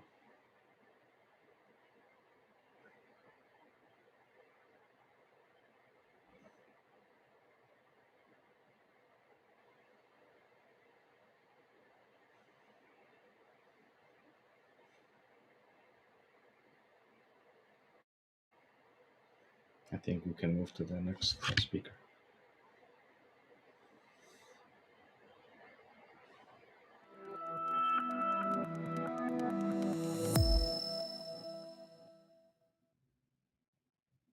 Hello, everybody. I'm Darren Cho, CTO of Norton LifeLock, and I'm very pleased to be here with all of you today. Wish I could be there in person. I know many of us are gathering virtually, and I'm excited to be doing that today. What I wanted to speak about in the future of consumer cybersecurity technology is really following on with a number of the other themes that we've heard about today around privacy and taking back control. But really, it's control that has to empower and protect the individual. We've already taken many steps in this journey, and I think there's still a bit of a road ahead of us. But it's been said before that the individual is really at the heart of everything we protect. And that's really important for where we start. So why am I showing this picture of a house with glass doors? No, this is not my house. I don't know whose house it is. It looks amazing. It looks like it's got a great view. But more than that great view, I want to ask you all a question as people interested in security. Why do we put locks on the inside of the house? Why are there locks on the doors inside? And some of you that were, CISOs or deep into security might have thought, okay, great, it's defense in depth, right? We've got the castle, the moat, the inner keep. But I would challenge you to say, that's a great answer to have defense in depth, but it's really more about privacy. It's about having control and choice about who sees us, who observes us, and how we can operate in our world. And I think it's a good analogy as we think about our digital lives as well, in the sense that we often want to have freedom from observation. We want to have choice. And yet this picture reminds me of just kind of how easy it is for just us to envision what this would feel like living in this house. I mean, you can almost close your eyes and think, okay, I'm living in this house. What does that feel like? What if I want to do something? What if I want to sing like nobody's listening? What if I want to dance like nobody's watching, as the poets have said, or the songwriters have written? In the real world, I have technologies for that. I have controls for that. And I have a lot of visibility about when I'm not, free to do so. But online, I don't think the average consumer knows that they're encountering 177 trackers on average per week. Imagine that. Imagine almost 200 people pressed up against these glass walls and binoculars, and it becomes very frightening for some of us, maybe not for all of us. But the idea that someone would have the ability to see my activities, to observe not just what I'm doing, but in many ways what I'm thinking. And the largest trackers in our studies know half the browsing history for almost all the users. And the largest trackers, entities out there, know almost all the browsing histories for some of the users. And so that trend worries me, because the digital breadcrumbs, right? The aspects of my digital life really tell a lot about the story of who I am. And I'm not going to give the best definition of identity here, but I think one part of identity that I really believe in is that it's the beliefs and the qualities that distinguish me from others. Think about that, beliefs and qualities. And so I think about the beliefs and qualities are often what's being observed as I live my life online. And as I want to do even more online, I want to have trust that I have the control over that, which I think we often talk about as being privacy, right? So you got identity, the beliefs and qualities that distinguish me, and privacy, which is my controls over that. But privacy isn't always about hiding. It isn't about concealing. I think it's really about selective control. In many cases, I may want to project attributes. If I'm, like let's say I'm a rideshare driver, I might want to project that I have a good driving record. If I'm a physician, I want to project that I have the ability to help people in need when there's physical calamities, right? And so that's important to have that control. But the other part of privacy, it's interesting when I think about this living in this house, is it's not just what others see about me. It's not just what others can see and observe about me. It's also what I can see and observe about the world. And this is interesting because we did this experiment a few years ago in our labs, and we called it Privacy Mirror. And what it was is, I went online and we instrumented it so that every time I did a search query, every time I clicked on something, we spun up another headless browser that did something else, right? It chose a different branch in the journey. And after about 2 hours, and you've got this nice combinatorial expansion there, we started comparing the most divergent of that with the path I had personally taken. And we did a split screen to show what the world looked like based on mine. And at the time that we did this, we were just expecting my first child, my daughter. And so I was spending a lot of time looking at things like strollers and diapers. And of course, the world started morphing around me. Every ad started showing me more things about what you might expect for an expectant parent. And that was a good thing for me at the time. I was learning about a lot. On the other hand, it was also changing what I saw about content in news. It was presenting me different opportunities online. And then, very interestingly, there was an election kind of cycle that was happening at the time. I was also getting targeted by disinformation campaigns that were wildly different based on what I had done. And so look, I don't have an answer for this. I don't have a silver bullet for bringing that control back in this particular case, but it brings back this notion of it's not just what is observing me, but how I'm being observed. And so what can I do about it, right? This notion of, what controls can I bring back to this? What action can I take? And I guess I would say that so much of today's AI is corporate AI, in the sense that it takes info on us and processes it for ads, which can be often good. But when are users and where are users? I think they are already getting. So where are users really going to get AI working for them directly? And today's phones have such tremendous power, so much that can be used, these agents, for people's benefit that empower their lives online. I think one of the challenges going forward, though, is going to be how do we trust that assistant, right? The trust is just a shift in that sense. But what we really need to think about is some of the other models that we can do here to use the technologies you've heard about today.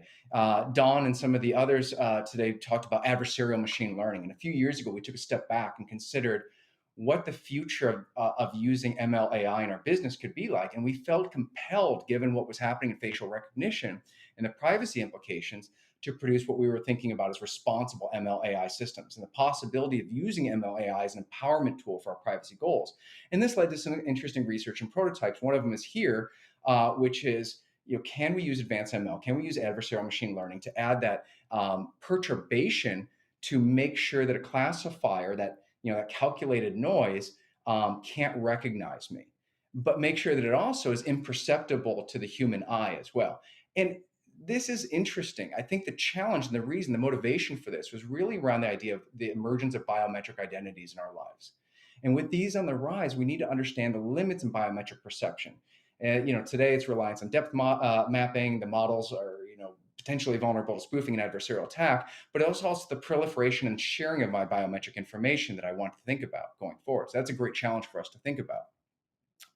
Another thing is, as we are living our lives online, I want to give back to consumers X-ray vision, right? This notion of seeing is believing. I think it's really about believing is seeing, if you think about it from a neuroconstruction or a psychology perspective. We need to help users believe what they see, whether it's content, whether it's social media. We spent so much of our time over the decades thinking about what is a bad versus a good file, what is a trusted versus non-trusted device, what is a good versus a non-reputable network. And as we go forward in the future, it's going to be about identities. Am I interacting with a person online? Am I interacting with a bot online? It's not necessarily bad or good. It's just something that I want to be able to believe what I'm interacting with, what I'm engaging with. And as you're even looking at the slide, neurons on your visual cortex are just processing and blowing up around the lines and edges that you're doing, right? The amygdala is firing rapidly on any novel input that might be seen in this image or in the text. And other brain regions are shifting through your past experiences to determine if you're encountering anything like this before. This input to construct something familiar, linking it all these dots and pixels and giving it meaning to you. All of that, of course, is simulation, your brain's guess of what's happening in the world. And every waking moment, this is what we're doing.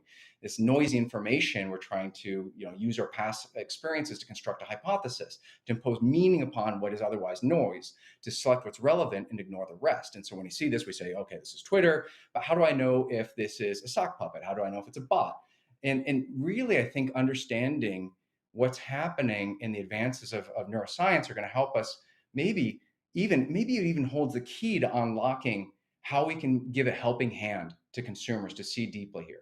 And of course, one of the big challenges, of course, brought up by others is a huge potential weakness in ML is the assumption that the future is like the past. And we've heard that so many times today, but we have to think about what we do about that. Maybe it's just alerting that the statistical model is failing because the future doesn't look like that. Or maybe it's about having foundational ML that really understands causality.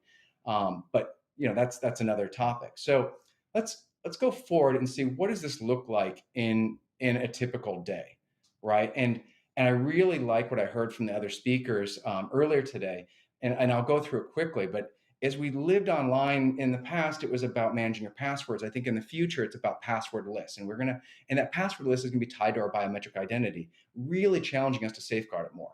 Telemedicine during COVID was a boon for society. But instead of just thinking about how we keep our data safe, today, I love what I heard earlier about differential privacy, local differential privacy, viable homomorphic encryption, federated machine learning. All those things are so important as we go forward. And then if I do, I think about my online delivery for food and maybe a bottle of wine for dinner.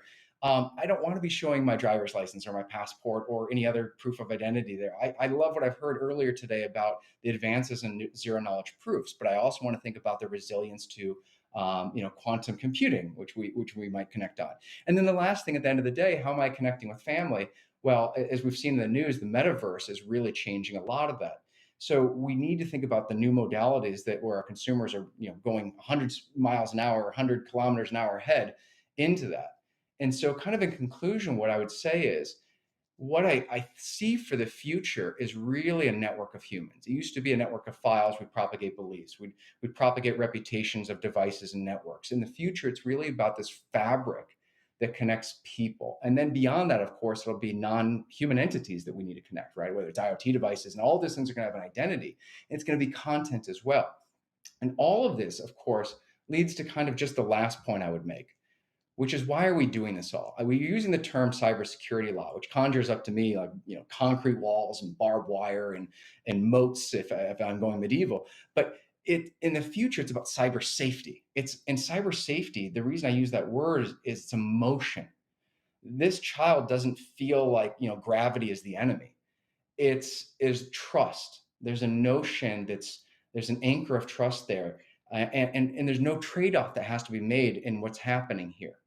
And all of this, if we can get to that web of trust, that web of identity, that human centricity, I think we can unlock possibilities and really embrace all these scenarios that we've heard from so many speakers before with the technologies that you all in the audience are advancing. And together, I think we can deliver this future.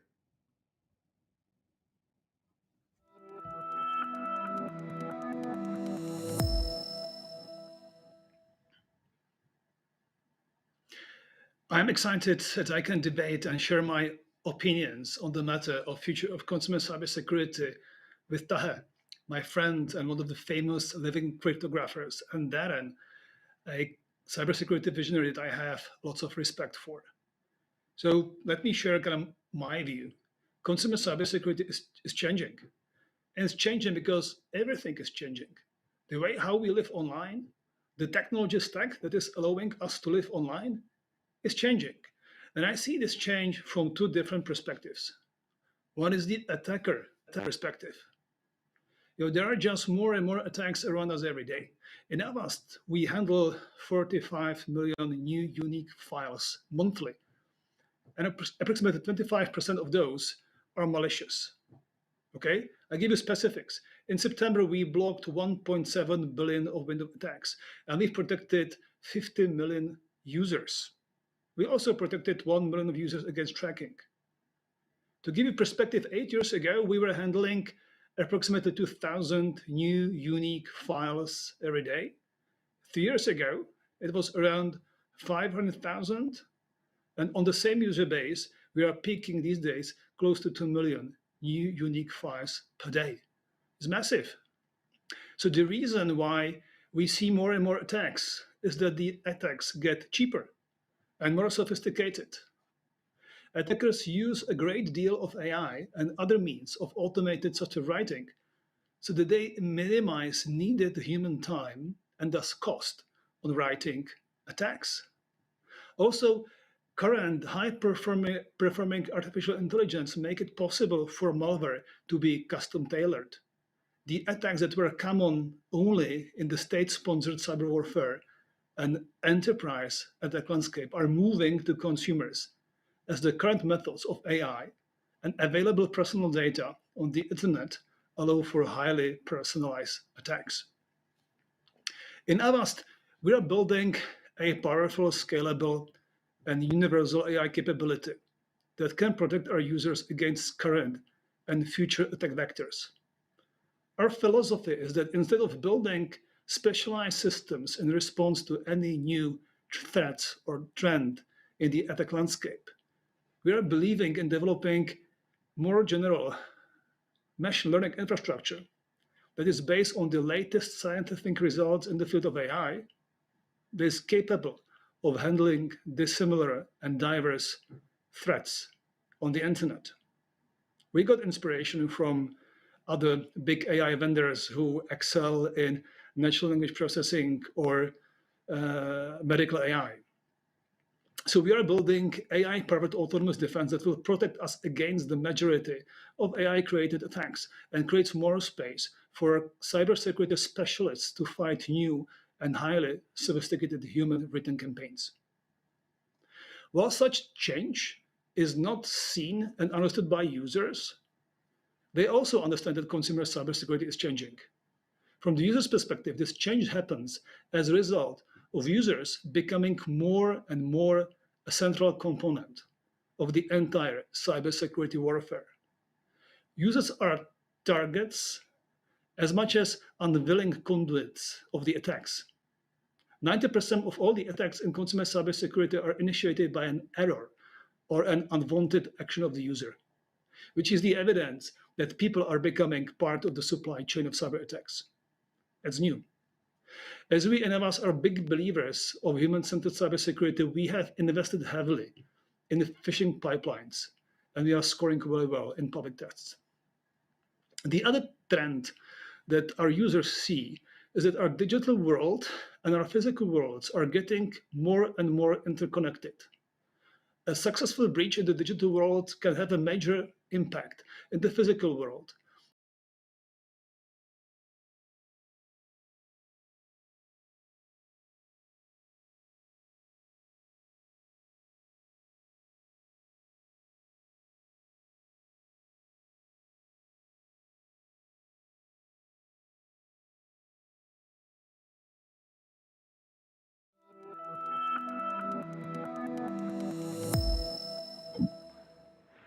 So, hello everyone from Prague studio. It looks like that although we had great day without technical issues, it's hitting us right now one by another. So apologies for that, Tahir.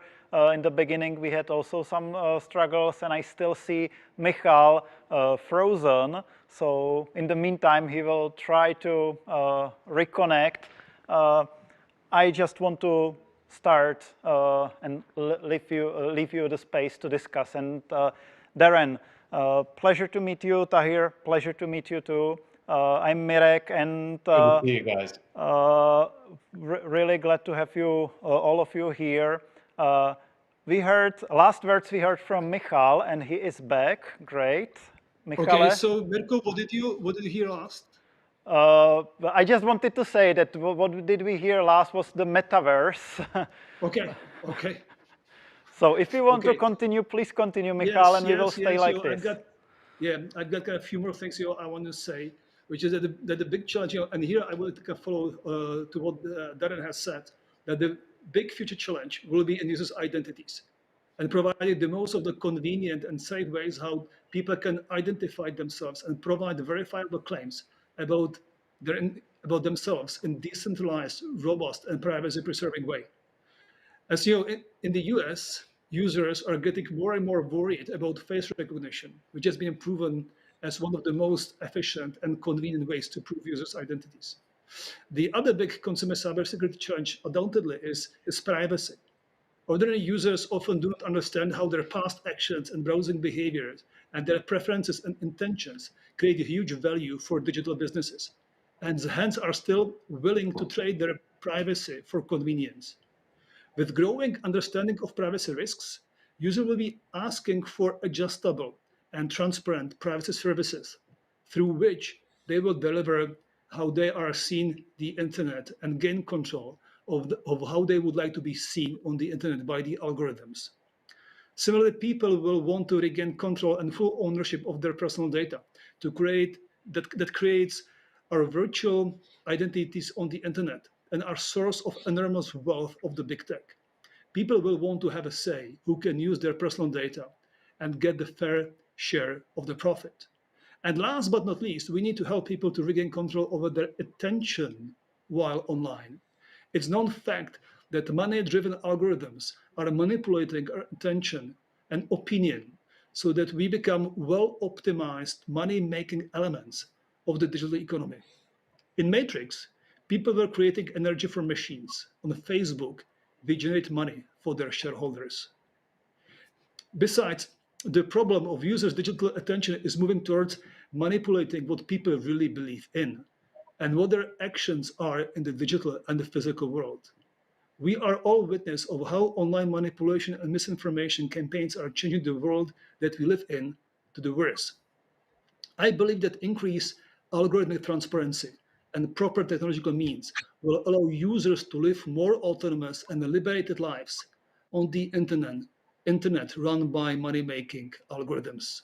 So from the perspective of users, the consumer cybersecurity is transforming into digital freedom in the metaverse for ourselves and the others. Thank you. Thank you, Michal. And I will just use the last term you just mentioned, the metaverse.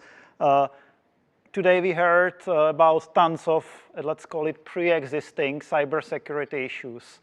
In your view, will metaverse amplify these security issues? And Tahir, I want to start with you. What is your view on this? That my first observation is we're talking about metaverse as if we actually know what it is. Predicting the future is a rather interesting thing to actually try to do. And it's just in my experience, the best way to predict the future is to learn from the past. The way people interact today online was not something we could have predicted, not even 10 years ago. So planning for the future is a very important thing, and user interaction will continue to change. But I think we need a better sort of general architecture that can protect people, because the other thing that we try to do and we were not successful at is predict what the attack patterns look like. We're not going to be able to predict what the attack pattern looks like, because the attacker to find any weakness in a complex system to get access to information they desire to get, there will always be a path. So trying to overdo one thing does not, in fact, this is not going to be successful in protecting, the next generations of this infrastructure that we happily built together. Making the user the center of information is a wonderful target. It's a very, very, very difficult target because users are, in fact, very different. Some users are sophisticated and they want to know if they landed in a good area of the internet or not. Some users honestly don't care. The system has to provide trust. And you can look at how the banking industry progressed through the years, perhaps. We expect the banks to be trustworthy. We do not go and ask the bank, what is your security posture. We do not go ask our banks, how do you handle things and where is my data and any of these things. So there is a balance that users who want and require that level of control can get the data they want. But the reality is most users of this wonderful new world want to trust the system. Dot. And the sentence. And it is kind of unfortunate that the infrastructure that we built does not provide. I mean, there's a lot of trust issues in this wonderful digital world that we built together here. So there's a mix of technologies and mix of sort of information that we need to promote to the world. But honestly, I do not believe that users will, in fact, take advantage of a lot of these things we talk about. We need a baseline that is better. So the baseline needs to protect people information. And, we've seen all the different regulations and things like this. The current infrastructure does not support what we actually want to protect the users from. The regulations are wonderful, but the technology doesn't support it yet.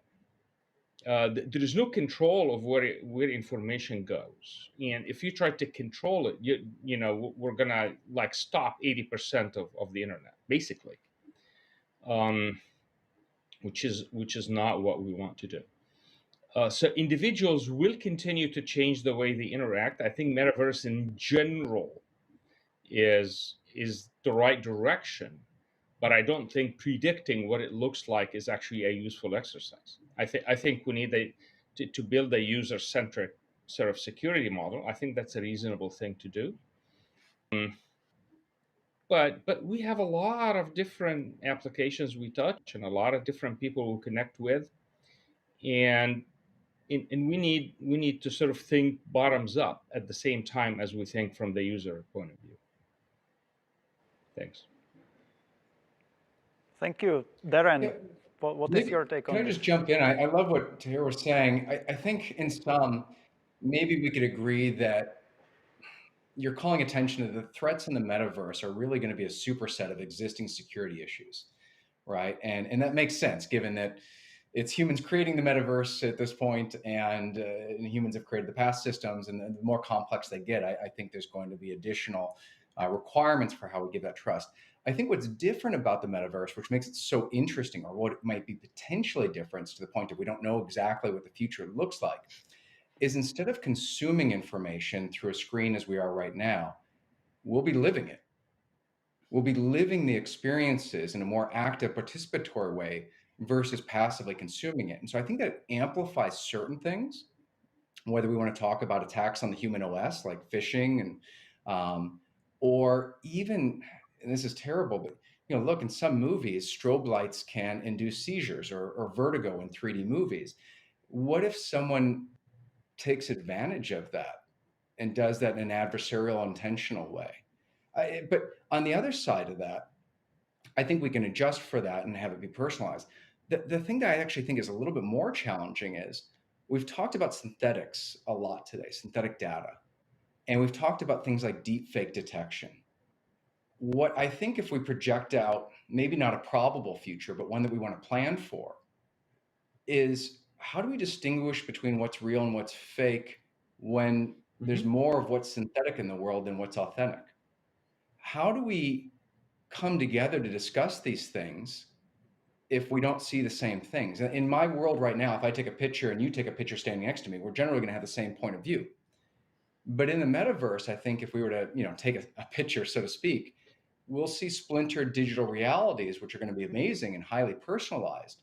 But if we're not encountering the same reality, we'll need to develop solutions, kind of what Tahir said about maybe on trust. I think there's going to have to be trust anchors that allow us to relate to each other in a way. So, Mirko, if I can add to this, I actually agree with both Tahir and Darren. And my perspective is that in the current world, we know how to distinguish fake from real because we see. Okay, we see, we perceive, and there is this kind of pretty well defined definition between kind of synthetic and real, even though recently it has been kind of blended by deepfakes. In the virtual world, where pretty much everything would be kind of digital, physical, mixed, it'd be very difficult to use our current sensory capability to be able to distinguish what is true and what is fake. So we would need to rely on technology, right? So technology will be our new eyes, and technology will be there to help us to really distinguish true from fake. We wouldn't have the capability by our eyes to distinguish between the true avatar of Joe Biden and fake avatar of Joe Biden, right? So we would need technology for us to help us there. And when people debate whether AI can help us to detect doctored media, and I mean this is true for both current world and metaverse. Yeah, AI, you can build system that can be reasonably precise to be able to detect whether there is a fake that you're consuming. However, is it possible to improve your fake so that it's not detectable by the classifier? Definitely it is. It's only more expensive, right? So AI can help you to kind of reduce the spread of deepfakes, but can never totally eradicate deepfakes. So I actually think that in the metaverse, the technology that we will need will be a combination of AI, but proper cryptography. I think cryptography will be one of the chief technologies that will provide safety and trust in metaverse. Absolutely. Couldn't agree more.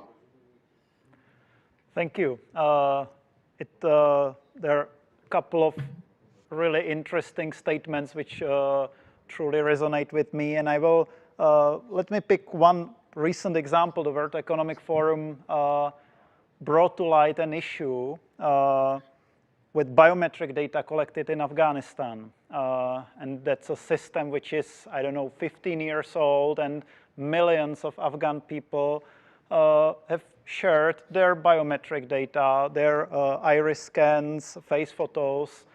And now we all know what happened in Afghanistan. This system is still there. It exists. And it's a risk. And there are concerns in the privacy-aware community. Darren, you spoke about, you mentioned the term of biometric data. What should be the role of governments or what companies should do? And as Tahir described, that there needs to be a new architecture to protect people. What shall we do, or what could we do now so that we have better technology architecture which will prevent these situations from happening, prevent that there is an excessive collection of truly sensitive data? What companies could do now so that the future is better? Yeah, Well, great. I mean, What companies can do now? Go ahead. Go ahead, Please go Darren. ahead. No. I was going to say what companies could do now, but also what consumers can do now, right, to have that control. And I think, look, with the Afghanistan issue in particular, it looks like part of the concern there was that the biometric data was easily linkable to, in this case, U.S.-friendly job history, and creating kind of a map of people in the wrong sense that we talked about here. And so perhaps the lesson is that any of us who are dealing with that data should do the best to segregate this and not have it be trivial linkable. Now, how do we do that? In the general, so it's taking a big step back from that. In I think a digital identity ecosystem, and we have centralized, federated, and self-sovereign. We need to make sure that first off, digital identity doesn't equal giant honeypot of data or giant pot of data in general. We need an ecosystem in which the architecture minimizes the impact of any particular breach and, of course, of that trivial linkage. And so when we think about what is happening with the trends in the digital identity vision, where sharing trustworthy proofs of identity attributes on demand is easy and frictionless, that should ultimately, if done well, allow us each to store less personal data. And then in regards specifically to biometrics, we need to help people understand when and where their biometric data is being shared versus where it's being used for protection, right? So giving my fingerprints and my eye scan to a government passport office is one thing. On the other hand, using it to log into my phone where it's stored locally can help protect access to and the control of sharing of that sensitive data. I think that's a start. And if we look at those principles of both how can we embrace the right technologies now, and then also make consumers aware of what those protections are without having to require a PhD to understand it. Tahir, you wanted to start.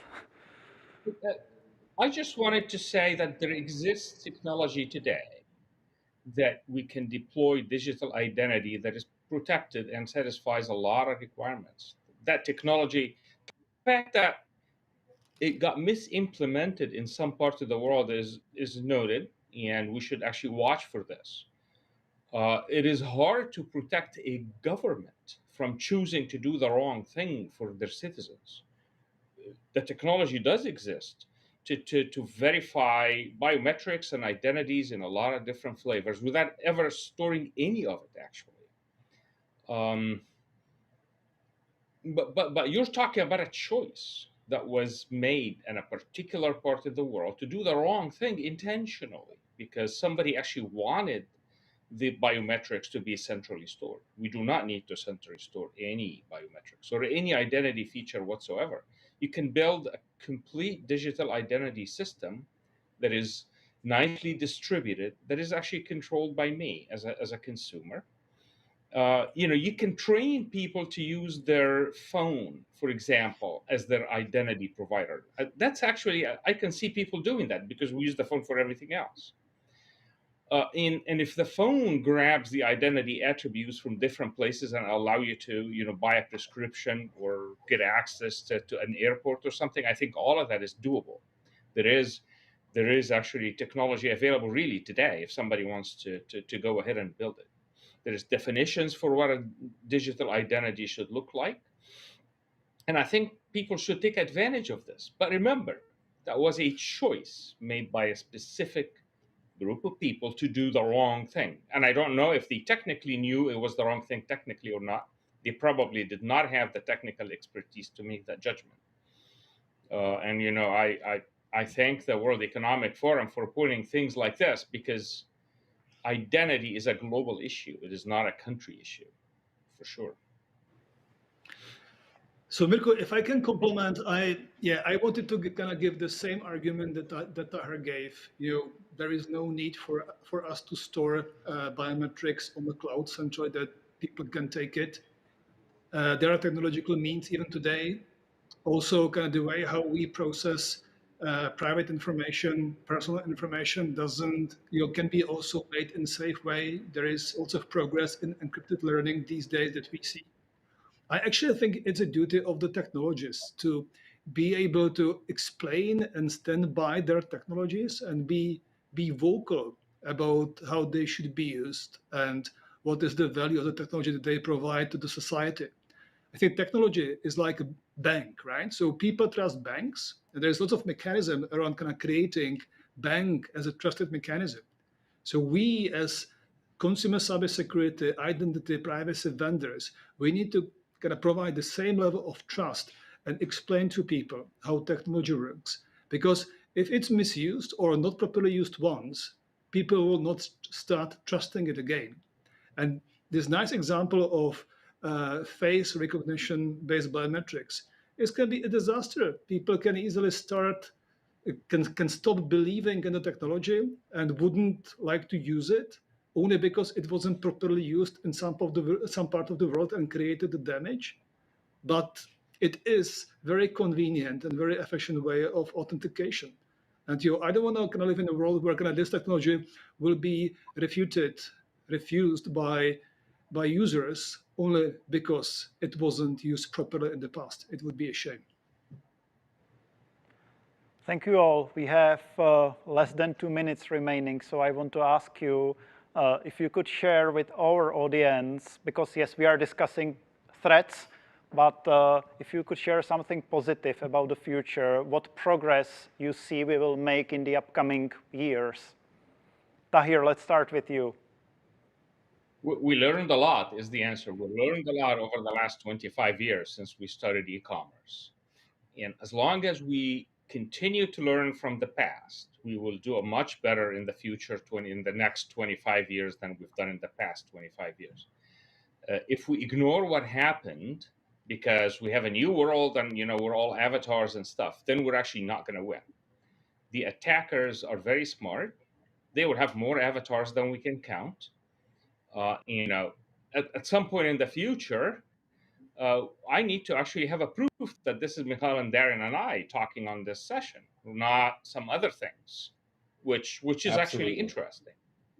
But we have a lot of technology. We made a lot of progress. I'm actually reasonably optimistic. Thank you. Darren? I'm very optimistic about this. Look, I think that we spent a lot of time talking about how we're going to scale technology, which is extremely important. But what we're also talking about is empowering people. And in tech talk, that's really about how do we scale humans. And we're going to do that similar to how my fellow panelists here talked about. We're going to augment their decision-making abilities. We're going to give them the ability to see better and understand better. And a lot of that's going to come from AI empowerment. So I'm really excited to help people make better decisions on their behalf and navigate, a great digital world. Thank you. And Michal? Yeah, I agree with both of you. I think that we live in an exponentially complex way. Things are kind of changing in an exponential way. We live in the problem with climate and with misinformation and with health problems.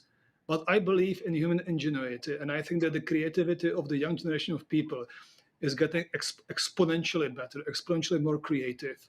And together with good quality technology, I believe that the next generation will invent the new generation of energy exponentially faster than we think. So this is my optimism, and I truly believe in it. Thank you, everyone. Really appreciate you invested the time to make this fireside chat happen. And now I would like to invite our audience for the following talk from Celeste Frolik. Thank you, and see you soon.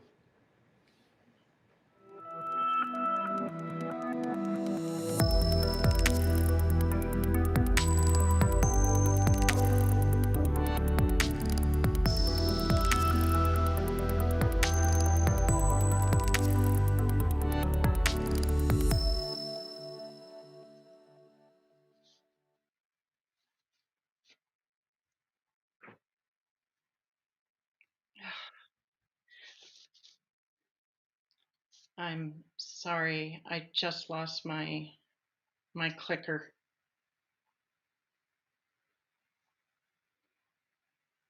Apologies.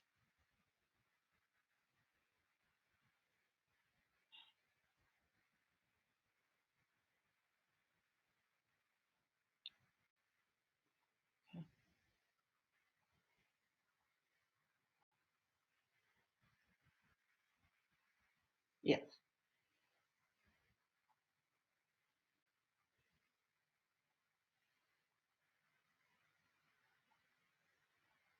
There we go. All right. All right. Ready to go? Good. Yep. Yes, thank you very much. Sorry, I'm new to the internet clicker, so my apologies. I am happy to be here. I'm Celeste Freilich. I'm the Chief Data Scientist and Senior Principal Engineer for McAfee in the Artificial Intelligence Research Group of the Office of the CTO. I've been doing data, statistics, and data science for about 41 years. And even though that's a lot, I feel like I'm just learning. So thank you for being here. Today, I'd like to share with you a novel link between AI, ransomware, and bacteriophage. Now, bacteriophage is, you probably didn't expect to see that. I believe we had a little bit of title issue on the agenda. But bacteriophage is also known as phage, or a virus that attacks bacteria. So let's first of all see if I do that. Yay, the clicker works. First, let me share some interesting statistics about the AI, pardon me, and then ransomware. First of all, as you know, Andrew Ng, formerly of Google Brain and Stanford, and now at Landing AI and Coursera, as you all know him, he likened AI to how our world will be transformed with how electricity changed our lives. Now, this slide shows some latest statistics that clearly demonstrate AI is our new electricity. And I was personally surprised about the percent increase in global GDP by 2030 being 26%. I was really surprised at that. So we're living in a very innovative new age, but with the upside, obviously comes the downside. So the internet, cloud, Moore's law, and associated software manipulation have provided a wonderful foundation for data and AI, but it's also allowed our adversaries to use it for ransomware, the most common type of malware. I love this internet clicker. A kid with a new toy now. Here's another page of shocking statistics that indicate that that new electricity Andrew spoke about may have some frayed cords. As you can see, ransomware can have a devastating impact on businesses and the global economy, much worse and much more frequent than most folks realize. Now, nation states are using ransomware to wreak havoc in their targets, like the ransomware known as DarkSide that attacked the U.S. Colonial Pipeline in the eastern United States in May of this year, and it caused a lot of empty gas stations on the East Coast. Notably as well on this page is the unique ransomware families are decreasing, but it's being replaced by ransomware as a service, or RAS, where adversaries are selling code to target more lucrative targets. Now, sadly, RAS's digital investigations are very challenging because legal barriers make the gathering of digital evidence almost impossible from certain geographies. So it's going to be a challenge to hunt some of them down.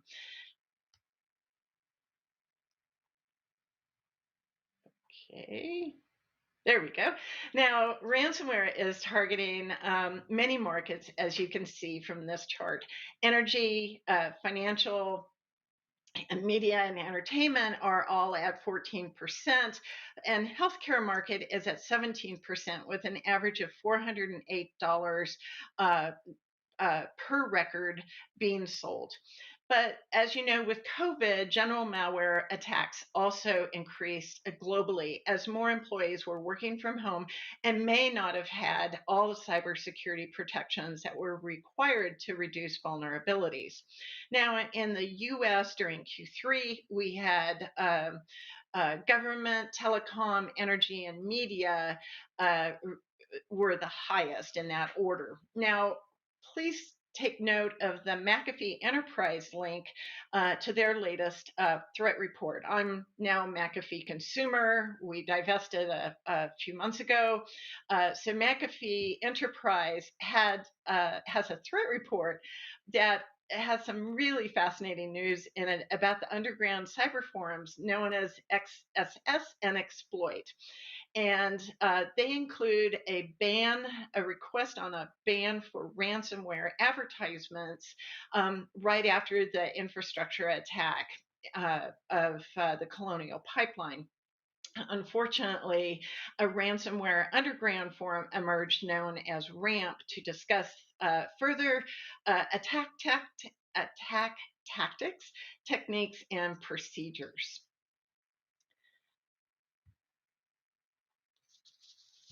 Okay, it's not incredibly reliable, but there we go. This slide demonstrates the Q3 2021 ransomware top families. As you can see, s.r.o with s.r.o being its payload ransomware continues to be the most prominent, accounting for about 73% of the top 10 ransomware families, followed by RansomEXX and Ryuk. s.r.o utilizes several technologies and vulnerabilities, including DLL sideloading to execute from the EXE. And as you can see from the left, ransomware families kind of come and go depending on target success, policing, and new vulnerabilities, not to mention the nation states that cause targeted disruption in another country. Now, while I don't have it on here, DarkSide and s.r.o did step back into the shadows after their high-profile infrastructure attacks. And an heir to dark side emerged in July. Black Matter ransomware surfaced in several countries around the globe as a ransomware as a service affiliate program, incorporating elements from DarkSide, REvil, Lockbit, ransomware. And based on that code similarity and their binary and their resemblance of their public page to DarkSide, it's common consensus that Black Matter ransomware is most likely a continuation of DarkSide ransomware, even though Black Matter has denied it. So Lockbit 2021 has new features from 2020. They automatically encrypt devices across the domain. They exfiltrate data and access the system across the remote desktop protocol, as well as the ability to recruit new affiliates from inside a target enterprise. The news campaign that I know of is the Hive. It emerged in the summer, attacking healthcare and critical infrastructure across several countries, and Babbage also emerged but had errors in its code.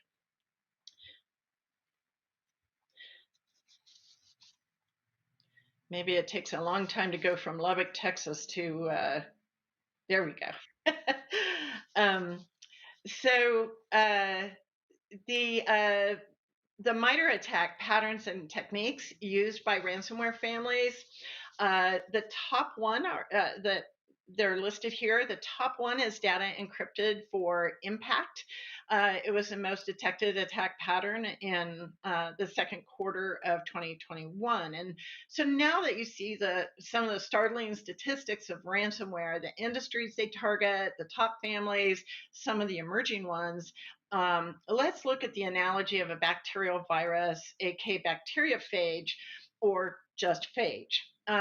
Now, phage number about 10 to the 31 in the world, and us humans have more phage in our bodies than bacteria or cells. There are more phage than any other biological entity in the world. And if you were to line them up from head to tail, they'd span our galaxy 1,000 times. Now, there are different types of phages, but here on the right, sorry, my other right, on the left, you will see what is likely a T4 phage from a scanning electron microscope. And then on the right is its anatomy with its protective protein capsid in the head, DNA genome in the tail. It can be DNA or RNA, and a very specific tail fibers that target bacteria. So with their high specificity to targeting bacteria, leaving the good bacteria alone, it self-replicates and is self-limiting. It continues to replicate and kill bacteria as long as their target bacteria is present. Now, they're often difficult to regulate because they're organisms rather than compounds, and as a result of this, they can evolve in very short time frames. Now, they're continually mutating, they're continuously adapting to their bacterial host defense mechanisms, and cocktails of different phages have been shown to be effective together. And I myself have actually used a phage cocktail to get rid of MRSA that was very antibiotic resistance. It's been approved by both the FDA and the USDA. It's been around the country of Georgia for about 150 years. And in the US, it's certified as generally recognized as safe. So there are a couple of, sorry, I got something in my eye, probably dust from Lubbock here. Now there are two life cycles of phage, the lytic or virulent stage, or the life cycle, or the lysogenic life cycle. And I'll review only the lytic cycle here in the interest of time. So first of all, they bind to a phage receptor, i.e. a specific bacteria. They then inject their DNA or RNA into the host cell, taking over the cell metabolism. They then replicate their DNA and phage proteins inside the bacteria, assembling their progeny phage. And finally, they lyse the host and release a replicated phage into the ecosystem, probably your body. They're extremely efficient at this, but so is ransomware. So, as you're probably familiar, the general life cycle of ransomware is they first gain access to someone's computer via phishing, spamming, vulnerability, or a stolen password. Then they steal credentials via the local system account, a memory dump, or PowerShell. Then the adversary moves laterally throughout the organization, performing reconnaissance on the best target in the organization. And then they then persist down here at the bottom and patiently wait in the startup menu, the DLL, the file transfers, or other hiding spots. And if they have time, they will surveil financial and insurance documents, steal data, and begin to process the theft of a company's system. And finally, all the victim, as you know, sees is the ransom note demanding that they pay cryptocurrency, which is typically hard to track, and maybe they'll get their data back, maybe. So, as you know, ransomware can lie dormant for months before being detected. Try my little toy again. Okay, so as you can see, phage is in the red, ransomware is in the blue. They're quite similar. From attachments or access to assembly or payload and license or a ransom note, the lytic cycle of the phage oddly follows an analogous life cycle as ransomware. It is this revelation that biological systems, whether they be good or bad, are surprisingly great foundations on which to copy and build technology, even ransomware. So let's compare the two a little bit more. First, you see where phage are highly specific. Ransomware campaigns are always shifting to more lucrative targets with high specificity. And where phage is self-replicating and self-limiting, ransomware as a service is increasing with lateral movement propagating adversarial code. Now, when phage are continuously mutating and adapting to their host defense mechanisms, the same can be said of ransomware.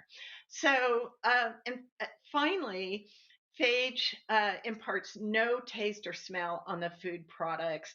And in comparison, ransomware victims are typically unaware that they've been infected until it's too late and they receive a ransom note. Now, there's some upsides to phage. One is that we do see some of the upsides in phage that we don't see in ransomware. For example, antibiotic resistance is growing worldwide, and it is giving rise to phage therapy. And as I mentioned, phage cocktails are very helpful in things like unique lung infections of cystic fibrosis children, or MRSA infections. Phage can be used with conventional antibiotics, where phage is very targeted. Antibiotics are very systemic in nature. Phage replicate with little impact on normal flora, so and they have fewer side effects than antibiotics. As you know, I'm sure this audience knows some of the preventative measures for ransomware is that you update your phage protection, your endpoint protection, and you secure your configurations such as weak passwords, system dependencies, and you teach your staff to be very wary about phishing, spamming, be able to recognize those. You isolate your file backups off the networks, but you've got to be careful that you haven't inadvertently backed up a potential ransomware detonator. And you include your ongoing security risk assessments in your disaster recovery plans. So your disaster recovery plan should include everything about AI, and that should be a surprise to most folks that do physical security risk assessments. And just typical software as opposed to AI as well. So monitoring your AI for things such as model decay, adversarial machine learning, especially poisoning and false positives and false negative rates, they can help determine if your AI models have been tampered with. Well, now, this isn't a common ransomware preventive measure. I'm sure it's not on anybody's list, but it could indicate systems or products that have been compromised and overall vulnerability for being attacked.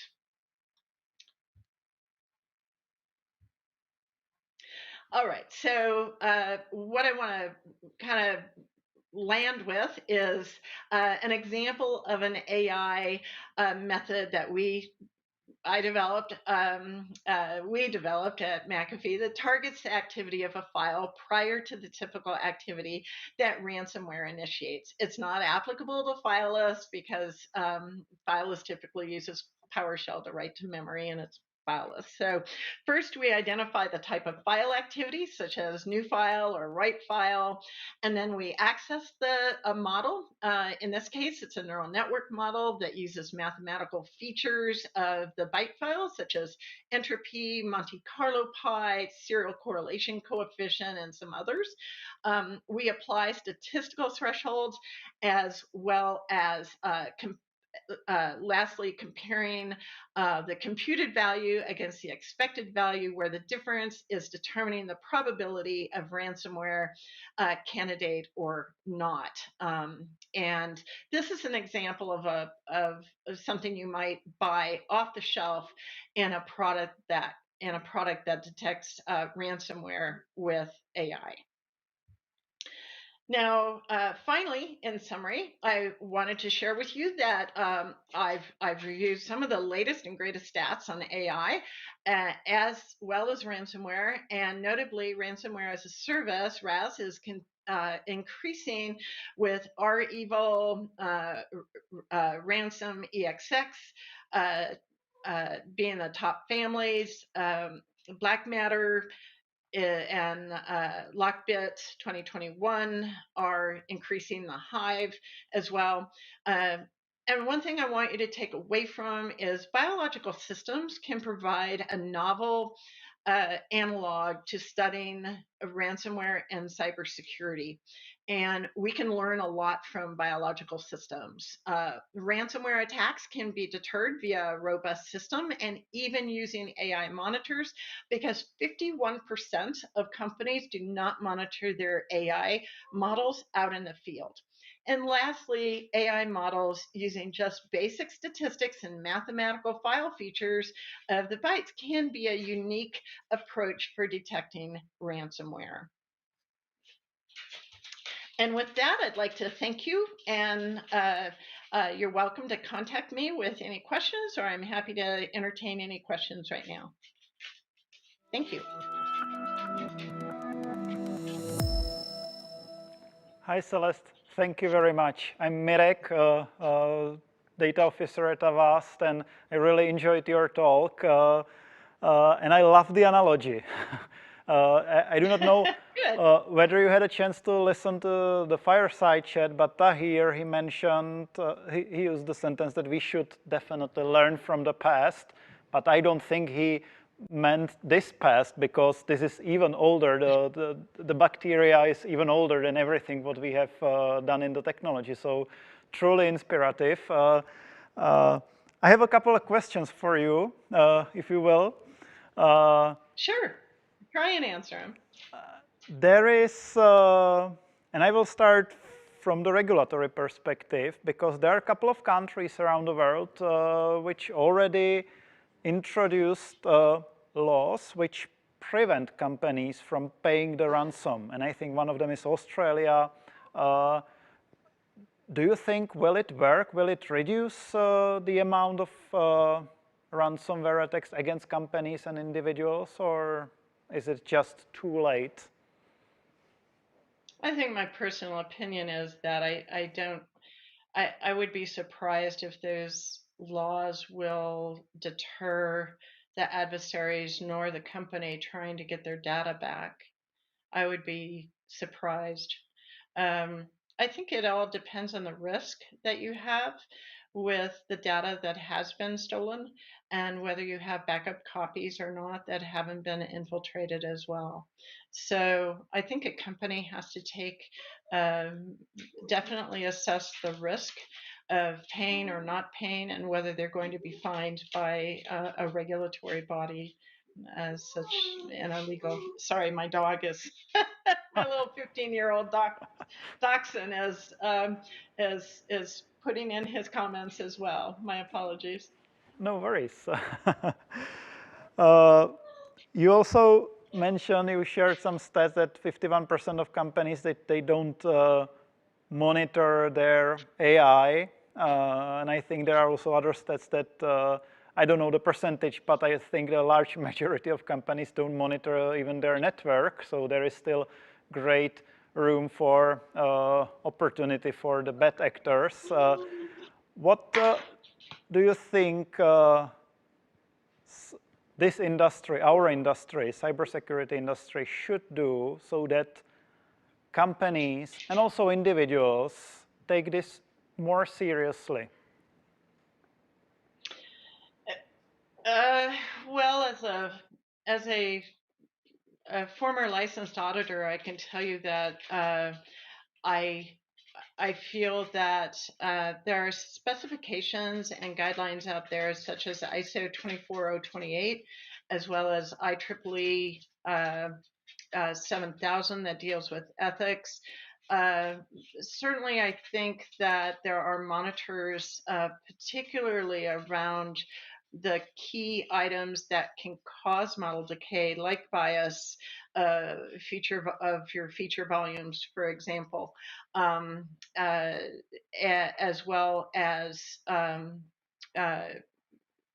explainability, data decay, changes in the distributions of the data.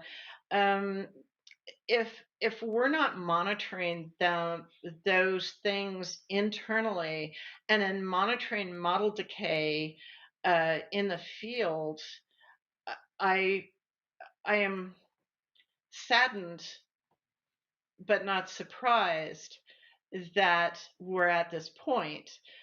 Just a few years ago,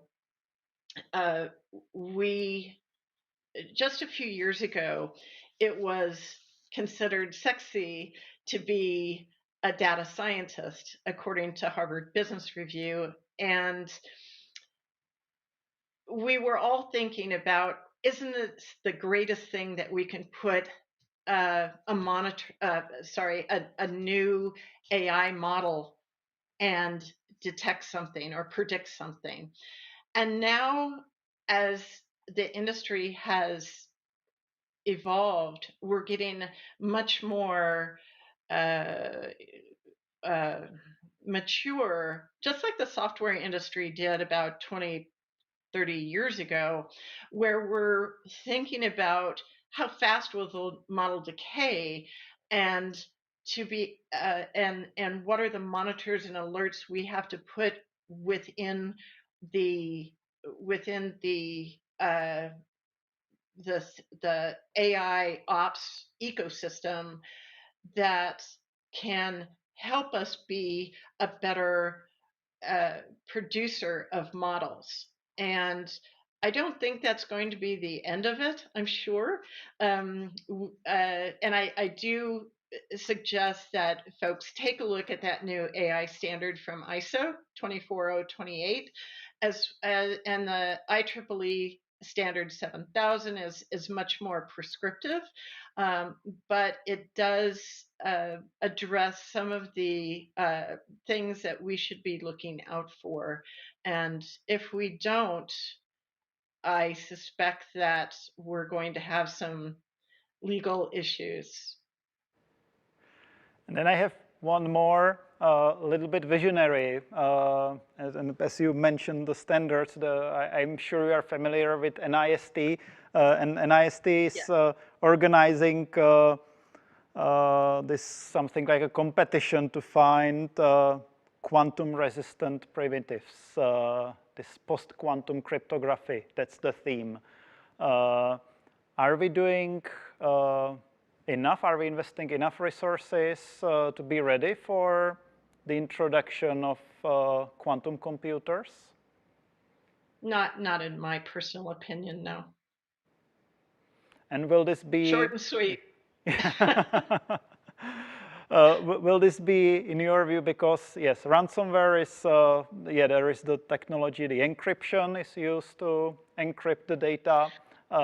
Once we have quantum computers, could that be also a medicine to address, to get out of the ransomware?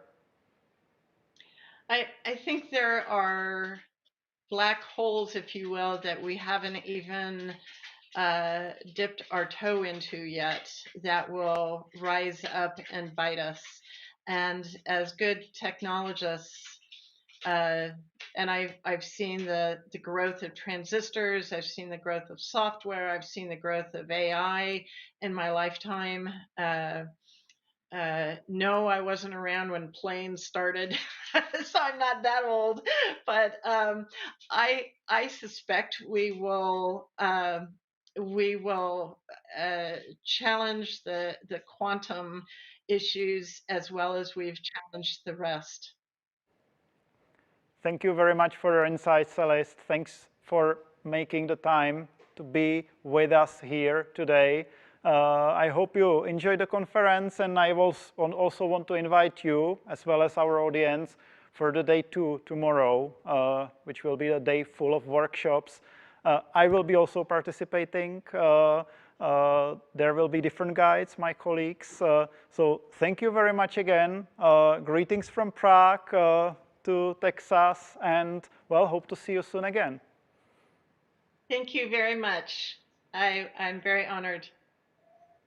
Thank you.